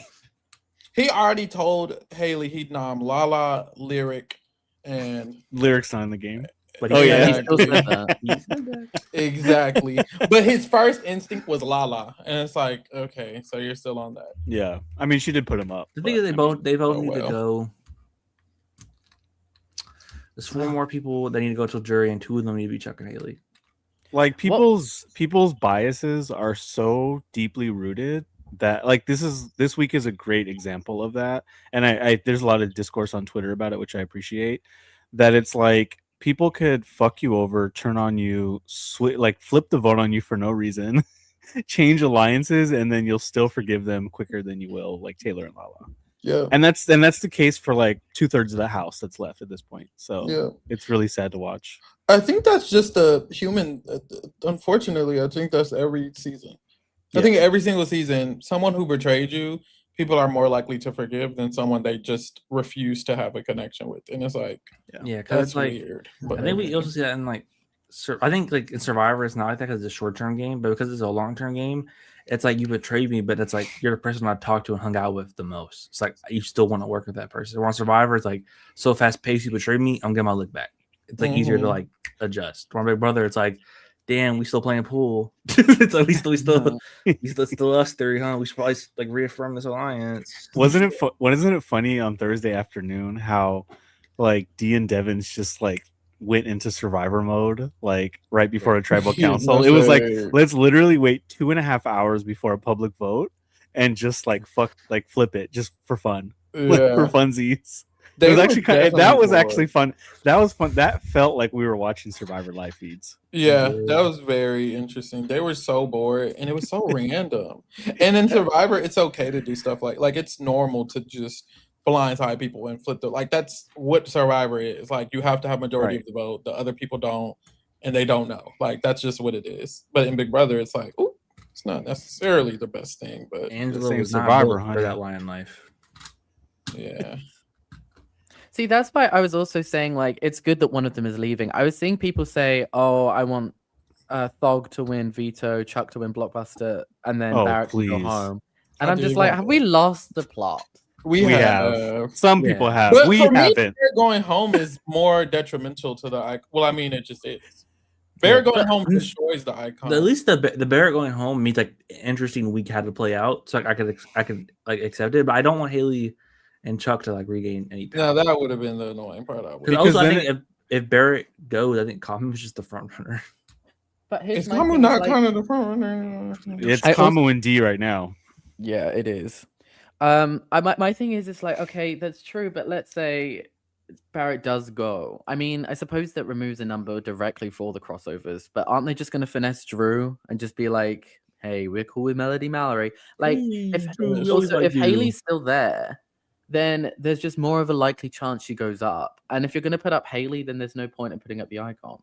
No, Barrett, the thing that was pissing me off about people saying Barrett should go is like, so you're telling me that on Lala's HOH, Barrett goes home, and then somehow Taylor's supposed to work with those 4? Like, that's fucking insane. Like, they know this is really Taylor's HOH. So whatever blowback should be coming at Lala is actually going to fall on Taylor. Mm-hmm. So Melody, Mallory, and Drew are supposed to just be like, yeah, let's work with Taylor now after they just evicted our homie.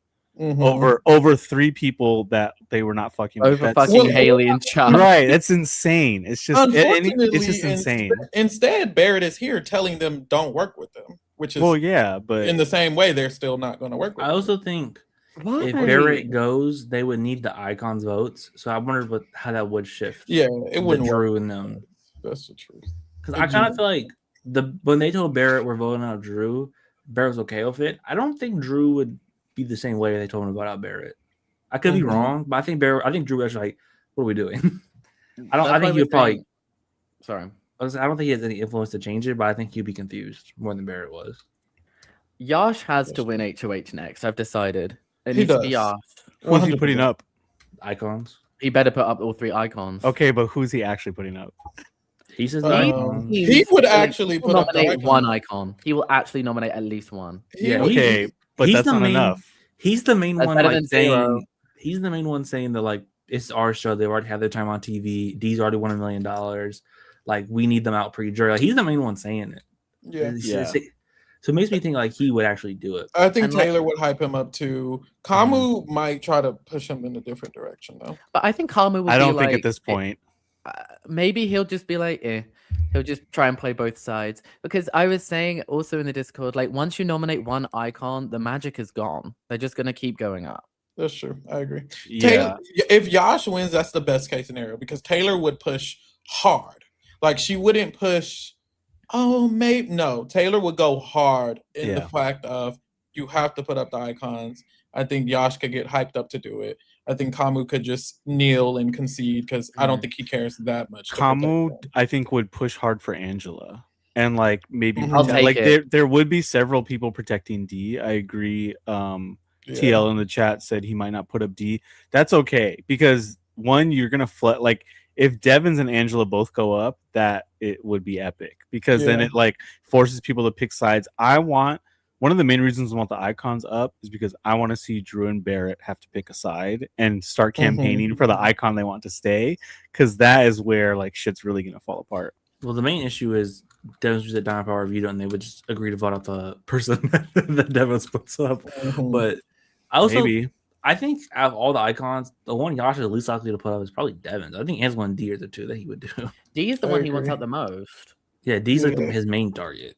Yeah. Did you notice after Angela had that freak out and like she goes to the HOH room, they're like August, and she's like, "Is this the group? Is this like is this the team? Is this the group?" She goes, "Is this the team?" And Lala goes, "Yes, we are a team to get Chuck and Haley out for these next 2 weeks." I love that. Look at Lala, a diplomat. She's like, these 2 weeks, the whole house wants Chuck. Actually, the whole house is the team. Chuck and Haley need to go. It's like Lala was like, we are not doing in the lines. You know, she already. And then right after that, Devins is like, we're not taking Chuck out after this. That's crazy. No, that's why I think I'd rather have Chuck go this week. Just because I think Chuck can actually skate by. I think Haley stays a target. You know, I think if Chuck survives this week, like Chuck just like he's on jury. I also think if Chuck survives, but he's easy to throw up as well. So I don't know, but I agree. But I think it's also like you guys are all okay with Haley going home, right? And Haley's the target, and you guys are on board with this. If Haley survives, the vets have less excuse to not put her back up. I mean, I'm sure they still won't, but it will still like look weird. Maybe. I don't think anyone cares at that point. I They feel should, like they should. whoever survives, their social capital is going to be so far to the ground that, like, I don't think people like everyone's going to know how little their social capital is. That it's like they'll be seen as a pawn if they're they'll just be like an expendable piece to fill a seat on a block. Like, what else could they be seen as? You know what I mean? Yeah, whoever says is probably just the key. Well, let's just appreciate that one of them is going this week. Yes. It should have been Kamu, but we take what we can take. We'll take. Well, Kamu wins veto, so it can't be him. He should have thrown it to Barrett, but you know what? I'm glad you made this decision to piss off Chuck and Haley. The energy does feel lighter. It feels different, right? Like this whole week since I'm telling you, ever since Morgan stepped in the house, the energy has shifted. I know that's right. She saved back-to-back seasons. She saved actually. Okay, I know that's right. Well, I'll accept it. We can just let that happen. 27, the best modern season of all time, actually. Well, who created the judges though? Who actually saved the season? Mr. Cliff, Mr. Clifton, Mr. Clifton Will. I know that's right. Now, I love Ashley and Morgan. I've always been on the stance that I love both of them. Same. For very different reasons. I know that's right. I think Keanu stan. Your team Keanu, Cass? Always. I know, just like Riley. Cass on the challenge recap was like Keanu was eating his butt. Cass is short for casual.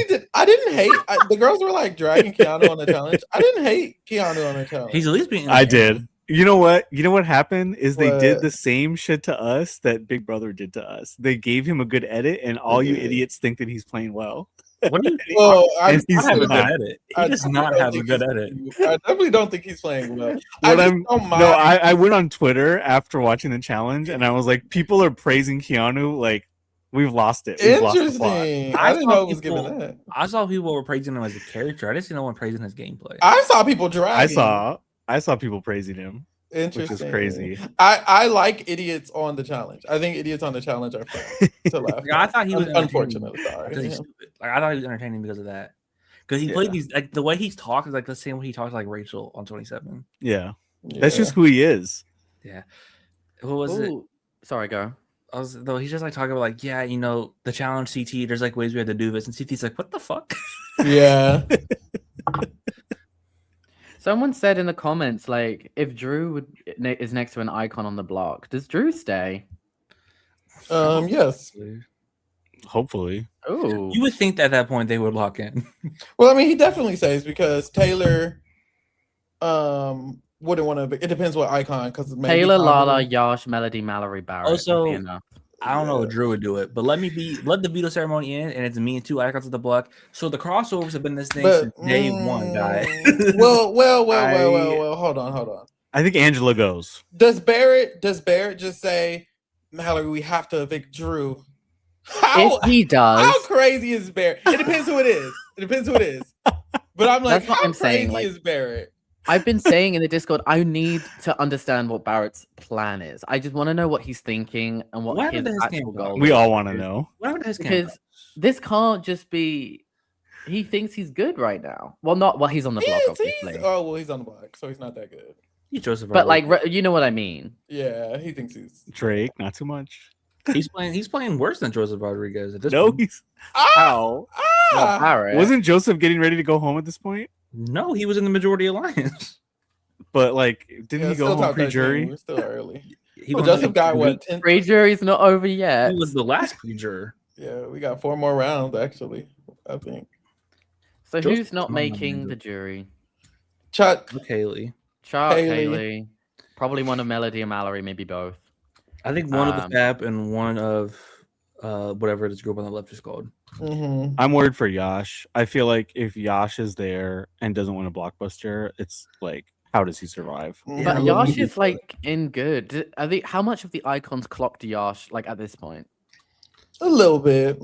I don't know because Angela hasn't like spiraled since the icons will target Taylor or Yash. Right. Those are there too. They won't. That's what I'm saying. Whoever the icons target always goes home. So they won't target Kamu. They won't target Fop, and they won't target Chuck or Haley, whichever state. They will target specifically Yash or Taylor. Dev is my target Fab because he's stupid, but D will just tell him what to do. D will just tell him to target. Yeah. Well, he'll put up Lala happily, and D will be like, put up Yash too, and he'll do it. And he might not put up Taylor, but girl, I feel like he just put up Taylor.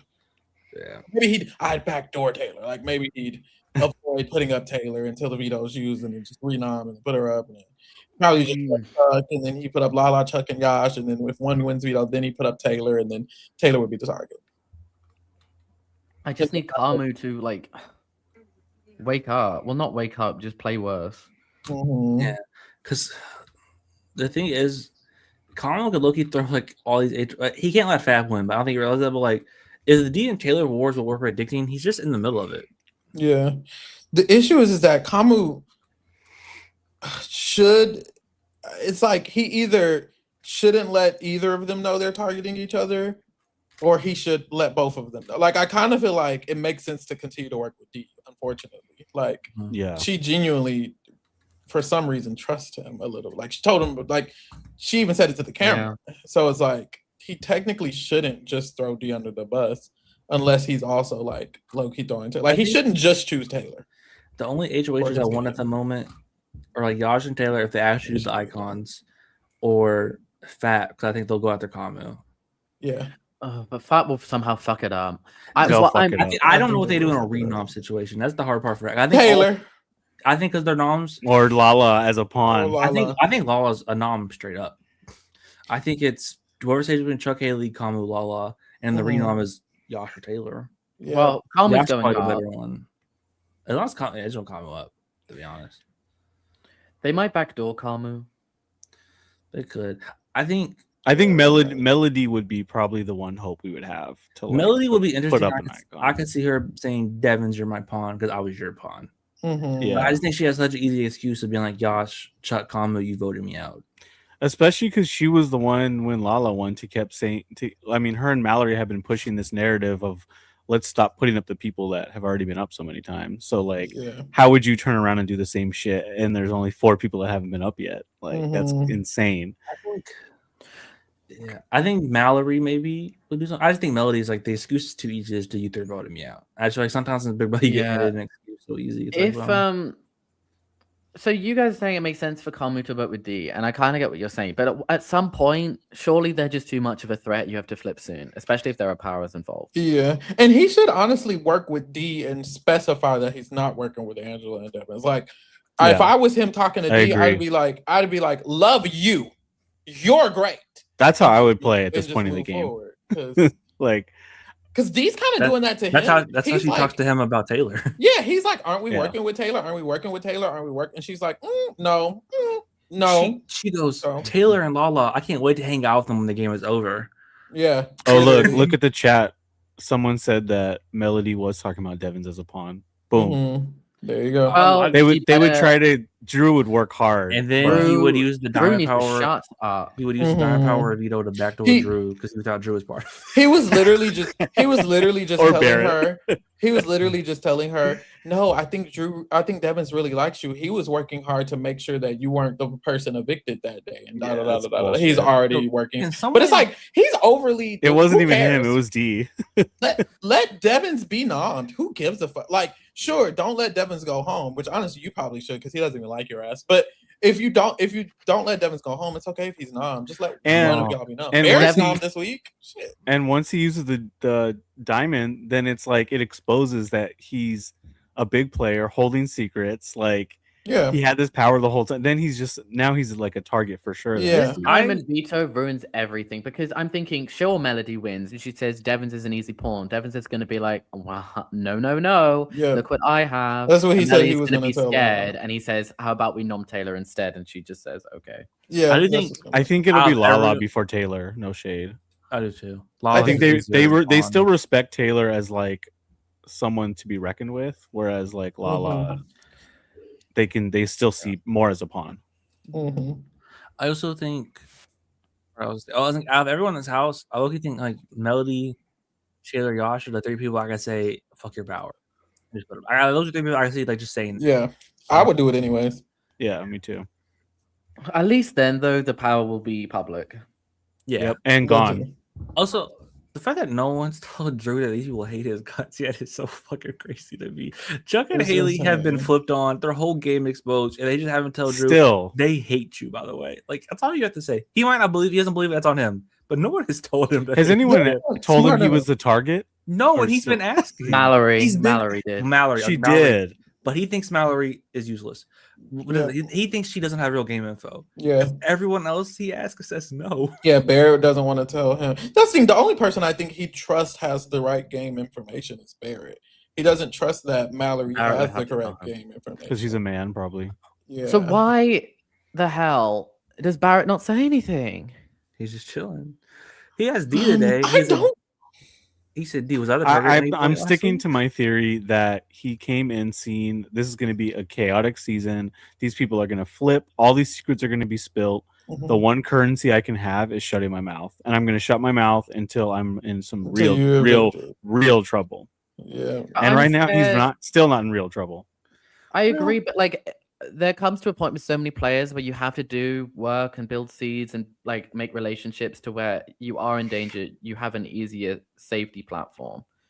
100%. And I just worry for that a little bit. I mean, maybe he thinks it's fat. Maybe he thinks it's fat. But the issue is if I'm D and me and Barrett are on the block and now Barrett needs to use information, but I'm D, I'm just going to tell Drew Barrett wanted him gone. Because Barrett hasn't said it this whole time. It's like, I know. At that point, it's too fucking late. I'm going to just lie and say it was Barrett. And D will probably still tell him before Barrett does. And now Drew's going to be like, oh, D told me first. I believe it. Because Barrett needs Melody, Mallory, and Drew way more than he needs the icons in this game. That should be the main alliance. And they should know everything. Yeah, that should be the main alliance. We just have to hope that he knows that and he'll eventually use it. There's Loki. Maybe there is reason, but like, what's stopping Drew and Barrett from just telling them, hey, we have an alliance called the Tool Shed? Just drop the Tool Shed. You don't guys expose crossovers. You'd be like, we were in the Tool Shed. That's just dead because they. I feel like girl, but I'm a crazy player, so let me just shut up, because I was like, girl, if they get out Kamu and then the week after that, Melody or Mallory is HOH, I'm telling them everything, baby. That was like when Corey flips on 25, he tells everyone everything he's ever learned, and I feel like when you want to do a big game flip, you kind of have to do that. What week was that? 7. It was okay. Well, we're in 5. Yeah, Bear's on the block, but he's not in danger. But it does scare me. Like I actually think if Chuck or Haley won veto, then Barrett should have done all that. Now it's time to start talking. Yeah. But right now he's kind of fine. So I'll give him that. I think if you are a super fan, like if it was one of us and we recognize, oh, this shit is just straight up rigged for the vets, like I get just playing, just like laying low and just keeping your mouth shut for a month. Like it's hard to, it's like we want him to do more, but like, I mean, I don't think I think he can do more without opening his mouth. Like he can do stuff like just be closer with people, you know? Yeah, for sure. I think I would be what they think Drew is. Like I'll be working with the vets, so I would actually have like a lot of alliances. We know. Because I would be like, yeah, the moment jury hits and these powers expire, they have to go. We know you would be the Drew, and I would be the Rome, probably. I was he was in the Barrett. I probably would be. If they paid me, I couldn't be a Barrett. Like it's so hard to be a Barrett. Like it's I could not just sit there. You've been praising him so much to say you can't. No. I'm not praising. I'm defending because we'll see by week 7 or 8 if he's still. You said by week 2. You said by week 3. No, I just asked about Corey so that we could have like a real metric. So now week 7 or 8. Because everyone at this point was saying Corey's never going to do shit. And I was one of them, and we were proven wrong. He did some shit. And Can I also ask a but he made jury. We say expose the tool shed. From the house's perspective, is the tool shed just not already blown up? Like, I don't know that's really. I think it's already blown up. I just think saying the name to Melody and Mallory could build some type of maybe whatever. But like even that declares it literally dead. Even say the Taylor and Yosh that there's one I call the tool shed. We were at the bottom of it. We knew we were at the bottom of it, but like just so you know the name, and that way you tell the name first before Kamu says it. You could just build the rapport or whatever. I see it. But I just think even if Kamu says, they're just gonna be like, oh, okay. That's the issue. Truly, I think that's the issue with what Corey did though, is that Corey flipped week 7. Like it should be a graduality to it. It was too sudden and it was too unprepared. Like he didn't prepare. He just did it because he was reactive. And if Barrett has to do it when he's being reactive, which I don't even think he would, but even if he did, it's like that's your problem. You should have been starting week 4. I'm trying to think of plant seeds. What's a flip that was planted and it actually took time? Well, they had that idea planned out. Ica's flip on BB Can 5. Yeah, but see, it's not that many. Like we can't think of that many examples. Well, I just don't think people typically flip, honestly. But let me think. Exactly. Yeah. But I mean, most people lose. I mean, Will and Boogie's flip on BB7, right? They flipped against James and Danielle, and they planted seeds to do that. I think it happens. That was pretty Diane flipped on Nokomis and Karen, but that was very late in the game. But even that was like she planted seeds to do that. That was Maggie and April planted seeds to flip Howie. Low key, like it's like, but BB15 Andy like plans to flip on Helen and Amanda like so far in advance. He does do that. Yeah, he does. Well, that's Andy. Yeah, he's one of. Didn't we deem him the best male strategist in the history? I mean, but also Ica and also Diane. But also Ica, also Diane, also Maggie, also June. Like people do. You can plan the concept of flipping. I also think like there's not a lot of flips that happen. Like they plan it. Ian does flip on Mike Boogie. That does happen. Okay, with that I think no. I'm just saying my point is just that it happens less than it doesn't. Yeah, I think most flips are like in the moment, or also like someone or a double. It's reactive. Or, like someone on the block flips the vote to keep themselves. Like I think of Godfrey like the leftovers. The leftovers was reactive. Like Monty and Kyle felt like this was happening, so they transitioned. A great. I think the expectations for Barrett are just higher because he's a super fan. Yeah. I think that's true. That's the issue. And then The poly flip on 18 had some build up, but it was mostly him just being an asshole to people. Yeah, it's also like the issue with Devin's like thing also. the issue with this season and Barrett is that it's a glooming doom, like it's an impending doom. So it's like we're waiting for we're wanting him to do something because we can tell that it's he's walking to his fire, like he's walking towards the conveyor belt. Yeah, with the icons of it all and the powers, it makes the need to flip that much more obvious. It's also because we know the icons don't really want to take Drew and Barrett far. Which is actually, I don't. Who do they want to take forward? They want to take Melody. Do you want? Oh, they do want to take Melody. Yeah, which makes sense. No shade. No, but yeah, who else? Probably Lala. They talked about Barrett going soon because he studies. Like they were like, Barrett needs to go. Like she said, Barrett, she said Taylor, Lala, and Barrett need to go because they study. She said I still don't see them choosing Lala if she's next to like half these people. No shade. I think after she won the wall, they might be. The issue with the icons is there's too many people you have to get out, because if you have to get out Taylor, Lala, and Barrett, and you have to get out Yash, and you have to get out no, they said they could take Chuck. If Chuck stays, I think they'll low-key Chuck and Melody will be the two they'll drag. Mm-hmm. Melody will be winning. And Kamu, because apparently they don't want to target. Melody will take Chuck and win. Yeah. That's the thing. What they're gonna do is take Chuck, Melody, and Kamu's gonna win all them fucking comps. Oh my god, I'm gonna jump off a bridge. Oh please, I've just kind of accepted that Kamu's winning. I did too. Yeah, I'm there. It's Kamu and D. I think like we're gonna get to like 6, and whoever snipes the other first is winning. Yeah, D like or Kamu. Kamu, D, and Melody. Like when you look at the big 3 of the season, and you really gotta discuss who's gonna win. What about Chuck? Okay, drink. Kamu, D, and Mallory were like really getting down to Chuck. What if Chuck wins? What if? Let's not say that out loud. He won't. No one would vote him. He cooked his way to the end. There is no one he could sit next to and win. Only Haley. And I didn't even. And Haley's about to be evicted. So. Just the cowboy hat. The cowboy hat could sit next to him, and they would vote for the hat. I would vote. But look, imagine his Valentine speech.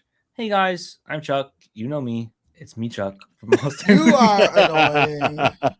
Chuck, what is when I walked in here, I other saw than getting me out of the best looking people.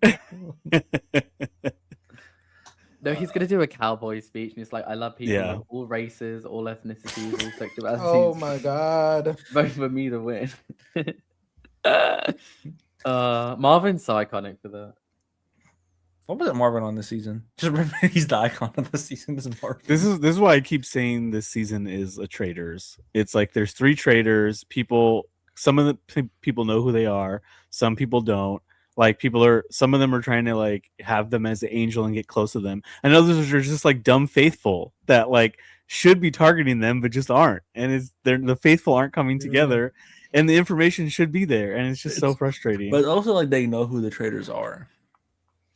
But do they? Do they? Good. Can I ask? How much? Drew? Sorry, how much are Angela and Devin aware of Kamu's potential? Are they just in the clouds? Because if Angela's so paranoid about Taylor, well, we know why. But like, surely she should be more paranoid about Kamu. I will say the only one who's actually ever brought up Kamu as a problem is D, but D always retracts it, and then she says, I think "Never D mind." did, but yeah, I think she brings it up, and Devin and Angela agree, but they never really bring it up because Angela's so stuck on Taylor and like Yash sometimes. And Devin's is stuck on Drew now. Mm-hmm. Like, Devins ain't stuck on shit.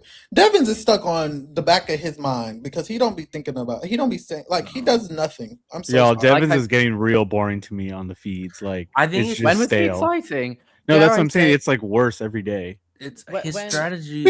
I think he's just trying to do big move, sleep, big move, sleep. But where's the big move at? I guess that is that 9-hour veto. But week 2, like Devins is like, oh, Drew's got to go. We know how this story works. We've seen it before. It's just not. Yeah. It's like, why does Drew have to go for you? It's like I saw someone on Twitter say it's like a not as like so serious and like as like problematic, but like in Big Brother 24 when Nicole was the only pro Taylor people, and then everyone started hating Taylor, she became the most anti Taylor.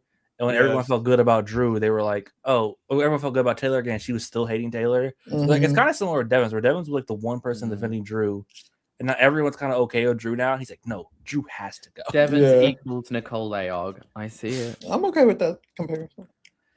It's like, how did we get here?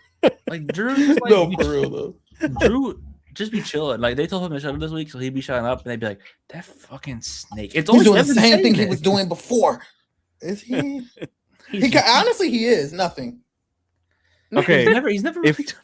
If we lived in a world where they just did 2 and it was just Dee and Angela, even that I think would be a better season. Honestly, I agree.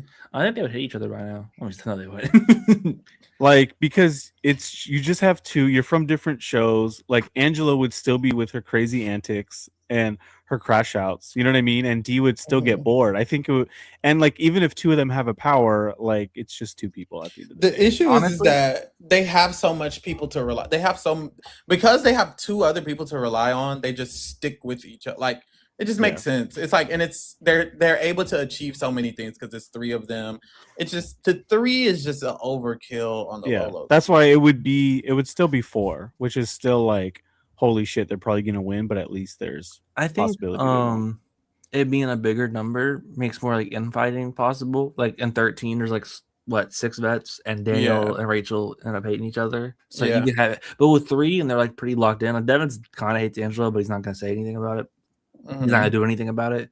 But it's like they didn't even split them up or do like the didn't they do like the team captain thing with like Victoria and I think 3 I think 3 is actually the worst number to get. I feel like and it could just be because we're getting this experience, but I'm like 3 is not enough for there to be enough turmoil. Yep.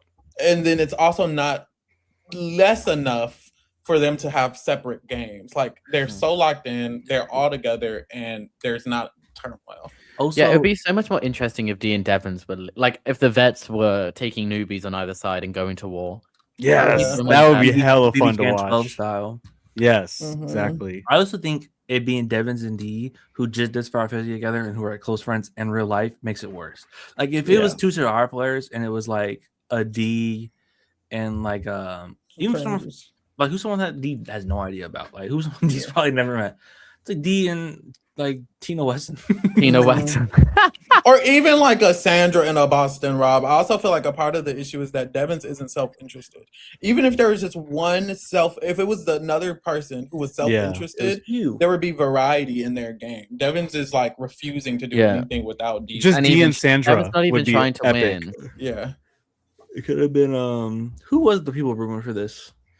Dee, Devins, obviously. Tyson was rumored. Jeremy, Q. Tyson would have been more interesting. Jeremy would have been more interesting. Q would have been more interesting.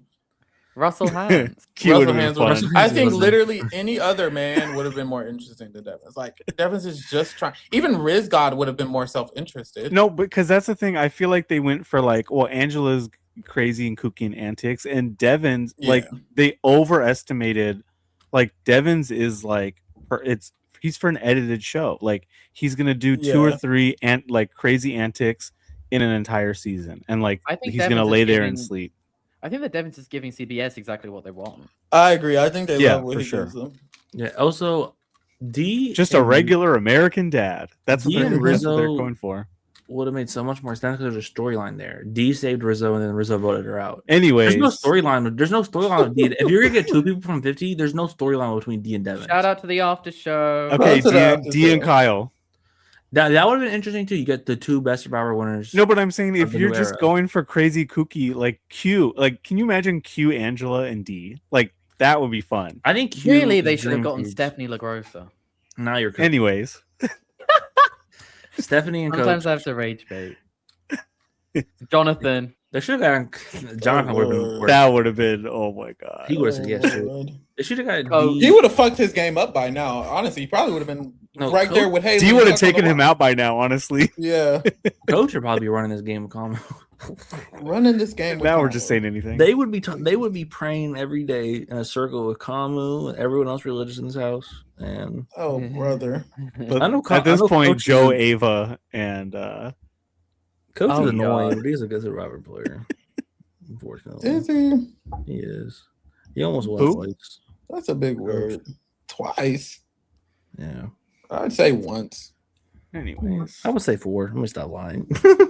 Jesus. I like spreading false information.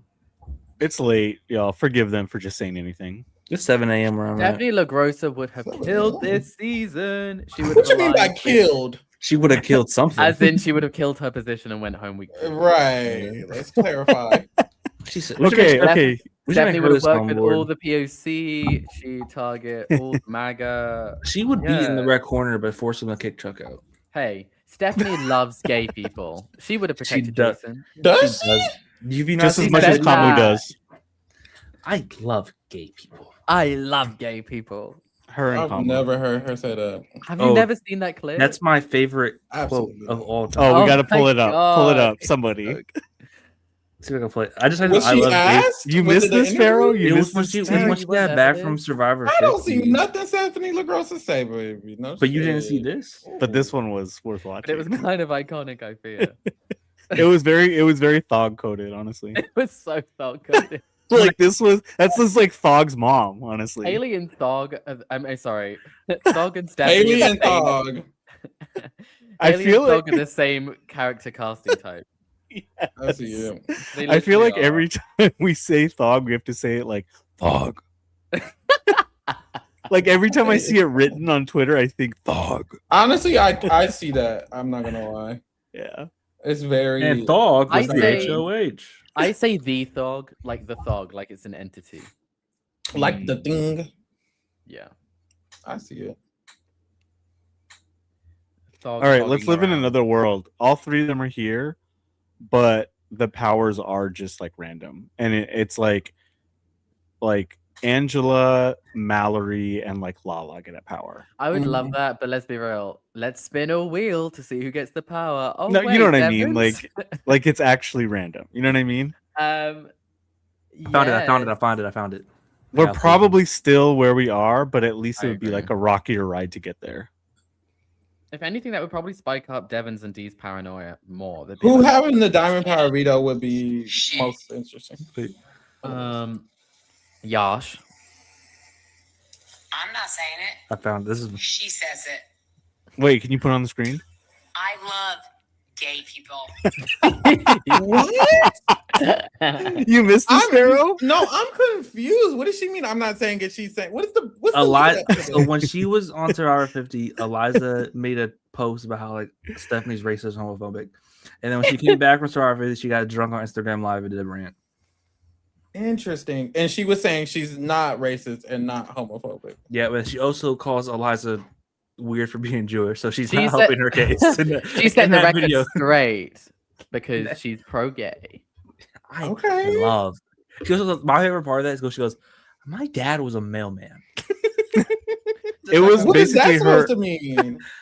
No one knows. She's I such think a weird Eliza lady. calls her like Richard spoiled or something in the original tweet or whatever. Oh, It was her and okay. Eliza having Wow. like a Karen off. It was. I was going to say both of them are kind of chopped. Very They're problematic. both the Yeah. same, but So I support their infighting. I do. put them Yeah. on challenge. So Rival. Thog is like the third White of on that white trio. crime. Well, Didn't The Thog fourth would be say? on Angela. Okay, was people on Twitter trolling, or did Chog really say they're gonna find Matt after this season? she said it multiple times. She did say that. Oh But Matt, my who is she God. speaking about?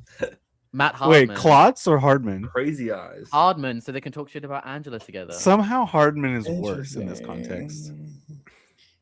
Oh my I god, can't wait for their TikToks. I can't wait. I hope they do link up. I really hope so. They definitely will. He's going to take any clout he can get.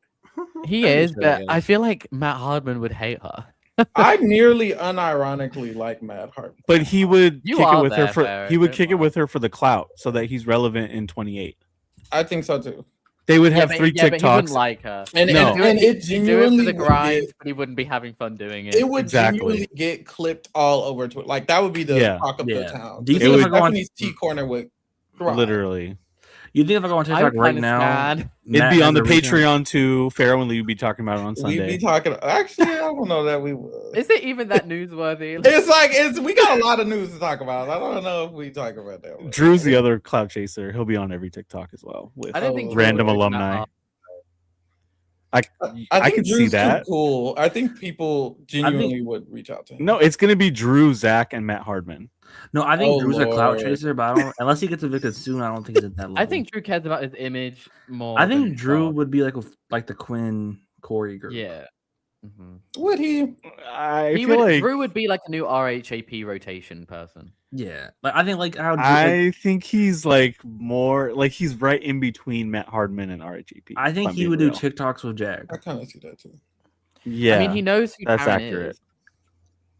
I think like how, but he's been talking the whole season so far about other opportunities and like Matt Hardman. That's what I'm saying. Like I think he's not the nerd the, Quinn that we think he is. No, but I think if he wanted the clout chase, that Matt Hardman is not the clout. Yeah, exactly. So I think he would go with people like exactly, which is why Drew would do it. No, I think Drew knows who has followers. I disagree, but maybe you're right. Maybe they will. I think Drew would be like with like the group that always like it's like Jag, America, Corey, Cat Dunn. Like I think he just would be like, even like yeah, I think he'd hang out with. He'd do a stream with Morgan. Yeah, like, I think he would be in that group. Same with Barrett. I think they would both just be in that group. He'd be in chat BCC. Drew's gonna be hanging out with like. I think that's what you want to happen, Drake. I think you're trying to live vicariously through Drew, and you're giving him too much credit. I want you to think we're on week 5. I think anyone at this point in the game that hangs out with Matt Hardman is a fucking idiot. Like you have more. No shade. I come out the house. I would go and do one. I would do. Cut the mic. Cut the. I'm ending stream. I'm ending stream. Don't say anything you'll regret, Pharaoh. I would genuinely be on Matt Hardman's TikTok. I would. Same. I'm sorry. If he messaged me, him, I'd just be like, look if at he me. messaged me. If he was I'm ending the stream. If he was straight up with me and said, "Hey, thank you for keeping it real with the kingdom." I need to do an after show with Matt Harmon this season. Yes. On Angela's eviction don't do this. Don't do on this. Angela's eviction week. Why are you doing this? We already have to deal with Rizzo. Why are we doing that? this? That is a savvy businessman right there. That's exactly what we need to do. I think no, but like. If Matt Hardman messaged me and said it's for the memes, do a TikTok with me for the joke, I would probably do it actually. I think if anyone I'd reach out to him. If anyone messaged me and said it's for the memes, as long as you're not problematic, I'd probably just do it. Why not? I know that's Khalil, voice of the people, right here. Khalil, don't you think it would be iconic though? Like we didn't like it. No, the Davon thing is iconic, not Matt Hardman. See? I think it's campy. It was Bailey. Like I think I'm lying. I think I'm at the point where if anyone reached out to me to clout, I would not say no. Like imagine we talk to Matt Hardman and then Angela goes on live on Instagram and says she's never going cusses us out. That would be like I'm kind of living. Like okay, let's set the record straight. How problematic is? Can we Matt change the Hardman, subject? Like, actually, how problematic is? Never going over there. Never going over there. Never going over there. Not happening. Not happening. I don't know what is Matt Hardman actually do. He's not problematic. And I would not. He's just cringy. He's just annoying. He's just cringy. He's not problematic to my knowledge. If he's just cringy and a crowd chaser, dare I say? I'm okay with cringy crowd chaser. That's true. I'm telling you. I'd rather hang out with Matt than like certain people from that season. Well, well, we know. Let me think. Oh, kind of a lot. Yes. It's a few actually. I'm okay with. That's no shame. Never going over there.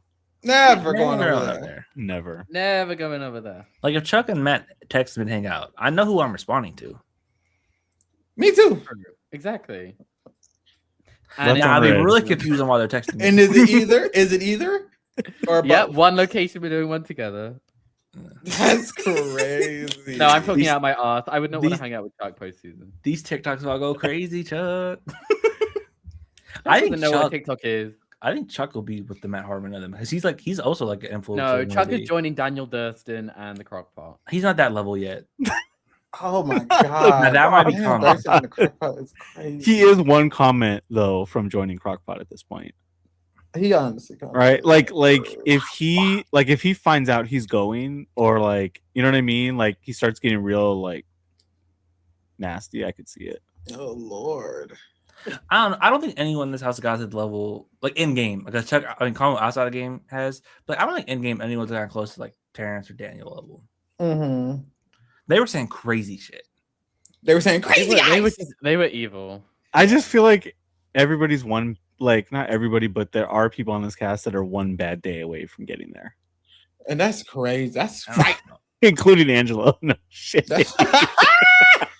If we're keeping it a buck, we know it's not Haley because Haley's had 5 rough weeks.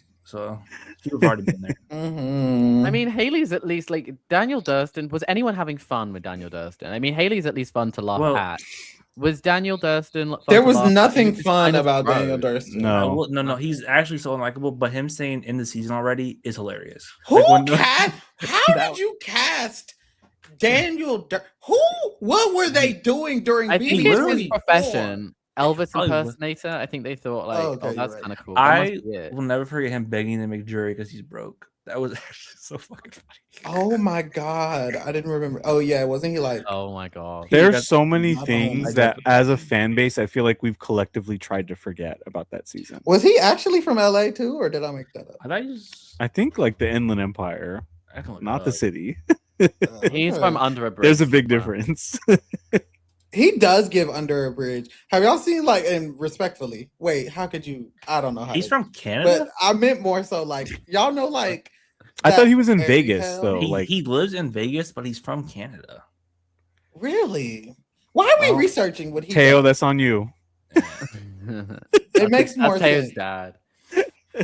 That's Teo and Josie Ann's habitant. Yes, true. Yeah. He Thought can. they're all nice. No, but like Inland Empire is like, or like outside of LA suburbs is like Drew and like Highland. Like from LA, the city is like, also Chelsea is like Devon. No, she's Rancho Cucamonga. That's what I'm saying. Like the suburbs, an hour or two from here is very different. Wait, I didn't know she was California. Chelsea, yeah, she's from Rancho. Melody told Cucamonga. Drew her nom set is Josh Chuck Devins with Kamu as the renom. Josh Chuck Devins. Wait, say that again. Josh Chuck Devins, Kamu was the renom. I don't know if it's because I don't know if this is Kamu backdoor, like that's the plan, or if Kamu is just the renom. That was Melody. Yeah. Well, if Josh is safe in all scenarios, I don't hate that. I would assume in this situation, Kamu is just the backdoor target because she's talking about targeting Kamu. So yeah, like, if you want to backdoor Kamu, that's a good. But it's like no icon goes home in any scenario because Diamond Power Veto. Yeah. But like we were saying, one icon goes up, it's easier to put them up again. Also, it would be so funny if it just needs to be 2 up at a time. Like someone just needs to put 2 up now. It doesn't have to be all 3, just 2. Oh, she is from California. You're right. Somehow I thought she moved, but she was also from always come from. I don't know why. I really want Devin to use the Diamond Power Veto to backdoor Drew. I just think it would be so funny. Like I really want it, guys. Because it's like so dumb by him that I just want it so bad. He'd have to use it in 3 weeks when it's back on that type of timing. Because right now he would. Because it's like who else? It's going to be Taylor, right? Which is I think it's either the worst day of our season. Taylor, Kamu, or Drew at only 3. I think he would do it too. Or Yash? No, he has a decent relationship with Yash.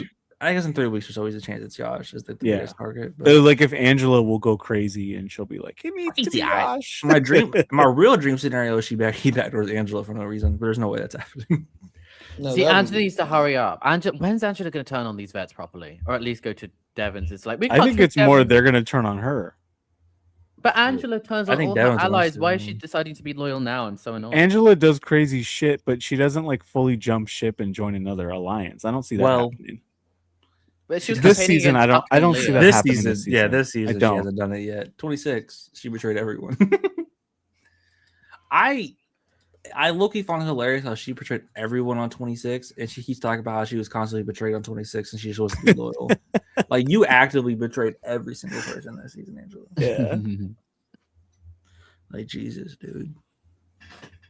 Damn. Oh, Khalil, that's delusion, baby. That's why you feel it. But this is also why Kamu needs to at least be there as an option, so it might not be Taylor, unfortunately. I think his plan was Kamu, but now that they feel good about Kamu for some fucking reason, D will never allow it. It's going to change again. It's going to change. Yeah. When it's Chuck. But Chuck is fucking Chuck. Listen, we can at least rest easy for a week knowing that one of Chog is going home. Like, we have to, like, be... We're trying to. It's just there's so many ops. It's, like, hard to just rest. Yeah, it's a lot of people. I know it's hard to rest, but like you guys, it could be another Toolshed HOH, you know? That's true. We do. And Taylor Lala, like what if this is on the block? This is the only good. I'm not even gonna say it. I'm not gonna finish that sentence. You are trying to put devilish stuff in the air, easy, calm. I'm just saying, like it's out. It's so possible. Damn, Like it's Mary so Duke is possible it blaming, could just Easy be for stuff. Devins, Kamu, like D, Barrett, the next 4 easily. Next 4 out. The next 4 Sure. out. I'll take Next it. 4 out. Devins, Kamu, D, Barrett. That is Hopefully. delicious. If No, that I'm happens- saying Like, the next hooray. 4 HOHs. No, you said next 4 out. You Is what I said heard. next 4 eviction. Next 4 out. Okay, what's the worst combination of next 3 HOHs? Just the 3 icons? Well, we Kamu, can't Kamu, say this Kamu. because you know how my powers work with HOH results, so I'm going to abstain. Okay, fair. I agree. It's just Yeah, I don't want to put that if the in next there. 3 HOHs are D, Devin, and Angela, I'm bored again. Or No, just D Devins Angela D. will mess it up. Angela will mess it up and make a mess. Angela will mess it Yeah, up. D Devins D would probably, or Devins D Devins would be the Devins worst. D Devins would be I like would just be like "Ugh." just. Now I will let's say just they'd stop. probably be entertaining every time. Yeah, in a way. fair. Like they'd probably They probably do some crazy kooky shit. At some point it'll be Drew again. Mhm. Well, because Barrett. even Honestly, wait a minute. Are Drew and Barrett just the most boring HOHs? I feel like they've alwaes been all season. Like we keep They pretending They tried to wouldn't get be rid of boring. Kamu. yeah, at they'll least. try to get rid of Kamu. Oh, okay, but- that's true. yeah. Would But, they like, if they- succeed or if would they they get move? They accountability, would try yeah. and fail, and then they take out Lala. I still feel like Drew would be a worse HOH than Barrett, which is like one of the only reasons I'm still trying to defend him a little bit. I think they do the exact same thing. I think Barrett would probably just get more info and Drew would spill more. So yeah, maybe you're right. But Honestly, yeah. Both of them. Okay, who would Barrett put up if he won on Thursday? He would put up whichever one of Chuck Haley Calm, stays, probably Chuck, Kamu Lala. and Lala, And Lala as a pawn. or maybe Mhm. Yash. I don't know. I think the problems. I don't know who either of them reading on. Is it just Josh? Or is it Taylor? I don't Is know. it God? I don't It's know. who details them too. Yeah. Well, the issue with Barry's HOH is that D could influence it. Drew's is getting influenced. They're too. throwing it, You're right. Thank God. and they both have been pawned the last 2 weeks in a row, and they're still throwing it. Are they throwing it? Drew definitely did not throw the wall. He Mm-mm. didn't, but it's No. Neither of them wall. were winning the wall, anyways. He almost did. I mean, none of them were beating Lala, but They're he couldn't throwing beat it, though. Kamu. I think they're throwing it now. I understand why Drew didn't Oh throw the my wall God. because he was just nominated. I also Barrett think should it's the not wall throw of it because all. he was just nominated, but I think Barrett's still going to throw. And it's like, why not? You were just not. I see why Drew didn't throw. I also think I like go every super fan, like when the wall comes up and if you're capable of winning it, you're gonna try to win it. It's like the same with OTEP. Like OTEP's here, I'm gonna try to win OTEP. You know, Mhm. it's like just one of those things. When is Otev? Is Otev the one that Rockstar blew? Yeah. Mhm. It might be next week. OTEP is like Not random, trying but to- sometimes it's late in the season and sometimes it's early. It's really random. Yeah, it is random. But you can kind of Best- tell when it's OTEP because they're building for a long time. If you guys want the best Otev, we just covered that on BB7 Rewind. I know that's right. I was harmed. I was harmed. Oh, shame. Got All right, y'all. I harmed. got to close it out because I got work in a couple hours. I'm so glad. This was fun. We'll catch y'all on the flip side tomorrow again, same time. I'd like to see it. We'll see if it's a busy day and if it's a lot of waffling, but Big day tomorrow. That's for Wednesday. that's for Wednesday or Thursday, and that's fucking out. I know that's right. But all right, y'all. Thanks for keeping it real. We're out. Bye. Peace.